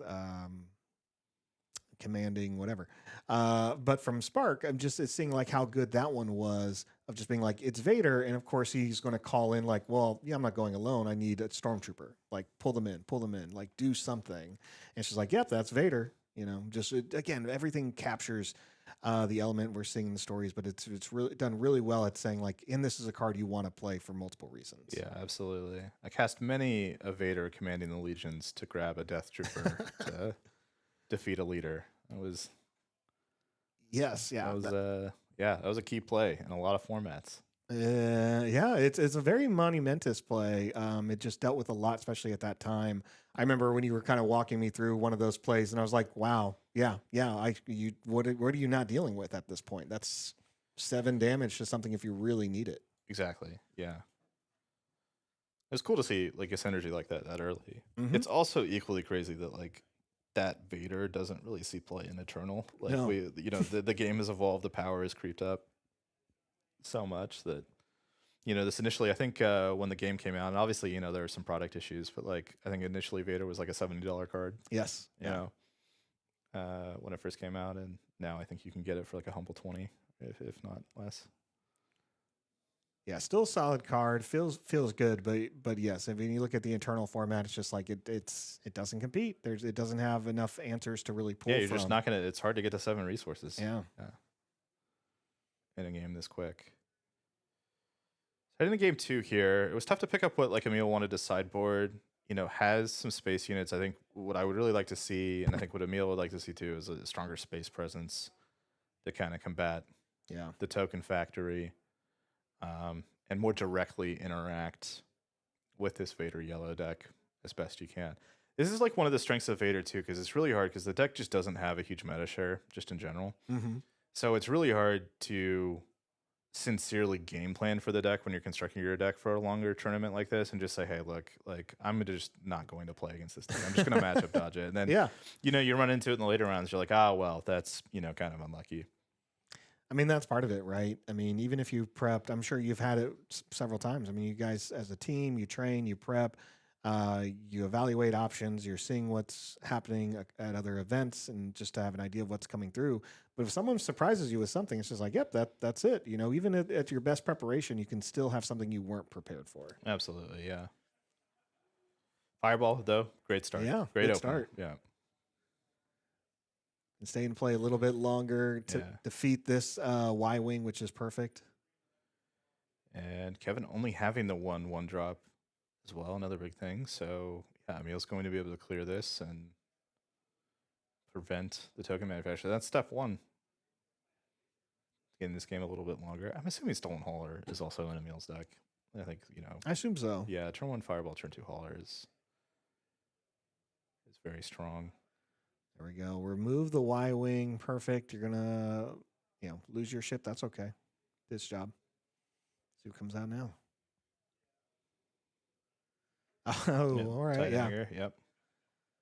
Keep the Luthen trigger off the board. Beguile is okay. Yeah, you look at that board texture, you're okay with that Beguile. Yeah. Clown Car, Screeching Tie. Craving Power is the grip for Kevin. Kevin now probably just looking for a way to put 2 units into play in any way, shape, or form. Yeah, I'm interested to see if Emil's going to have any more space to continue here. Great 2 plays, very reactive, took care of what's on the board, but okay. Yeah, Kevin being There we mindful go. of Wow. Blue Ace, yeah. Man, that blue ace, it just sees so much more play now. Great card just when it arrived. It really just lived in a few different Kazuda style decks, but Yeah. great to see it now. So see if Emil's heads up here. So Emil should know that there's a tie dagger Vanguard because he bounced it, Yeah. to Kevin's hand. So this Blue Ace really should just trade with this Screeching Tie, and then you get the Luthen ability to send 1 to base. That way Kevin doesn't get the tempo of the Vanguard. We'll see if Emil has another line in mind. And Screeching Tie, another great card. Really surprised this one was a 1 cost. I love its on attack ability. Oh, yeah. I love this little bit of delay. And yeah, this is exactly what happens. Yeah, it's just, I think it's heads up from Emil. I think Kevin also sculpted this kind of response as well. Both players playing heads up here. Yeah, Luthen on the board now. Screeching Tie. Clone Combat Squadron. Ooh, bad. nice. There you go. Oh, that is so sweet. That is so good, yeah. Fireball on attack. It's going to die. Use the ping. Defeat the Screeching Tie. Then damage remaining. Yeah, drawing all 3 fireballs into this matchup is a route to victory. Gotta say. There should be 1 damage counter, I think, on that fireball. Give a minute to put it on when they restart. Yeah, there we go. Oh, there you go. Yeah, it's rare to ready a fireball with no damage on it. Yeah. Dramatically different board state Mm-hmm. in game 2 here as we enter Vader's flip turn, and Vader lost all his ships.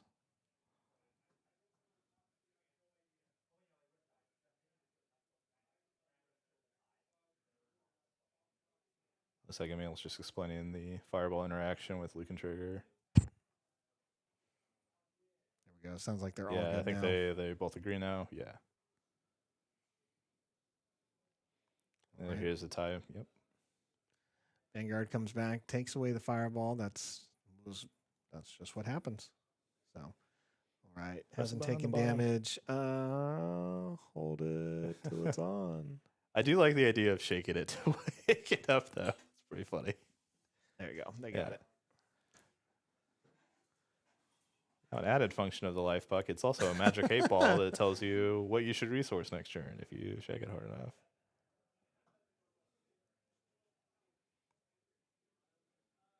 That's what happens when you don't take damage Yeah. after 5 minutes on the life pucks. Yeah. Oh, magic life puck. Should I buy a Carbonite pack at the end of this round? Commandeer on the low cost. I like the swagger of taking the card before you show that you're playing Commandeer. It's like, hey, This is happening. Well, there we go. Ensures Vader hits the ground, and a great plot play here with Chancellor Palpatine. So 2 spies, both given Sentinel for this phase. I love it. Yeah, it protects the Vader a little bit. Get some board going on the ground, which is, absolutely what Kevin needs at this point to climb back in. And yeah, Vader's going to get in for 5 and potentially more. Not sure what the top end is. I know that there's a Chrysanthemum in Emil's list. We run in Qui-Gon as well as we pull up the list here. Just curious what sort of answers we have to a Vader on the ground. Yeah, we do have some Qui-Gons. Yeah. Yeah, Cranstons. Looks Kanan. like, Celestin Sapper with Luthen ability will do the job as well. It's a neat little interaction. Yeah, I mean, Luthen does open up a lot. I didn't really play with Luthen at all last set. Not a very strong limited leader, just with the way the set was built for limited construction. So Yeah, I've kind did of not wondering, give him a lot of thought, unfortunately. I wonder where his home is, and I wonder if Emil's finding that here. Yeah, we do like this deck construction. For sure, yeah. A lot of thought, a lot of intention, right? With all the card choices, you can definitely tell. There's another one. Sapper number 2, over 1 for 2. It's got to feel good to ambush the spy token. Absolutely, yeah. Emil back in the driver's seat. It can be difficult sometimes for Vader to build back from something like this. I would imagine that, Kevin's probably done resourcing at this point. Curve kind of tops out at 4. Yeah, I kind of wonder if Emil's going to stay more in the ground or continue to hold Kevin back just a little bit more in the space arena. Yeah, I feel like a Liberty at this point just kind of seals it. It kind of shuts the door. You got 6 coming in on the ground. If we have found a Liberty, it should be enough. Look at the hand here. No Liberty. I think that's a Corellian Hounds. I did see the Corellian Hounds, yeah. Also add some more pressure.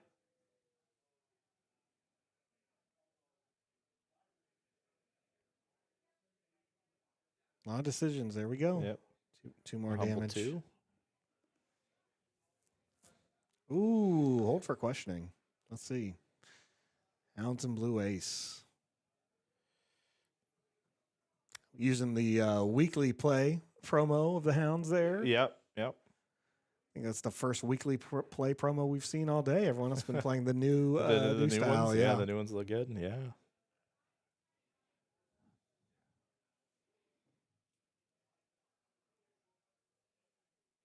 I would like to see, and it's an impossible task, and I know it is. So let me preface it by saying it's an impossible task, but I would like to see more of the playable commons and uncommons from each set show up in the promo packs. Yeah. So that way we do get alternate arguments of hey, the cards that I'm going to put as a 3 of in my premier rack, and it makes opening those promo packs a little more exciting. Of oh, hey, I get to start collecting and amassing,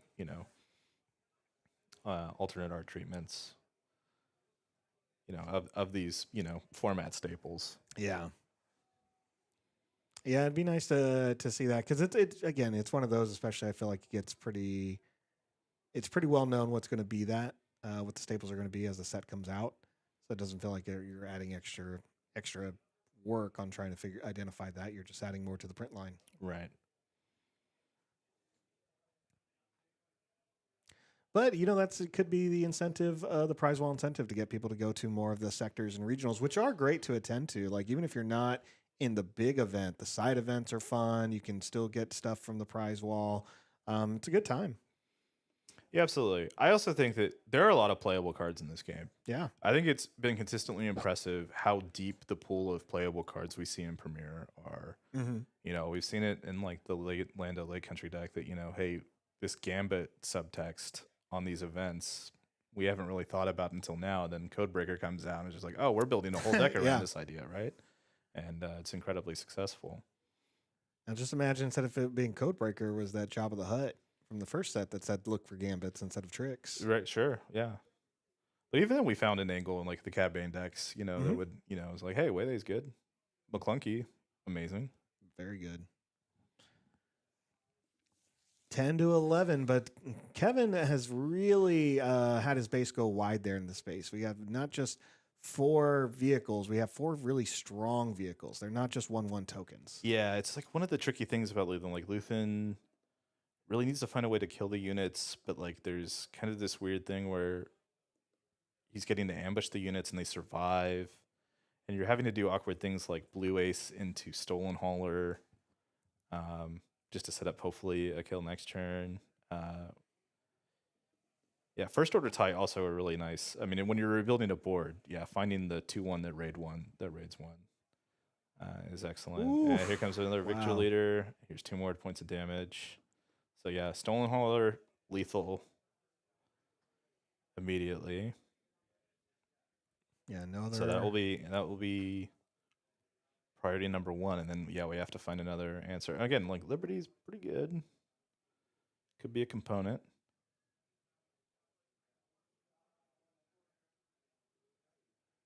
Even I think even if Liberty, I think you still, with the Victor Leader in play, you can still like trade most of your board for Liberty and find some additional damage. So. Yeah. We'll see. It all comes down to this, Emil. Commandeer. Commandeer's a good one.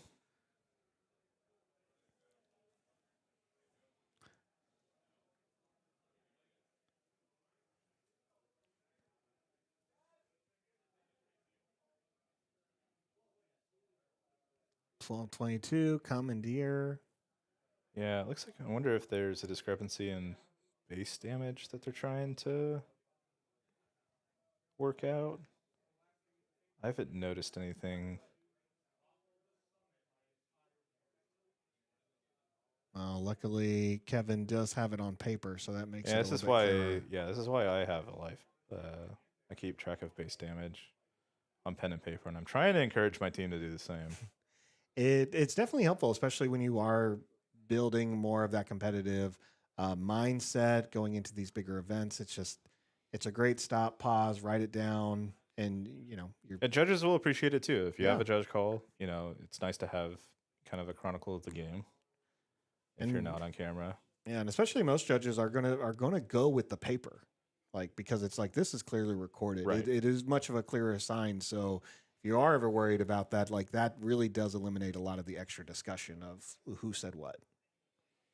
Yeah, I do see. It does look like there's a 22 on Kevin's pad, so I am curious what the.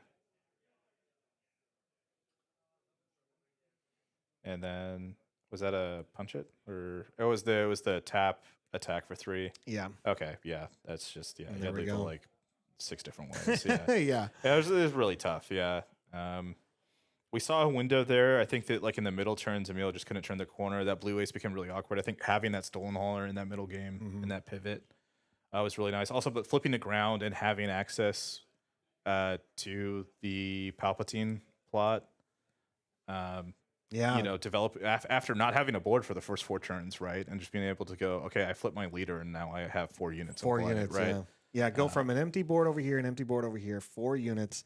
Force Luthen to deal with those 4 units, only to rebuild your board, your space arena with 4 more units that are just kind of like, I've had you invest too much everywhere, and you have nothing remaining to keep combating me. Yeah, So, and I think like the other aspect too was Emil just like in the Luthen, archetype in general, just having trouble finding a way for their units to die to maximize the Luthen triggers to manage that board state, right?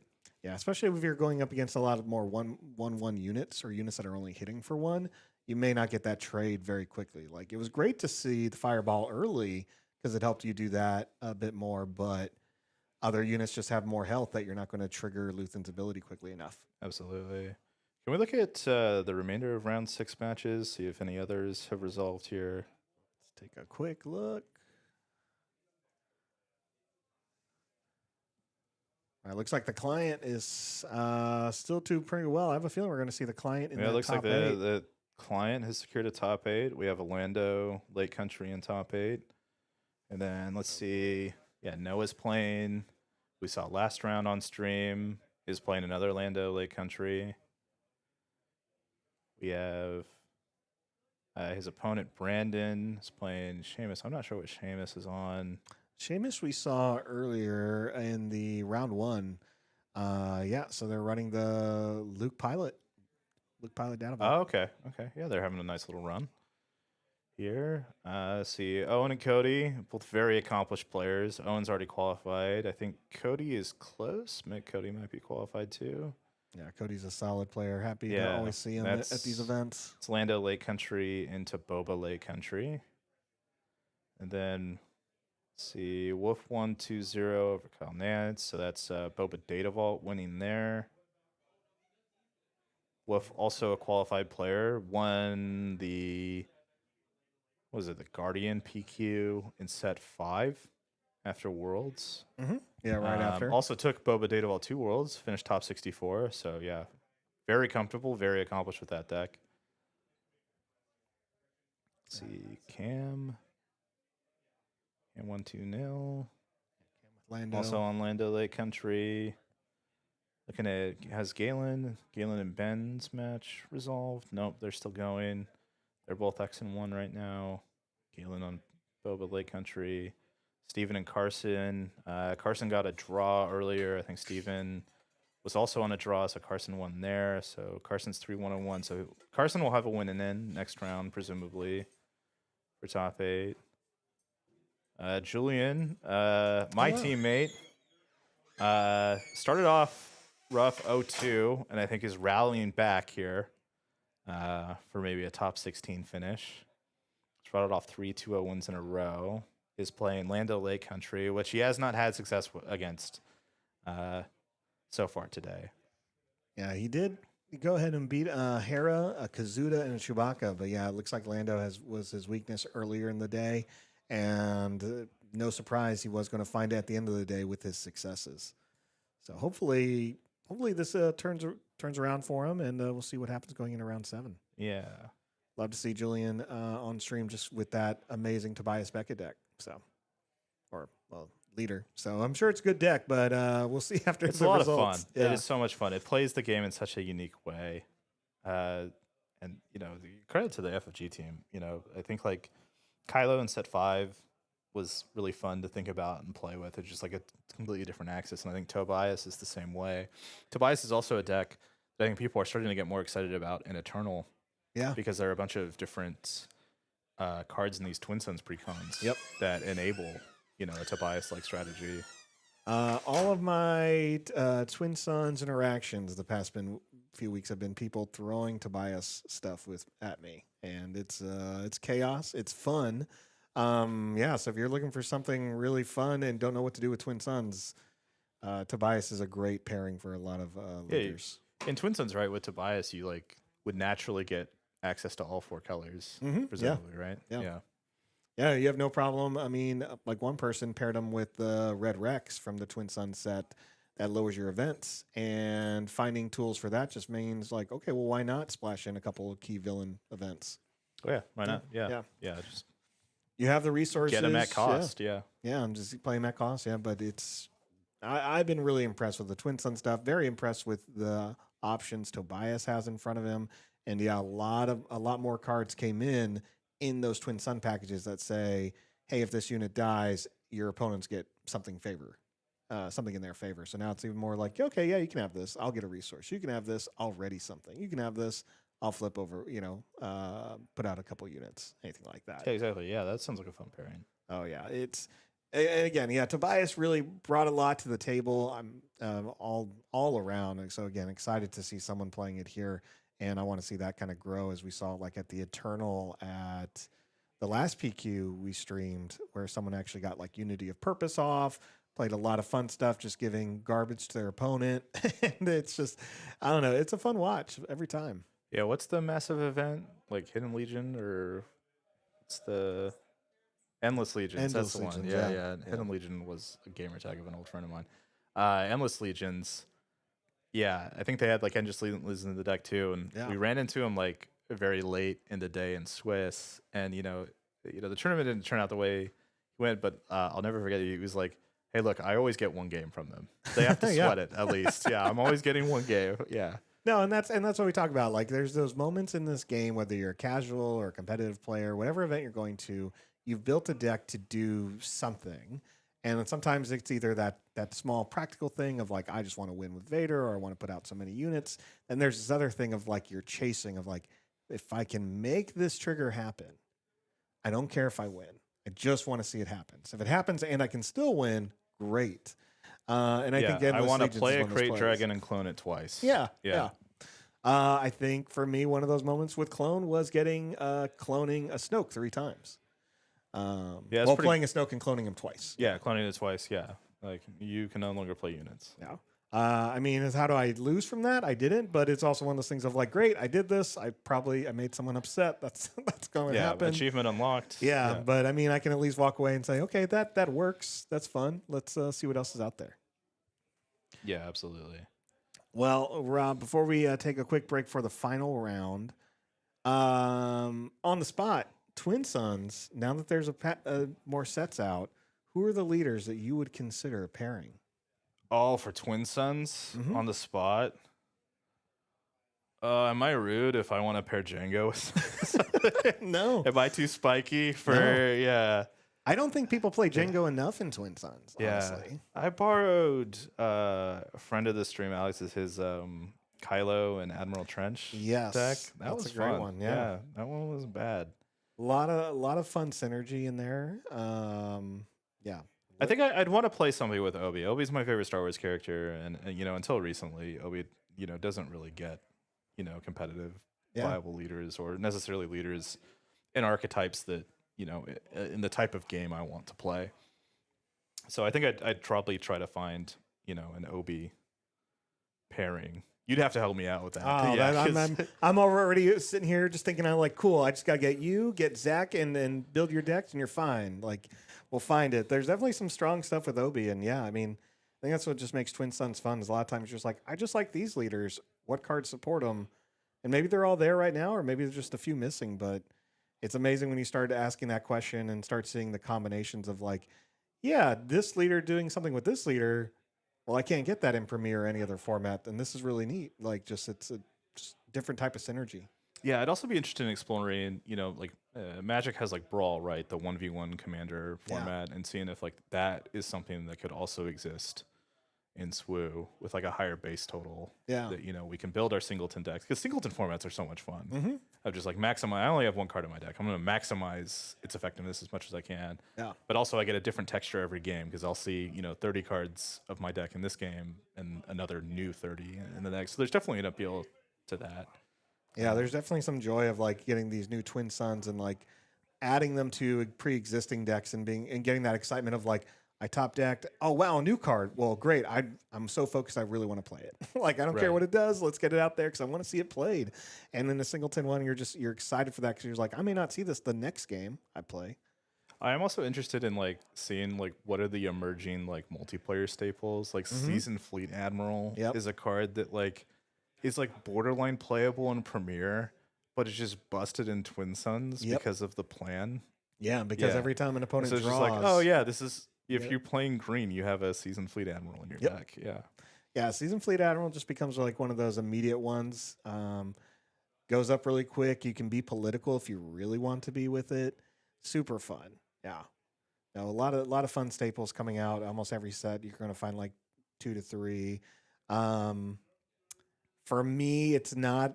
I'm going to say it's a staple. It's not a staple for everyone. But when I play villain, I only want to play Execute Order 66. And if you're playing Jedi, I'm sorry, but I mean, it deals with every Jedi on the board, and in a multiplayer game, that's a lot of damage. It's going to hit some stuff, right? Yeah. Law of probability states that someone's playing Jedi in your 4-person pod, right? I mean, if they're just playing their leaders, that's fine. Like, okay, that's 6 damage on a Yoda, 6 damage on an Obi-Wan. Like, I'll do it. Kill some Obi-Wans, yeah. Oh, it's great. All right, well, we got about 15 minutes until the final round, and then we're going to see what the top 8 is going to look like here. So we're going to take a quick break. Rob, thanks again for hopping on and being a part of the stream today. Love the support you're showing your team, the other players, other teams that are here today, and just being a part of the channel. Oh yeah, pleasure's always, Dira. Thank you for having me. Awesome. Thanks everyone for watching. We will be back.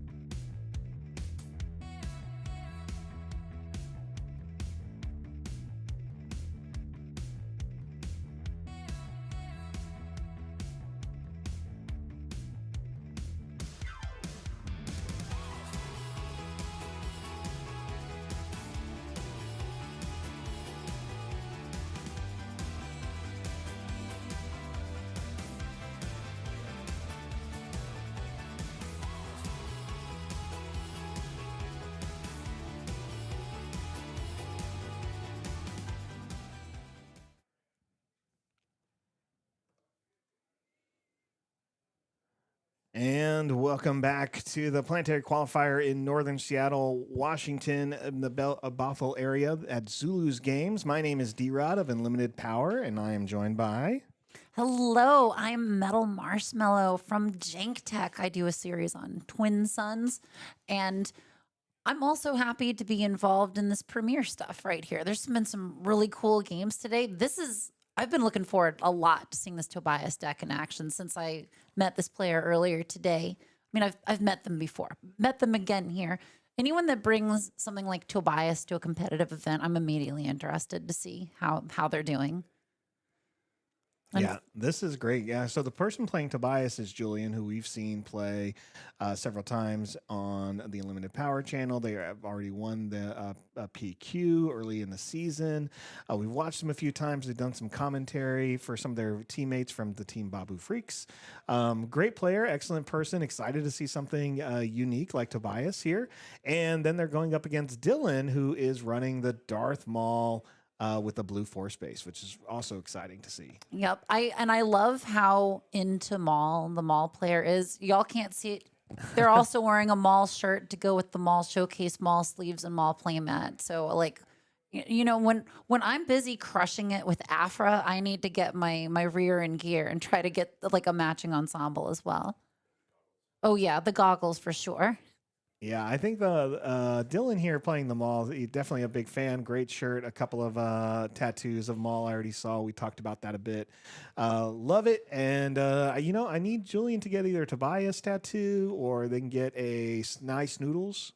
Is it Sny or Psy? I think it's Sly. Sly Snoodles? Whatever it is, she is a queen and she is slaying it. Well, here we go. The game has started off. Darth Maul with the initiative plays a Karis, and Julian follows up with the Tordarian Technician. Super fun cards. So if you're unfamiliar with these two leaders, Metal Marshmallow, you love Tobias Beckett. Talk to us a little bit about this ability. So Tobias Beckett, as an action, choose a friendly unit. An opponent takes control of it if they do create a credit token. You're giving your stuff away to your opponent.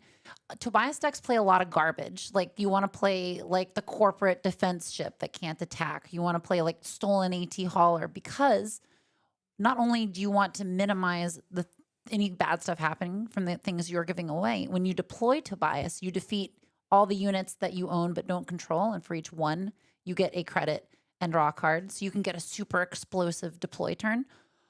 Although, you know, we'll see how things go with this Karis, with the constructed lightsaber honor, getting raid 2, swinging for a whole buttload of damage like early on. Yeah, that constructed lightsaber is super strong. Really love seeing that. Great card. You know, yes, you're going to use all your resources for it, but if your opponent doesn't have that removal, it is just, you know, it's doing its job very well. I mean, we've got a 4/7 here. With raid 2, that is also getting the force from Maul, enabling Maul's ping ability. And here we go, stolen AT hauler. Just like your girl said, this is such a great card to give away and then blow up with Tobias and then replay it. It's just super fun.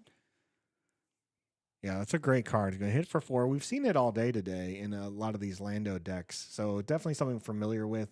No surprise to see it in a Tobias, but it's going to evade that negative ability and reward Tobias in the later. Yep. So I couldn't help but notice, D-Rod, that this base over here is maybe someone should call a judge about that on that 30 health red base on the Tobias side. To be fair, I did use the base registered. So, but I think I did actually fix the base. No, I haven't done it yet. I was going to say, I think I actually fixed it based on what Julian is playing. There really isn't a penalty there for him playing a different base than what he registered since they're the same.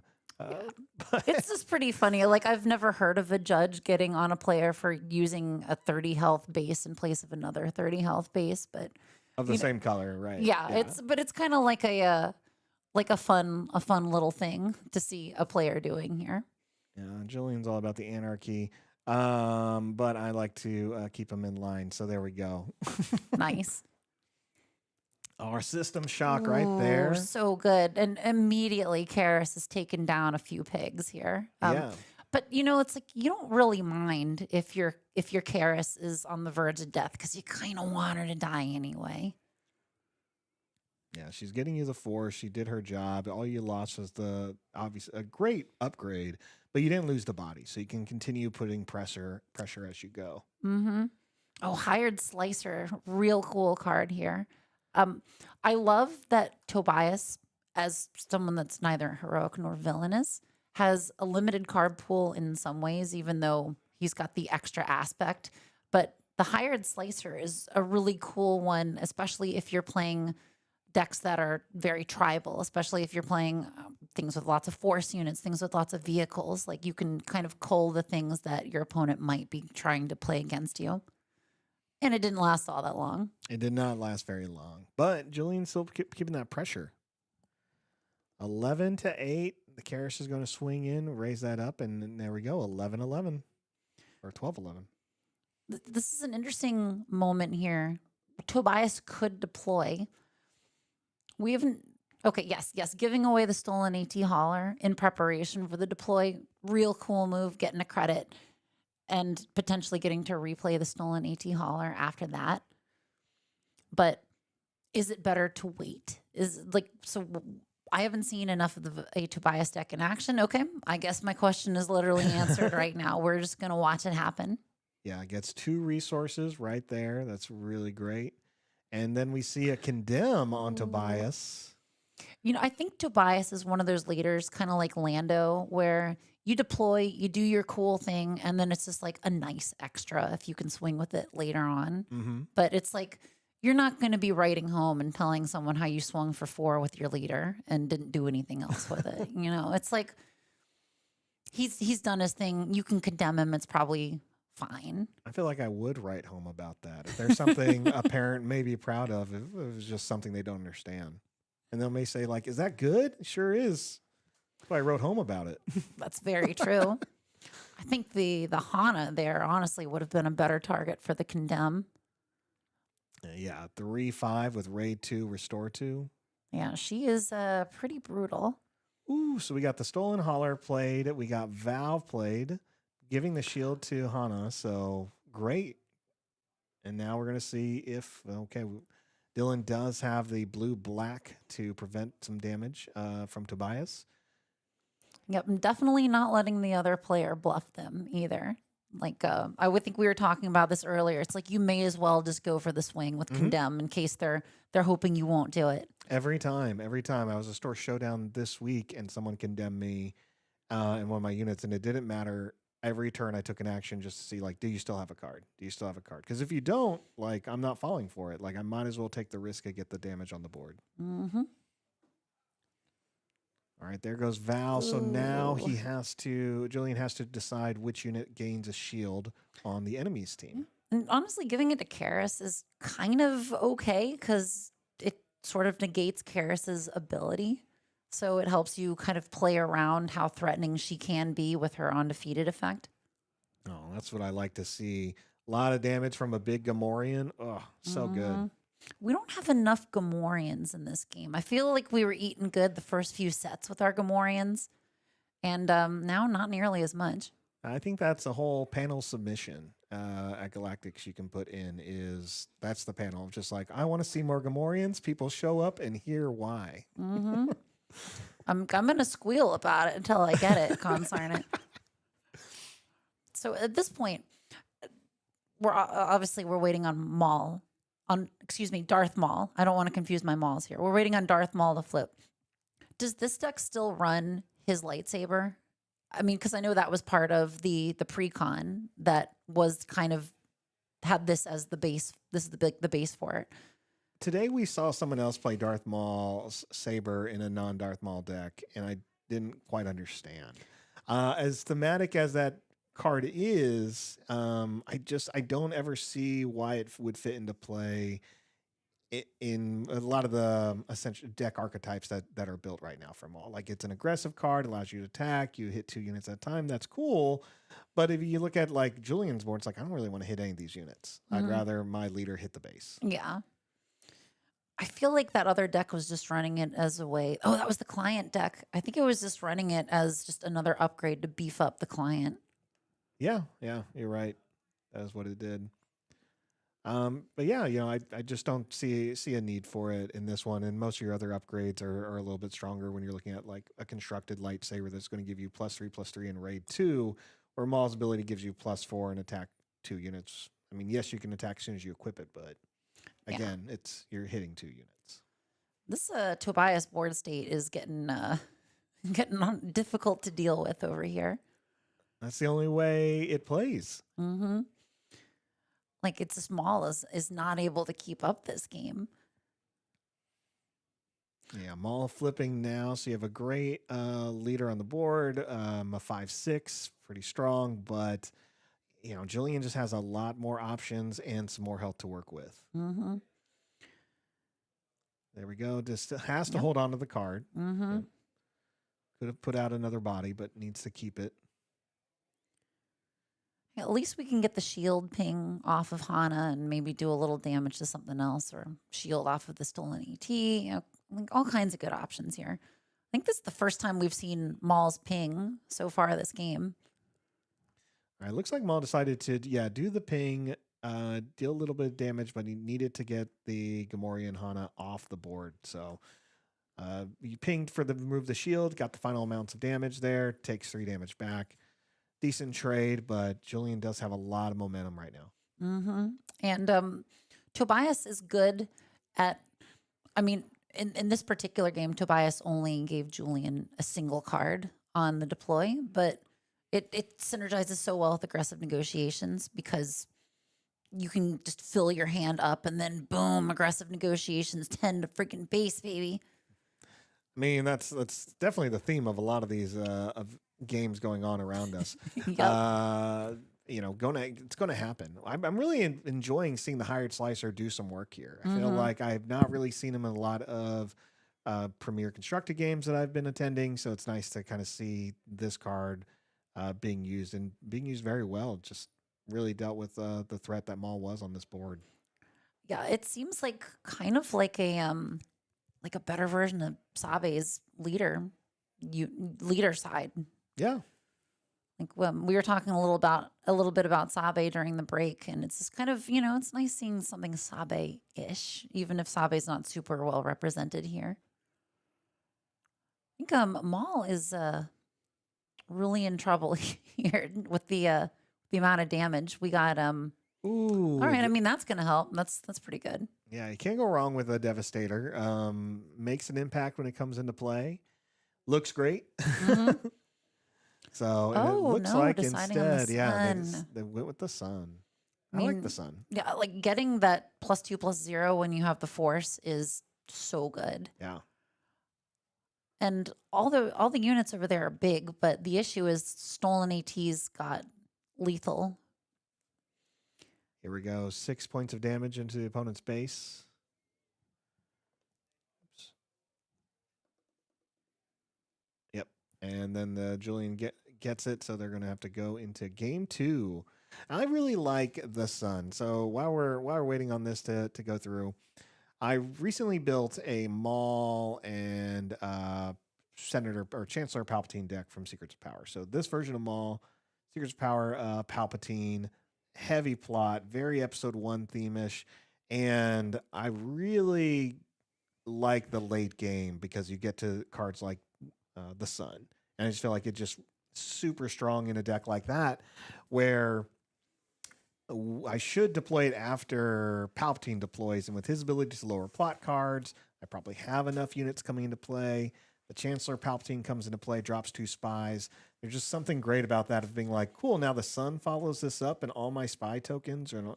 I get that +2 bonus and raid 2. Like, gross. Yeah, that's awesome. Were you including the out of aspect plots in that deck as well? Yes. Yeah, I definitely wanted to make sure I was seeing a plot every turn using Palpatine's ability. So it runs around 25 now because I added Secret Marriage Nice. to it. So it is playing a lot of them. Probably the one I get it most excited for is the Naboo Starship, because So I don't good. mind paying the extra cost, using Palpatine's ability to lower it by 3, and all of a sudden Maul and Palpatine have higher attack. And overwhelm, right? Yeah. Yeah. Yeah. Because it costs you, I think it's a 7 cost to play out of aspect.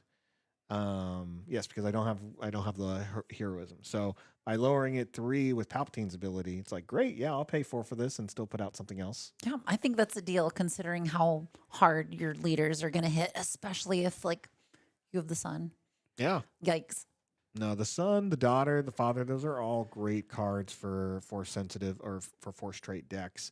And I think you see a lot of that potential with them if you're building force trait, force bases in Twin Suns. Yes, I should give the daughter more of a chance because when I was playing a lot of Avar Red in Premiere, like of course the daughter is great in Avar, but yeah, I think she's a real solid Twin Suns card too, and also not only because she can help you not die, but it encourages more table interaction when people are like, okay, I'm going to hit the player with the daughter, which is going to make them use the force. And then you can go in and punch them some more. Mm-hmm. So it we get into this whole like deal making, politicking, which is just, my bread and butter, my meat and potatoes of Twin Suns.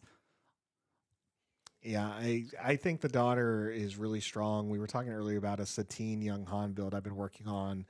And because it's so force heavy, very restore heavy, using Satine's ability to damage your base to heal your units, the daughter just became such a easy addition for me. Great cost at 5, starts doing the work immediately, has enough health if I want to put her in earlier, and then again helps me heal my base that I'm damaging with Satine's ability. Mm-hmm. Like she's got a pretty good stat line, right? She's like a 4/6 or something like that. Yeah. Yeah, she's pretty beefy. That's just good eats right there. Yeah. Apparently, I'm ready to eat again. My experience with Satine and Twin Suns is that I gotta be careful to not heal too much when she deploys because oh man, people look at a card that says restore 4 and for some reason start getting kind of like, we need to deal with this. Restore 4 hits for 0. Yeah. So it's not only, it's like, is it a threat? You don't, outside of not putting damage on something else, you're also just kind of like, you're not going to lose much from it. Mm-hmm. Which is why I make sure to have a plot just to give her a little bit more health and at least do some damage if people are going to swing into her. Oh yeah, you put like what is it? The +2/+3 plottable green upgrade on her. Why am I forgetting the name? It's I can picture it. It's the power armor that Moff Gideon builds in Mandalorian season 2. Well, technically he has it built in 2 and he wears it in 3. Yeah, I don't know why it's escaping me. Evil armor? The evil armor. Evil armor. Like it's not shadowed intentions. It's gosh, oh my gosh. No one on chat can help me. It's something. It's definitely not Armor of Fortune. That's not it. Well, whatever the card is, it's great for Satine. You know, it's Yeah. that or give her the Dark Saber Or you just go with sudden ferocity and give her a +3, so now she hits for 3 and she's a 7. So Yep. You love to see it. Okay, we're going into round 2 here. Got a 1-up for Tobias, but Dylan's starting strong here with the Secretive Sage. Gotta love that turn 1 lizard. Secret Sage and Chio Fane. Love Chio. Chio is so cool in this deck. It's like Chio basically does the same thing no matter who has him. Yeah. So it doesn't really hurt too bad to give him away. Oh my gosh. A constructed lightsaber again on the shielded unit. This one is colorless though. Yep. So it's a Sentinel. And it's exhausted. Wow. Nice. I love Nimble Prowess. Yeah, it's such a great card. I wonder in this case, is it worth pinging the shield off of the Secretive Sage with Chio and then giving it away? Or do you just want to hurry up and give it away before something else happens? I mean, you're gonna die if you swing into it though, because the +2 from the constructed lightsaber. But we got the +1 from the Nimble Prowess. You're right. Yeah. I guess Maul could. Oh wait, no, It Maul doesn't have the couldn't. No force force token. because the lizard didn't attack. Yeah. So I think maybe there you go. Jillian, you would agree.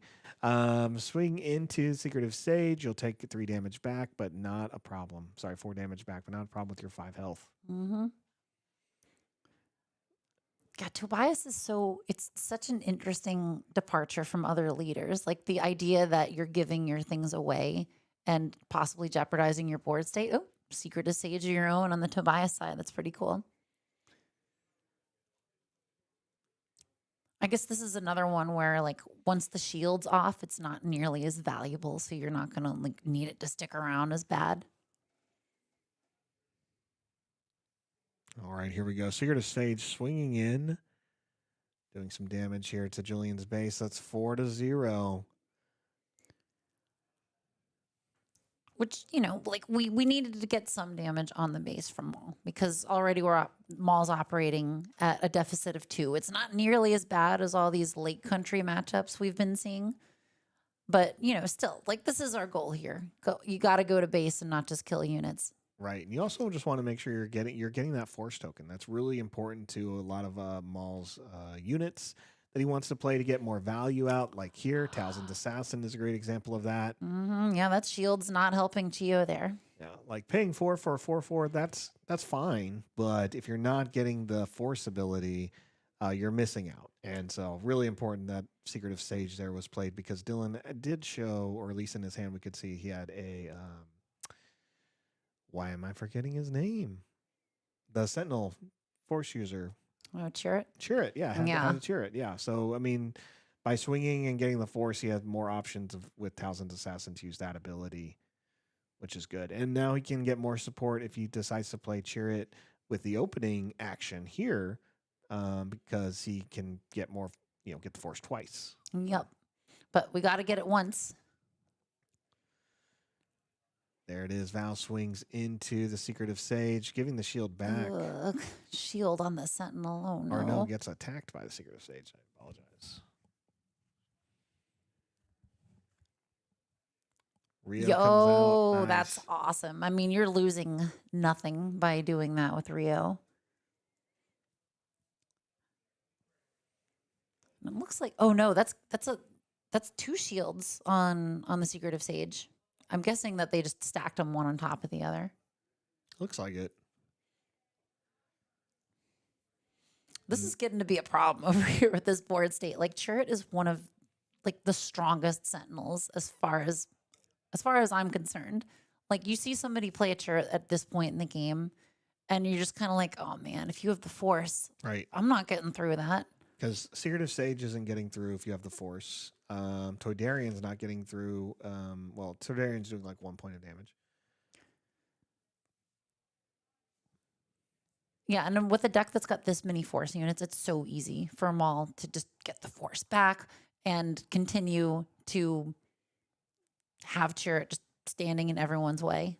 Well, here we go. Tobias Beckett's going to get his defeat the units, going to get a couple of credit tokens. Mm-hmm. One more card, and hopefully hopefully Tobias can recover from some of the early presence that Maul's built up over here and basically has like a turn to do it. Okay, we're not going to complain about mastery. There we go. Yeah, mastery is going to get you what you need there. It's so interesting to me that mastery, I think, was a card that seemed like, oh, this is like an overpriced upgrade or whatever. But like the amount that it's gotten played, like I'm certainly gonna admit that I naysayed mastery at first, but after even playing in a pre-release, I was like, nope, this card's good. Especially in Premier Constructed, you're not playing too many non-unique units. A lot of the better ones are unique. You usually have some in your opening hand, so being able to play mastery with its lowered cost of 3, paying 3 for a 3/3 is great. Yep. Oh, that condemned 2 games in a row on Tobias. Yes, but now Tobias can at least hit for 1. Pretty good. Dude, thanks to mastery. It's funny that we got mastery, and we've seen it and how it works for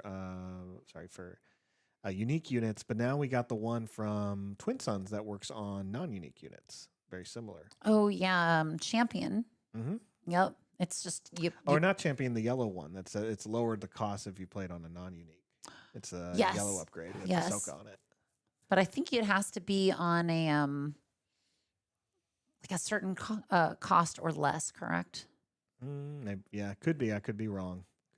Champion is okay. It's 5 cost for a 4/4, so I'm not rooting for it. But in Twin Suns precons, it definitely is a big threat. But if you were to ask me what was one of the first cards I took out, it's Champion.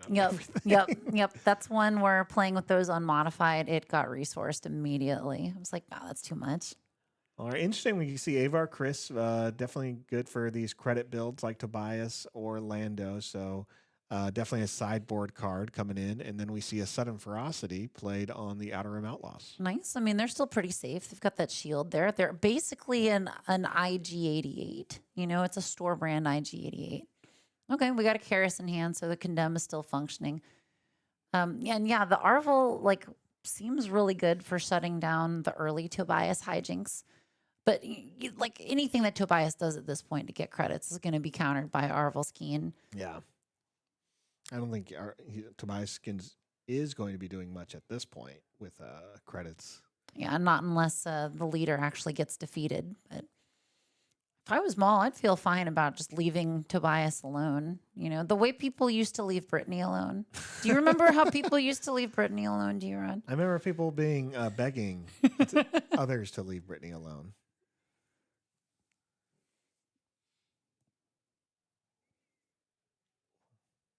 I mean, it's definitely swinging. I'm just going to go ahead and make sure that goes. Secretive Stage going up to raise the damage to 6, but Julian decides to take the initiative. Yeah, this is it was such a pause there. I was just holding my breath. This is the most important Secretive Sage swing I can possibly imagine. Is that me? I think that's you. Okay, so going into the next round here, I think there is a phone somewhere in the room that we're looking for. So if you get any... Someone's phone is somewhere, but this is my phone. Sorry, yeah, we're just hearing weird stuff. Okay, well, then we're just going to enjoy having some ambient music here. If anybody can hear that coming into our microphones. Yeah, I don't know. And it's weird because we have microphones on, so it's hard for me to figure out where this noise could be coming from. And usually... Yeah, that wouldn't be it. Oh, that explains why it's so close. Wow, what a weird thing. Okay, so what's happening? So what's happening while we were resolving some technical difficulties is that Anakin Skywalker trademark just came out on the board. And I think we debuffed the Hired Slicer and then lizarded into the Hired Slicer for... Hey, did you know if watches can play music? I mean, I did now. I think mine makes noise too. Although all mine does when I'm not trying to do anything is try to change the watch face when I'm accidentally touching it. But yeah, now I know. Yeah, now I know. I don't think I've ever thought about I need to hear a song played from my watch, but now I know I can do that. Yep. It was surprisingly loud for a watch speaker. It was, and I loved how Rob kept looking at me like it's got to be from you, and I'm like, I don't think so. Yeah. Everything around me says off. Well, you know what? At this point, we figured out the mystery, and we are enjoying another fine round of Star Wars Unlimited premiere play in this PQ here, round 7. Yeah, round 7, Talzin Assassins come out, uses the Force to remove a unit, the Outer Rim Outlaws, which is great. Then the Outer Rim Constable gets played, finally knocking out that Condemn. Tobias is just friends with everyone in the Outer Rim. He has friends everywhere. Yep, it's very true. I believe Star Wars Destiny had a card called Friends in Low Places. Yes. Which I'm glad they haven't made one of those in this game because, yes, I'm one of the players that will sing that song whenever I play the card. There's nothing wrong with that. I think that's when we go to Galactics, we'll do some karaoke, and you guarantee that's one of the songs I bring out. Love it. I mean, like, my significant other is from Oklahoma, so that's one of those songs I feel like yep. Shout out to my wonderful, beautiful wife. If you're still watching this, shout out to Oklahoma. We have Oklahomans watching the stream. I have a lot of friends from Oklahoma, so yeah, they'll tell you they'll pause their whole day to sing some Garth. Who wouldn't?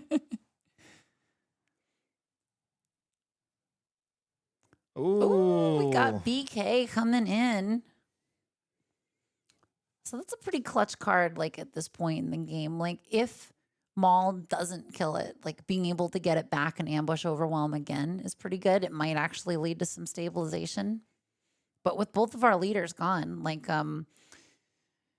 we're just kind of looking for the players to finish the game here. Although I've got a feeling Maul's not gonna let Chrysanthemum go too much longer because, yep, there's Anakin. Yeah, these Anakins have been so good for the Maul player. Definitely dealing some great damage. And then, boom, yep. So looks like Julian's just going to say, let's go to game 3. Great. Maybe this time we'll follow the whole match. Or I'll follow the whole match. Mm-hmm. I couldn't tell if we saw many sideboard cards, but it did feel like Dylan's deck was running a lot more smoother this time, obviously. Yes. It's kind of amazing to me how much of this Darth Maul deck is still the pre-con, just with like some of the fancier cards added to it.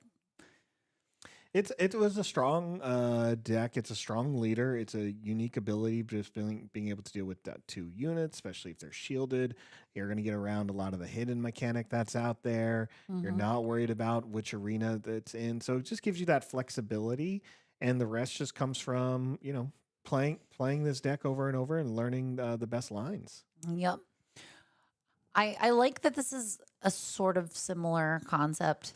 This Maul leader, I like that it's close to what the set 1 Vader was doing as a leader, where you're getting that non-discriminating ping damage with like sort of a condition attached to it. I mean, in this case, yes, you needed to have the Force. In Vader, you needed to pay 1 and have played a villainous card. But like, still, the fact that you can do damage to something in any arena is a pretty powerful ability. Yeah, it's a great ability. I think it has one of the best or like least constricting restrictions, as opposed to what we've seen with other things of just like beat this requirement, play this, and then do this. Where this is just like, do you have it? Great, you can use this ability. And as we've seen with other Force decks and just that mechanic alone, you can get the Force multiple times in throughout a turn. So it's really great. Yep. I think it's I kind of want to ask the designers, like, what were y'all thinking with some of the rare Force bases?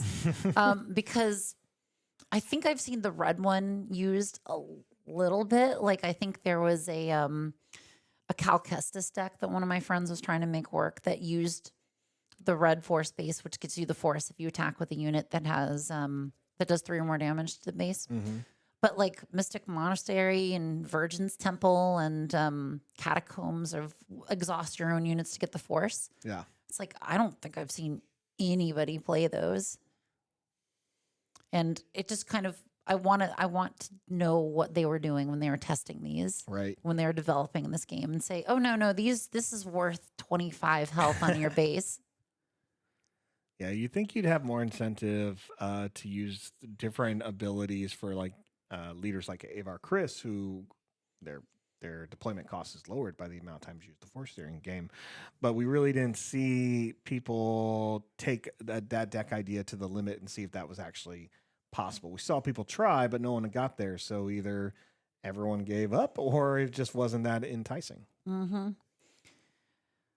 Oh, we've got some heat in this starting hand. Yeah, I here. think was there another constructed lightsaber? Yep. Mhm. Wow. So they're going to be able to get a constructed lightsaber on turn 2 in all 3 games. That's great. Ugh.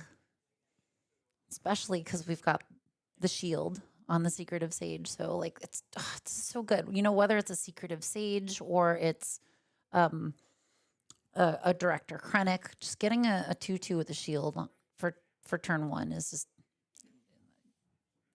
like you can't really get too much better than that in this game. No, I think that's what makes Secretive Sage so good. Yeah, who doesn't want a larger, stat line in the health, but a 2/2 shielded is great. So Mhm. Interesting. Elected not to play it this time. I feel like I'm whispering, just like I don't want them to hear me. It's like yeah, So- you just kind of want to fish it out a little bit. You may use it as like a closing option, but yeah, there we go. Arvel, ooh. great choice there, especially when you're seeing the stolen AT. Yeah, it definitely threatens Tobias. It's like, don't use your ability because I'm just going to get rid of your credit and probably kill your guy. Yeah. And I mean, he's a 4/3, so I really like the stat lines there. Mhm. They're going to have to work a little bit to kill him with that Secretive Sage. Yep. Seeing Arvelskeen, a 4/3 for 3 with a cool ability, granted, a very specific cool ability. It was making me think about what the two of you were saying during one of your last matches, where you're talking about the 7-cost legendary Vader from the first set and how power Mhm. creep has been a thing in this game. Because this Arvelskeen does not seem like a card they would have printed in the first set. I mean, granted, there weren't credits, but Right. like hitting for 4 with a 3 cost. Yeah, if it was a 4/3 and like exhaust a resource, right? Like that would be crazy. Mm-hmm. Oh, there we go. Nimble prowess. That's a real good move because then it means that they can safely generate a credit this round too.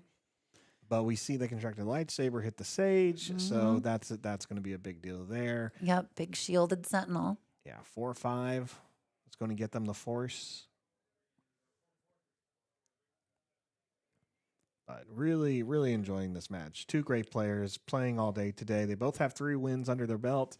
3 not wins. If you're Julian, those are losses. If you're Dylan, that's a loss and a draw. But I really enjoy seeing the variety of decks today. Enjoyed that these players brought something unique.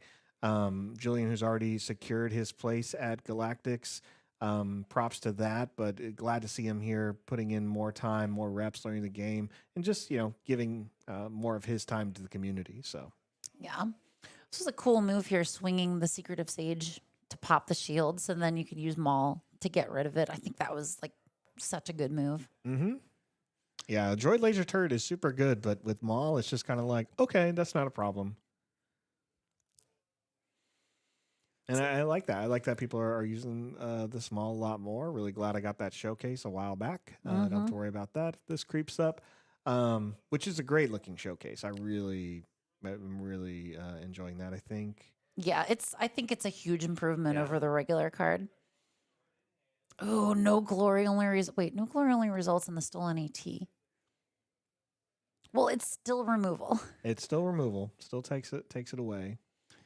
Does anybody play display piece in this format? Okay. Dedra. Okay, that makes sense. I guess if you're pushing late game with a hard control deck, then you don't care if they get another resource that comes in not ready. Hana's out. Hana is just so good. Do you like display piece? Is that why you brought it up? I feel like I was kind of like on it, and I think you played it on me once during a Twin Sons game. Yeah. And I revised my opinion about display piece. I'm like, okay, yeah, I think this card's good. I believe the play was you pulled out Cad Bane unit, captured my stuff, and then Then I played Overwhelming Barrage. and then you overwhelming barrage to get through my Sentinel, and I just was like, cool, let me pay 4 and get my captured units back and remove a Cad Bane that didn't attack at all. Yep, that Cad Bane turned into Sad Bane. Very much so. That was a great time. It You was a can good catch time. that on stream. Yeah, I think that video is up, but you can see my opinion In real change time. in real time there. There we go. Maul's ability on the Sage and Hana. Love to see it. And there goes the Stolen Hauler. Oh, this puts Maul in an interesting position because at 5 resources, it's like, well, I know you want to swing to bias and then get the stolen AT hauler back. Do I want to pass and then swing to deny the credit? Oh, no. I'm sorry. Tobias already passed. Yeah. Already passed the stolen AT, so they got rid of a credit. Yep, Cool. and now Var swings, and there it is. Arval swings. Yeah, so they'll still get a credit and a card and the stolen AT hauler back on deploy, which is, I don't know. I think that's still a deal. Yeah. I mean, you're still getting at least something out of it. Not everything. You didn't max it out, but you still have an extra resource. That was probably the most you were going to get anyway with Arval out, and you got rid of their space unit. So seems good. I feel like I saw early versions of Tobias that had the legendary Mandalorian unit from Lawless Time in there. Is that a unit that people are playing in here? Because I don't think I've seen anybody use that unit like all day here. Oh, the one that we just saw last match that Ambush is in?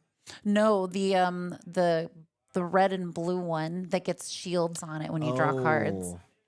Yeah, another card you see pretty often. It's a great card. I really enjoyed in Limited, and I think we're going to see that a lot tomorrow at the Lawless Limited event at Red Castle Games, the PQ we're covering. So you're going to see it played a lot there. I don't really see it in a lot of these Premier decks, but it means it's a strong card and doesn't mean it's not going to show up after this next set. Yeah.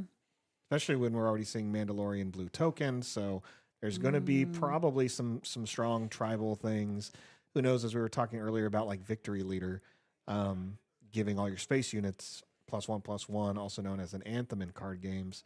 You know, we'll probably see something similar like that with all these Mandalorian tokens. I'm still holding out hope, and I don't think it's going to happen this next set that we get Ewok tokens as well. Like, come on, guys. Like, I would love to unleash an army of furry death on somebody. Would you be more upset to see 2 Ewoks or 3, 2 named, one non-unique, or 0 Ewoks? Like, I doubt you're going to see tokens. So if you had to have one or the other, 3 or none. I'll take 3. You'll take It's 3? fine. Yeah. I'm still honestly slightly traumatized after playing against somebody's Ewok deck in Destiny. Because you get like 6 of them and they keep doing an indirect damage. It's awful. So Tobias is building up a pretty decent board state over here. And I mean, it's too bad that Hana is condemned, but we still got a lot of swinging power. Yeah, a lot of the units are damaged though, and yeah, the condemn is there, but doesn't mean Hana can't. Well, Hana loses the restore, so yeah. But we know Julian has answers for that. He could system shock it off of his own unit. That seems to, not a horrible play. It's going to deal some damage, but at least removes the upgrade off a key unit. And there's another great upgrade we saw earlier with that mastery. Yep.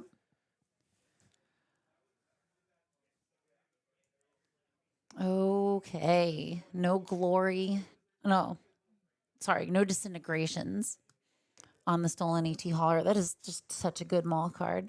It's so good. Yeah, we saw that come out in the Boba Fett starter during Jump, and really great card. It's still one I'm surprised you don't see it in a lot of these Boba Fett Lake Country decks, but Maul makes it work, and I think you and I talked earlier about Aura Singh and Mother Talzin, and that's definitely a strong card to complement those 2 leaders. Yep. I am just so eagerly anticipating getting to play that deck against you. I think playing my Talzin Aura Singh Twin Sons deck because it's going to you get to enjoy both of them so much. Yeah, I'm definitely intimidated by that and don't want to play any of my token generations. Just like boom, boom, boom, boom, boom, everything's dead. Yeah. Oh, here we go. Outer Rim Constable. Great card. Again, it's utilities there. It's a 2-cost, 3/1, so it hits hard. It can remove an upgrade. Yeah. Yep, because you just can't answer that. Like Maul's got to take a turn to deploy, and yeah, GG's. That was a cool match. Like some really neat tricks with the Tobias deck, but I think we saw some pretty solid play on Maul's side too. Yeah, I thought it was great. Overall, like awesome match. Really happy we got to watch it. Disappointed that somehow I told my phone to play some De La Soul, but hey, sometimes that's what you need is just some fun New York hip hop. Everyone in this room enjoyed it, and I think maybe even the players outside of the room enjoyed it. Maybe. I mean, it wasn't Garth Brooks, but we'll get there. Great game. So this is the final round in the Swiss event. So at this point, what we're going to do is we will end the stream here. We'll come back with the top 8. I'm sure there's going to be some discussions made because we got to keep in mind, like, here we are at the end of season 1. We're a couple months away from Galactics. A lot of the players here either have the points they need, are with teams or buddies, and the people who made top 8. I'm sure there's going to be a couple of just drops and just letting people advance. It's great. It's nice to see that players aren't just taking up the space because they can and keeping other people from those opportunities. But it does mean in this later season that you may not see every top 8 match. Yeah, but I like to be involved in an event where we can see some sportsmanship here, where players just say, I don't need this, you can go ahead and take the win. Because it feels good to be associated with a game where people want to just continue to further the spirit of camaraderie and get people interested in coming back, knowing that they're going to have opponents that respect them and respect the game that they're playing. Exactly, yeah. With 10 minutes left in it before they take a break, go through standings, figure out top 8, all those types of things. We'll be back. If you're worried about missing the top 8 start, you can always subscribe and you'll see it go live with the specific top 8 video. Outside of that, Metal Marshmallow and I will be working together along with a few others for the Red Castle Planetary Qualifier tomorrow.